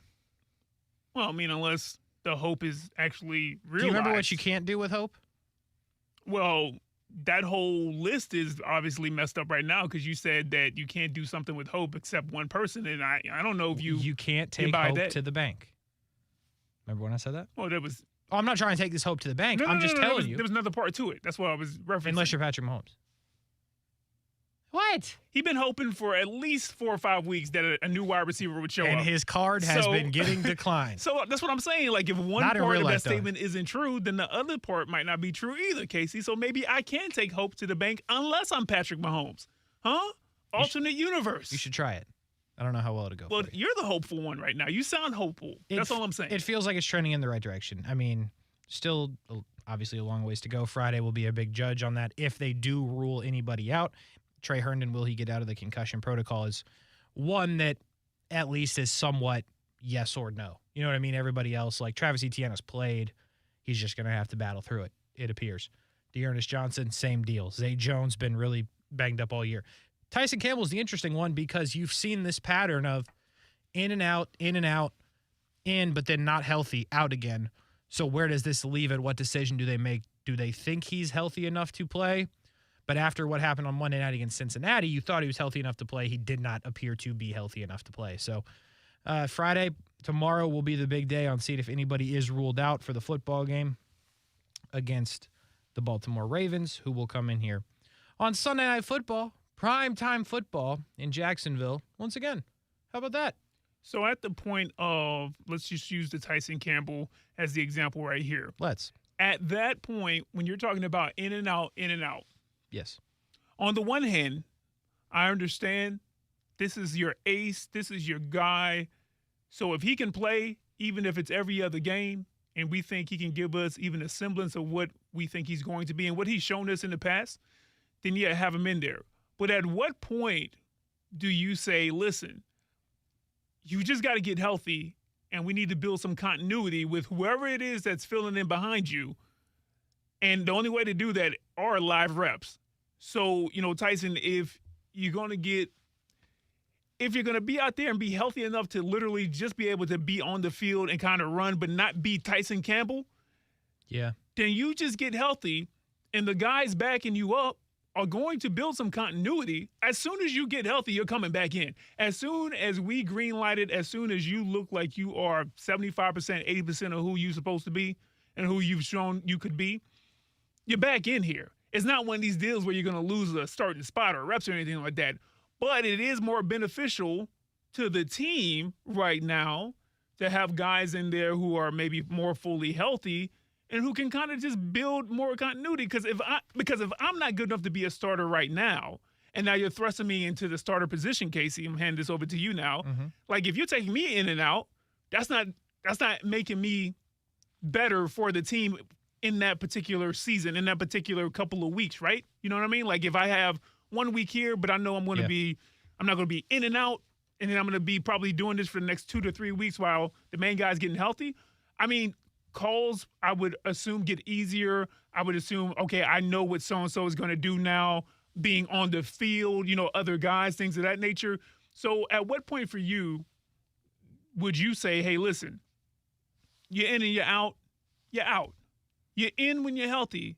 You're not losing your job. Of course, you're not losing your job or anything like that. Right. Your starting spot, excuse me. But you're out right now. Final quarter of the season, playoffs coming up. We need you healthy. We got this. Yeah, I mean, first of all, Brian, we would never sit you out here at ESPN 690. We need you all the time, healthy or not. All right. Just want to make it known that you are appreciated. Oh, okay. All right. But to answer your question, I don't like positive Casey, by the way. Like, I mean, it's cool. I'm glad to see this growth and transformation. But this positive Casey 2 days in a row, you're happy yesterday, and now you're positive and hopeful. I'm just like, I don't know what's going on, but knock it off. All right, we don't appreciate you. I mean, that's obvious.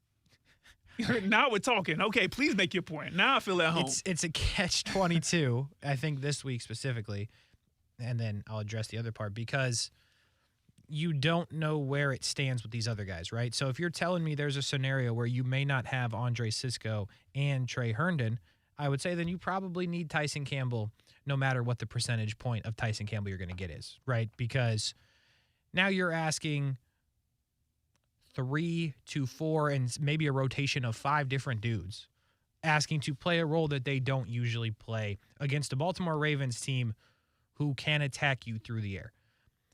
But then as I say that, I also say, well, if you're not 100%, and we saw what happened against Cincinnati, Zay Flowers just going to run past him, right? If you're not healthy and you can't move the way that you usually move. I don't know if Odell's running past you, but he might be able to, depending on what that looks like. And what it looked like on Monday night for Tyson Campbell was not great. So I think that's something that they're going to have to wrestle with. On the flip side of that, though, I think if Tyson Campbell or if Andre Sisco and Trey Herndon are healthy and good to play in the football game, then maybe that makes that decision easier. And you say what you said. You know what? You've got some big football games coming up. It feels like it right now, Jacksonville, but the season is not resting on this football game. You've got 3 more to play against 3 teams that you should beat, and somewhat handily in all 3 of those football games. So I would say, and I would take the approach, but I usually always take this approach, Brian, is if you're not healthy enough and it's going to look like what it potentially looked or what it did look like on Monday night, it might look like that on Sunday night, then I'd say you're out. And you look at guys like Gregory Jr., guys like Monteric Brown, you're like, all right, it's another opportunity to step in and make plays. Antonio Johnson, if you're without Trey Herndon, obviously we know what Dewey Wingard can do. Daniel Thomas, if it comes to it. So I think they're in a tough spot, but I think the decision is made either more difficult or more easily depending on what happens with the rest of their secondary in the injuries that they have. So I don't know, man. This injury report is long, and they're going to have decisions to make. But I do truly believe, and I know everyone's not going to feel this way if you're a fan, this isn't – if they lose this football game against the Baltimore Ravens, who by most accounts are a top 3, at minimum 5 team in the league, it won't be great because it'll be 3 straight losses and 2 of them are pretty bad, right? The Bengals loss is a bad loss. I understand they look better now. It shouldn't have gone the way that it went. The Browns loss, not a good loss, right? Just to be real with you, Joe Flacco hanging out with the kids 2 weeks ago, threw for 3-something on you, right? Just not good. So now this game, which is a game that is a legitimate top-tier team in the league, your season is not over if you lose this football game. You still have everything to play for with the 3 games you have left and then playoff games. It'll make things more uncomfortable, clearly, because see what happens with the Colts, see what happens with the Texans. Still not sure what's happening with C.J. Stroud, by the way, if he'll play this weekend. But you still have everything left to go. So I know not every fan feels that way, but I do feel that way. Ideally, they beat the Baltimore Ravens. They absolutely can do so. They are talented enough to do so, even without Christian Kirk. Assuming that some of these guys on the injury report are going to play, they can beat the Baltimore Ravens. But this is not a sky is falling, we lost 3 in a row, panic button, all of that. I don't believe that to be the case. I just don't. I may be dead wrong. And that would mean they had lost at home every time, or every time but one, right? Not good. So I just don't believe that this is a panic button moment if they lose the football game, Ryan. Do you agree? Or are you hitting the panic button? No, the last time that the Jags lost 2 games in a row, they went on a 5-game winning streak. The last time the Jags not the last time, it seems like the last 4 or 5 times outside of a playoff game in Kansas City that the Jags have seen some form of downturn, of opposition, of struggle, of, oh boy, the sky might be falling if one more thing goes wrong. They respond. And each one of those circumstances were different. The context of it, who was on the field, who was injured. You were more injured in some situations, you're less injured in other situations. The kind of questions that were being asked. Think about that first 2-game losing streak. People were just like, we don't know what's going on. That's not what's happening here. What's happening here is like, you got injuries. Can we rely on so-and-so? But we know that we've got a good enough team that we're going to get into the playoffs outside of, I don't even know what the scenario would have to be in order for them to, I guess they would have to lose out and the Colts would have to, you know what I mean? Like there would have to be a lot of goofiness happening. So no, I'm not worried because at the base of what the Jags have been since Doug Peterson has been here is resilient. And even when it doesn't look good, I mean, at the end of it, you're like, oh, all right, I guess they know what they're talking about. I guess they know what they're doing. And so for a coach, a Super Bowl winning coach in Doug Peterson, who has done it at the highest level and who has made an incredible turnaround for this team right here, they have shown me enough, and he has shown me enough, and this coaching staff has shown me enough that you're right. I think they can devise a plan for this final 4 games, but especially this Baltimore game. Now, if they come out on Sunday and it's a boat race, or, I guess if they lose a close game, but they're shooting themselves in the foot proverbially like they did with Cleveland, it won't be panic time in the sense of, again, they're not going to make the playoffs, but it's like, I think y'all going to make a playoff run.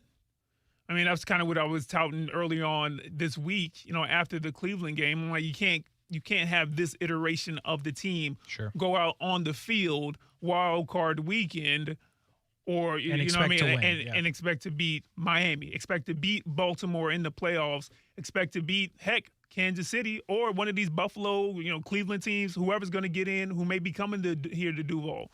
So in that sense, yeah, the alert button would be up, but not panic about getting into the playoffs. But overall, because of the resiliency that they have shown in different situations in the past season and 3 quarters, I'm not panicking, even though the chips are against them right now with the amount of injuries to key guys that we have.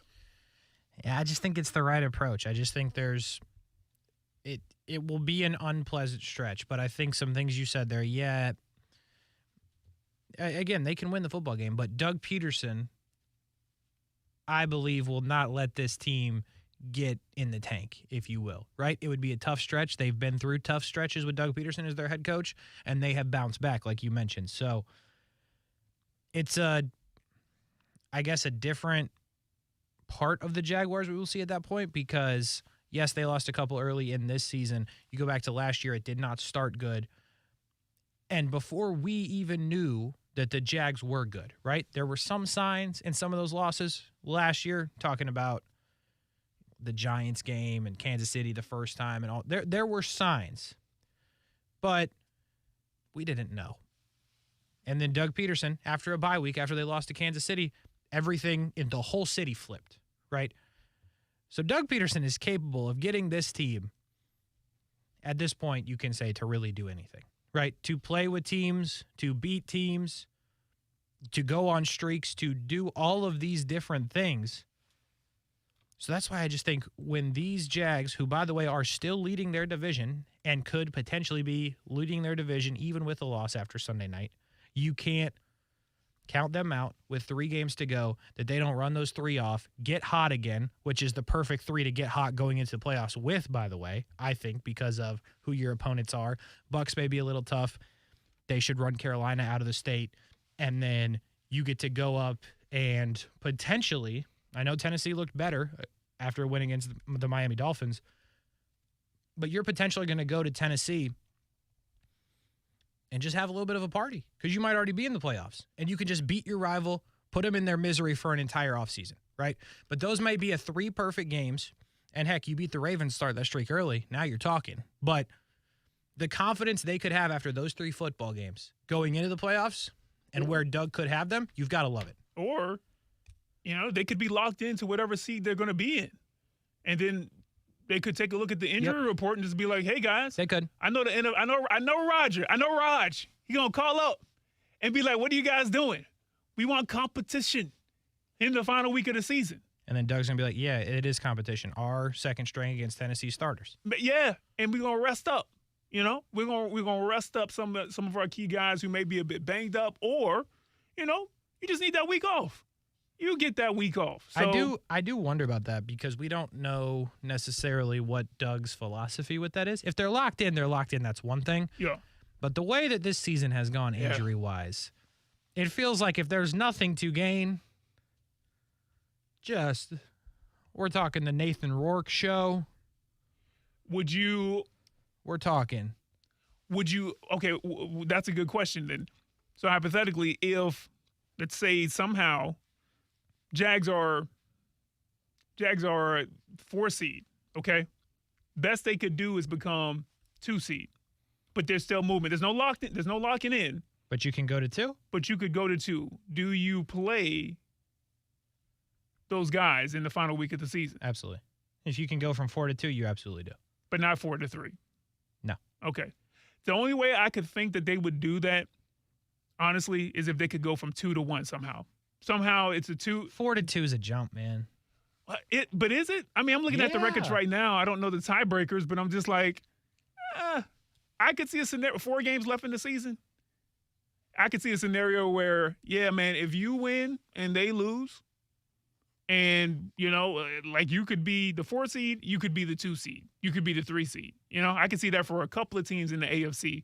They could have 3 or 4 seeds. They could be going into the final week of the season. Well, here's the crazy part about that, right? The last week of the season, I know we're looking way ahead now at this point, but the schedule is not announced. You know who you're playing, but you don't know what time you're playing for the last week of the season. They don't do that yet. It is not out of the realm of possibility that Sunday Night Football, the last game of the season, regular season, may be the Houston Texans and Indianapolis Colts for a playoff spot. Wouldn't that be crazy? Be wild. But you're talking about seeding. Some of the other games that could impact seeding. It's a really good schedule the last week, by the way. I mean, the league always does a good job. It's usually divisional matchups, but some of these are going to mean potentially a lot. Steelers-Ravens. I'm not sure if the Steelers are still going to be in it, but they might need a win against the Ravens, who might be resting guys. You don't know. Colts-Texans, which I just mentioned. Nobody thought anything of that, and now it looks like maybe a big football game. Bills-Dolphins. Might mean a lot.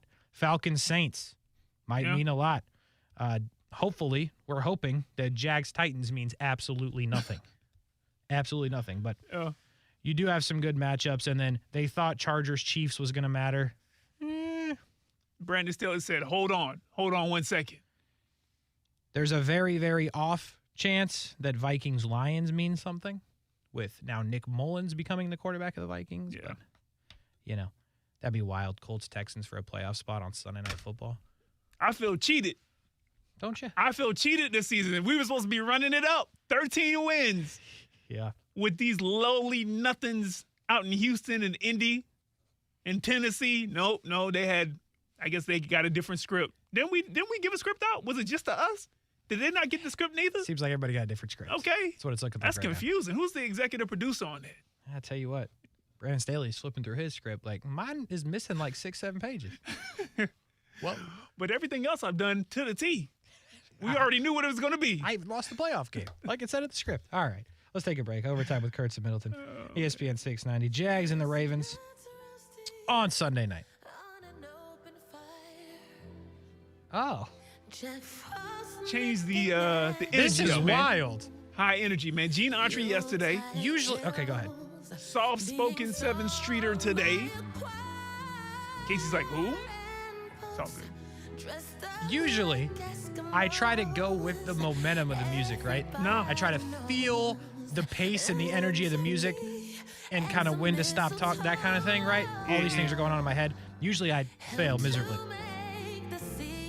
So I hear this come on. I'm like, there is no trying to feel the momentum of this one. So she can tell off, though. She can sing, though. She's singing a tell off, yeah. Absolutely. I'll balance it out when we come back. I'll find something else. All right. Fair enough. Well, I guess we'll go to break with this. Overtime with Kuhrts and Middleton. BRB.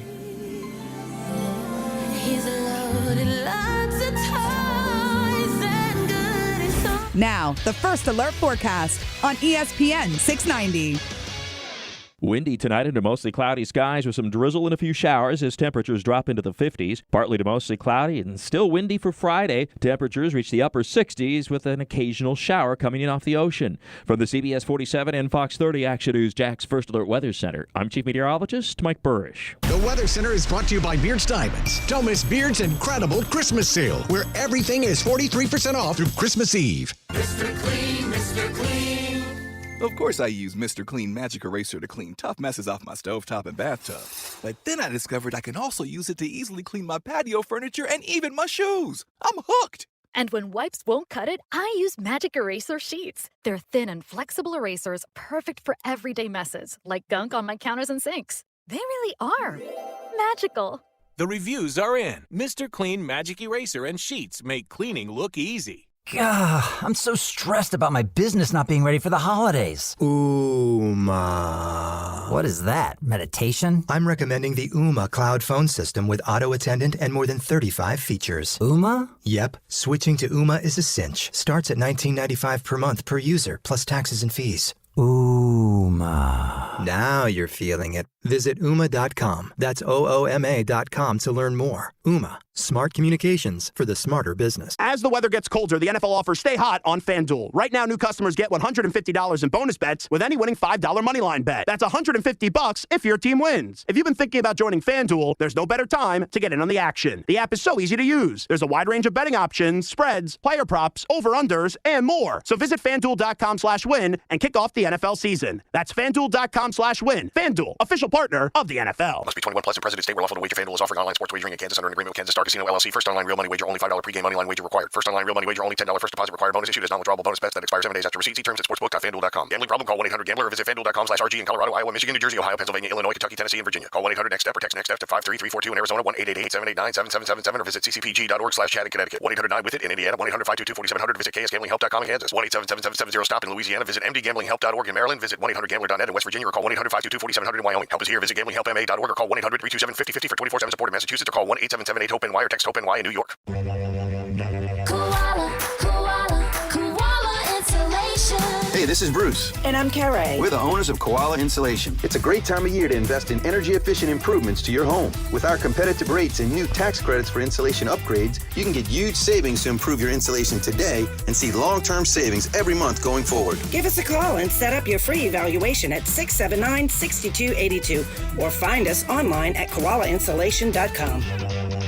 Introducing Pelicano by Redboat Tours. Get ready for the ultimate tour experience. Smooth, quiet, and oh so comfortable. Our brand new custom-built boat is fast, spacious, and handicap accessible. And here's the kicker, it comes with a killer DS18 sound system and a dance floor. Pelicano is perfect for weddings, office parties, neighborhood gatherings, family reunions, and kids' birthday parties. Don't miss out. Visit redboattours.com to book your unforgettable sightseeing tour aboard Pelicano today. Redboat Tours, where every journey is a celebration. ESPN 690 is home for the Florida Sportsman Fishing Show hosted by Captain Rick Riles. Tune in every Saturday morning from 7 to 9 a.m. to find out what's biting now. Fishing so fresh, you can almost smell it.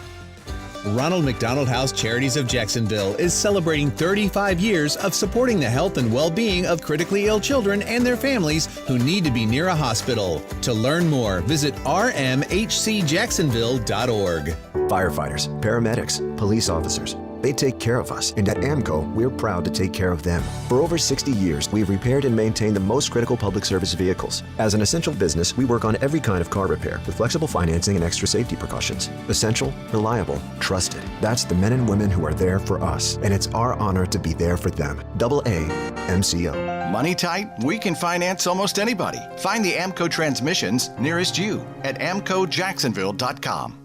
Hey, it's Brian Middleton, and I'm here with Paige, a friend and the owner of Awaken 180 Weight Loss. Now, thanks to Awaken 180, I've now dropped almost 60 pounds in just 3 months. But it's not about the number. Paige, after 9 years, what continues to inspire you? It's so inspiring to hear people change their lives and to be a part of that every day.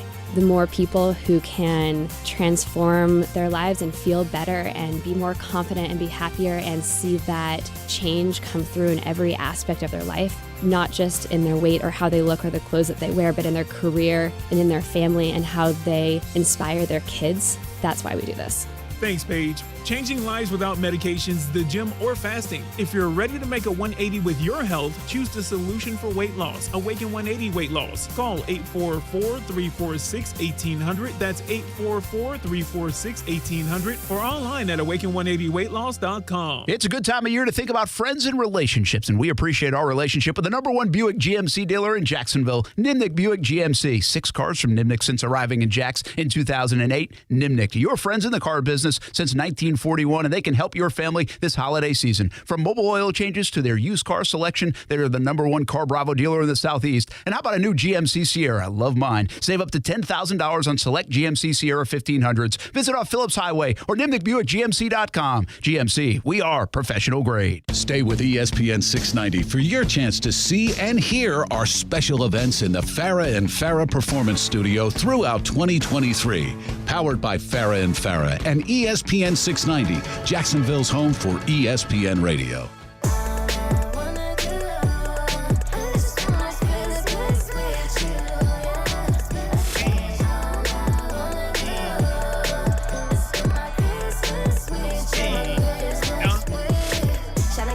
I like the energy.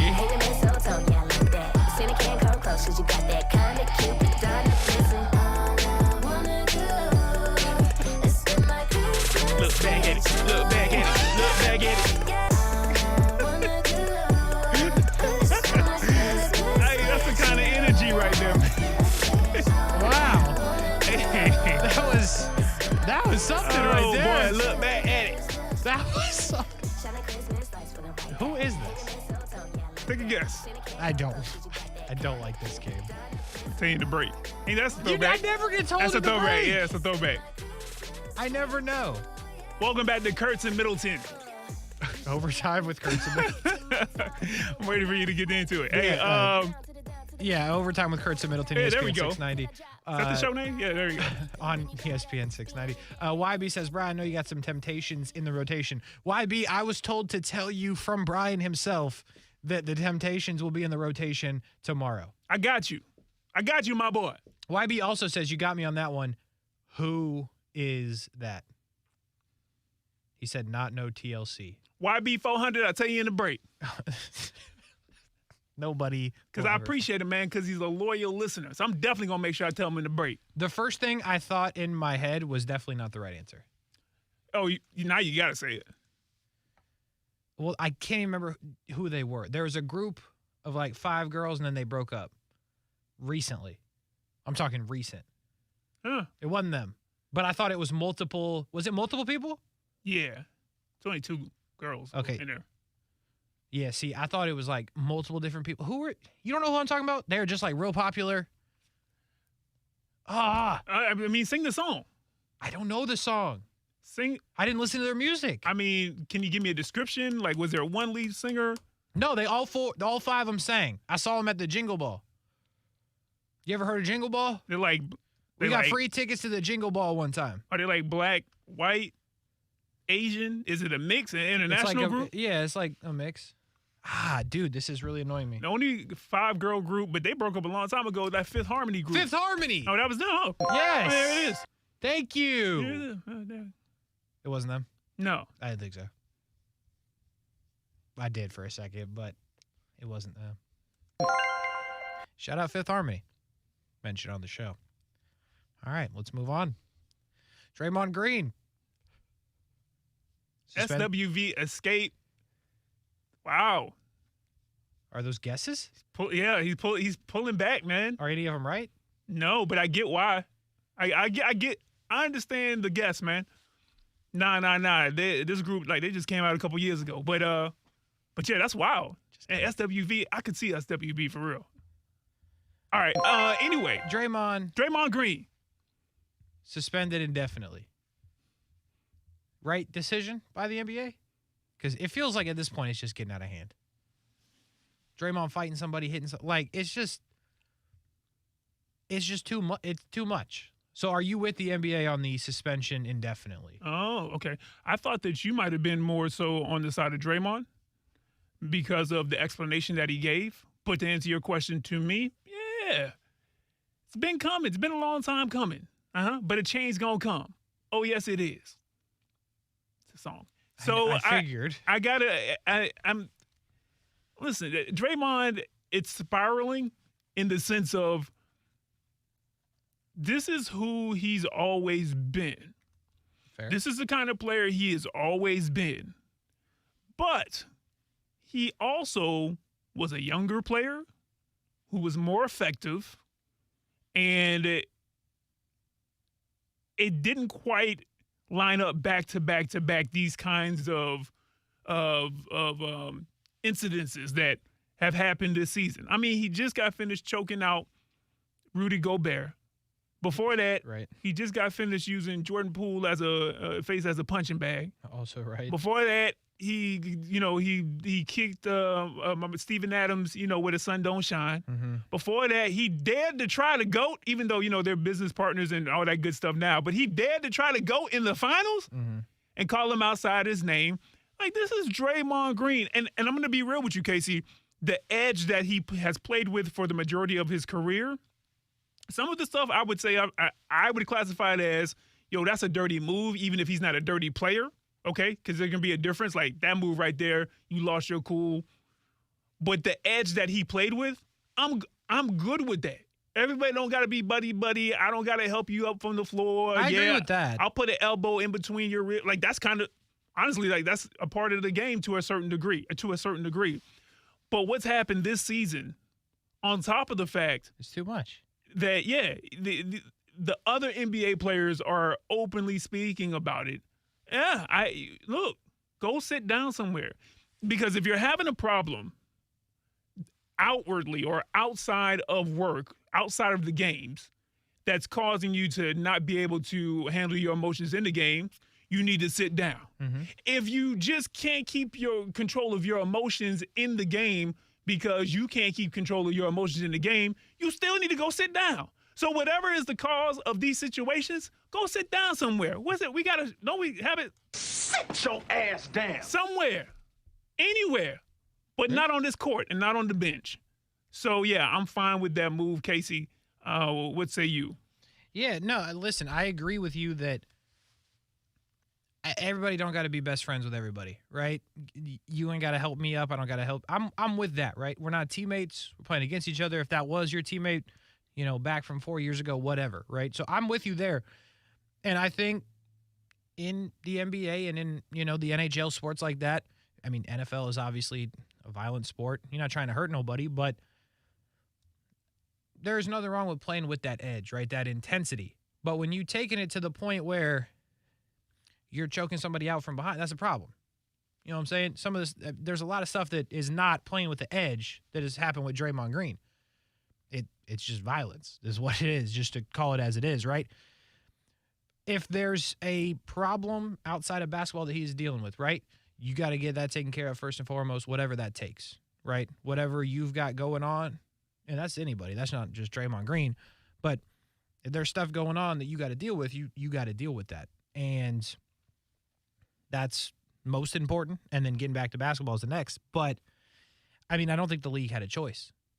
I mean, there's like a 6-minute non-highlight reel of Draymond Green doing stuff like it's a lot, bro. It's a lot. And you just kind of got to get it in check. I mean, I guess I would say I agree with what the NBA did today. We'll see what happens from it. How is Draymond Green remembered when, like, if his career is over or if it's over in a couple of years? Is Draymond Green more remembered for this kind of stuff or for being a multi-time champion on, like, the dynasty of this era? Yeah, he'll be remembered for the stuff and the clay and the. You think? And the world. Yeah, no, absolutely. Listen, you hear stuff about basketball in past generations. I can think of the Bad Boys in Detroit. And I'm sure at the time, even though it was a different form of basketball and all that good stuff, they'd won back-to-back championships. I think they upset the apple cart that was the Chicago Bulls being, coronated by a couple of years. And the Celtics and the Lakers were great. But they were called the Bad Boys for a reason.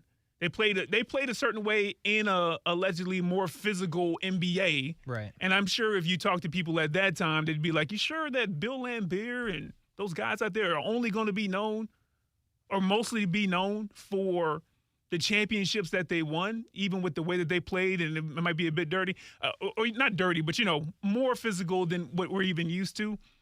And maybe some people back then would be like, I don't know about that one, because we're always going to remember this. But as the generations move on, they're going to be like, yo, they won 2 championships. They won it when Michael was still getting near his peak. You know, the Lakers were trying to win stuff and whatnot. So I think the same thing happens here because Draymond, for a handful of seasons, I think he's been the glue of that team for a lot of seasons. But for a handful of seasons, he's gotten Defensive Player of the Year. There was a Game 7 that he nearly pulled out himself in the Cavs series where he scored, I think, like 40-something points. I think he had like a triple-double. And he was he's had moments. So he was in the perfect situation, I think, and he made the most of it. And even with all this stuff happening right now, outside of him doing this again, and I think someone getting truly injured, you know what I mean? I think that this will be something that people will talk about, but he'll be remembered for those championships for sure. Yeah. 2 more quick ones, and then we'll do cash it. NBA questions. By the way, YB saying he's the glue to a dynasty, so he will always be remembered. I think that's a fair point. You definitely can't tell the story of the Warriors without talking about Draymond Green. But he might be the downfall of it, too. That's fair. Well, it's definitely fair. Bob Myers left. They probably went, listen, as much as I love, LeBron, he's A1. Mm-hmm. He's 1A. Okay, if someone wants to do 1B, that's fine, but he's 1A. I mean, even Casey has said. LeBron had a great year as a player. But I got to be real with you, man. From like 2 years ago. Outside of that Game 5, where he kicks LeBron, he gets ejected. Yeah. They had the lead. Yeah. They probably rattle off that championship too. They probably do. And then I think Bob Myers, who was the GM before this season, no one can tell me differently. He was ready to let Draymond go. Like, let's get out from under this or whatever that looks like. I don't know what the contract situation was. He was ready to be done with it. The Jordan Poole thing, Jordan Poole, granted, has not looked great out there in Washington. But the same way I said the perfect situation for Draymond at Golden State, I would say the same thing for Jordan Poole. Young guy, he's one of these shooters. He can come up under Steph and Clay. You had Kuminga there, like you had pieces there to try to handle the baton, hand the torch over when these guys are ready to go. And Draymond, he's in the middle of that. Yeah. So as much as he's the glue, and I agree, YB, I think he's also the beginning of that downfall too. No, I think you're right. It's interesting. It'll be one heck of a documentary at some point, I would say. Real quick, 2 other NBA things. I heard Ja Morant's coming back. Hey. You have, like, you're an NBA guy, so, like, has the league missed Ja Morant this year? I know Memphis is bad, but, like, do you feel like there's been any, like, wish I was watching Ja? I mean, maybe. I haven't necessarily felt like that unless I'm watching Memphis highlights. I haven't watched the whole Memphis game this year, so I guess in a way, yeah. That would have definitely been different. Yeah, so you're saying if Ja was there, you'd be like, hey, let me check this out. Oh, yeah, definitely would have. So I guess in that way, the NBA is missing that for Memphis games. But it's good. That's good. Hopefully that, everything that he's supposed to do moving forward, he does. Yeah, we'll see, right? Super young guy. And I think that he, super talented guy. Highlight reel.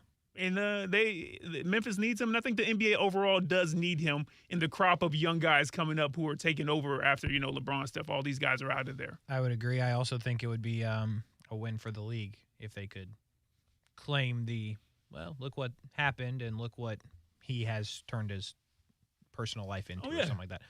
Last one, I mentioned this to you like 2 days ago, and I was like, we never talked about this. The Lakers won the in-season tournament. No, they did. They did. LeBron had a great year as a player. Absolutely. Does it matter? Like, LeBron was, like, low-key fired up. Do you care about it at all? And you're a LeBron guy, so I feel like this will tell the story. I don't think that LeBron – I think, it's very calculated on LeBron's end. Yeah, to say what he said, yeah. You want to win games, right? So that's always a win. And then, if you can put a title to it, you can put some type of recognition to it, that's great. So I don't think LeBron's nearly as excited as he even showed when he was, spraying people with some champagne and whatnot. I think that that's a means to an end. So I wouldn't like hang a banner up or anything about it, but it's good. I'd rather win than lose. So that's fair. If I won when everybody else had a chance to try to win it, it's a precursor. Allegedly. They ain't winning the title. Did you like the tournament in general? Yeah, I thought it was going to be goofy. I thought it was. It didn't feel goofy, right? Other than the floors. No. And that. Well, listen, I liked it. I'm just saying, but like that's the only thing. Like if you turn it on, you're like, why is the floor red? The in-season tournament was taken from. The idea was taken from soccer, correct? Yes. And I didn't understand even when they explained how it was going to work. I didn't understand. I was like, okay, I get it. with soccer, it's been explained, but they do it all the time. Yeah, it was a very Champions League format. But, man, as soon as it started and the deeper you got into it, I was just like, you know what, Adam Silver? It worked. You got it. I can't wait to play it on 2K. I can't wait to – the floors were just like the icing on the cake, too. I was like, keep the floors the entire year. Keep it. I liked it. I saw people complain about it. I liked it. Man. So, yeah, I thought it – I would agree with you. I thought it felt different. You had guys that I don't know if I want to say they're bought in, but, like, I mean, LeBron said he was bought in, so that helps, right? But Indiana wanted to win. Like, the teams that got down to it, and you know, talking about the early stages, it's hard to say, but the teams that advanced, like, wanted to be in it. It was good basketball. Yeah. So, yeah, I agree. There was a lot of pushback on that, it felt like, and I think it feels like it was a home run for them.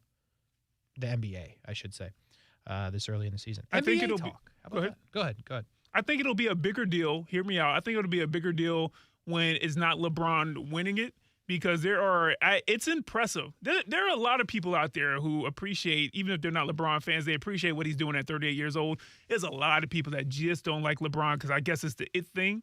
So the fact that the Lakers won it and that LeBron was celebrating, there was a huge contingency of people who are just like, it's just an in-season tournament.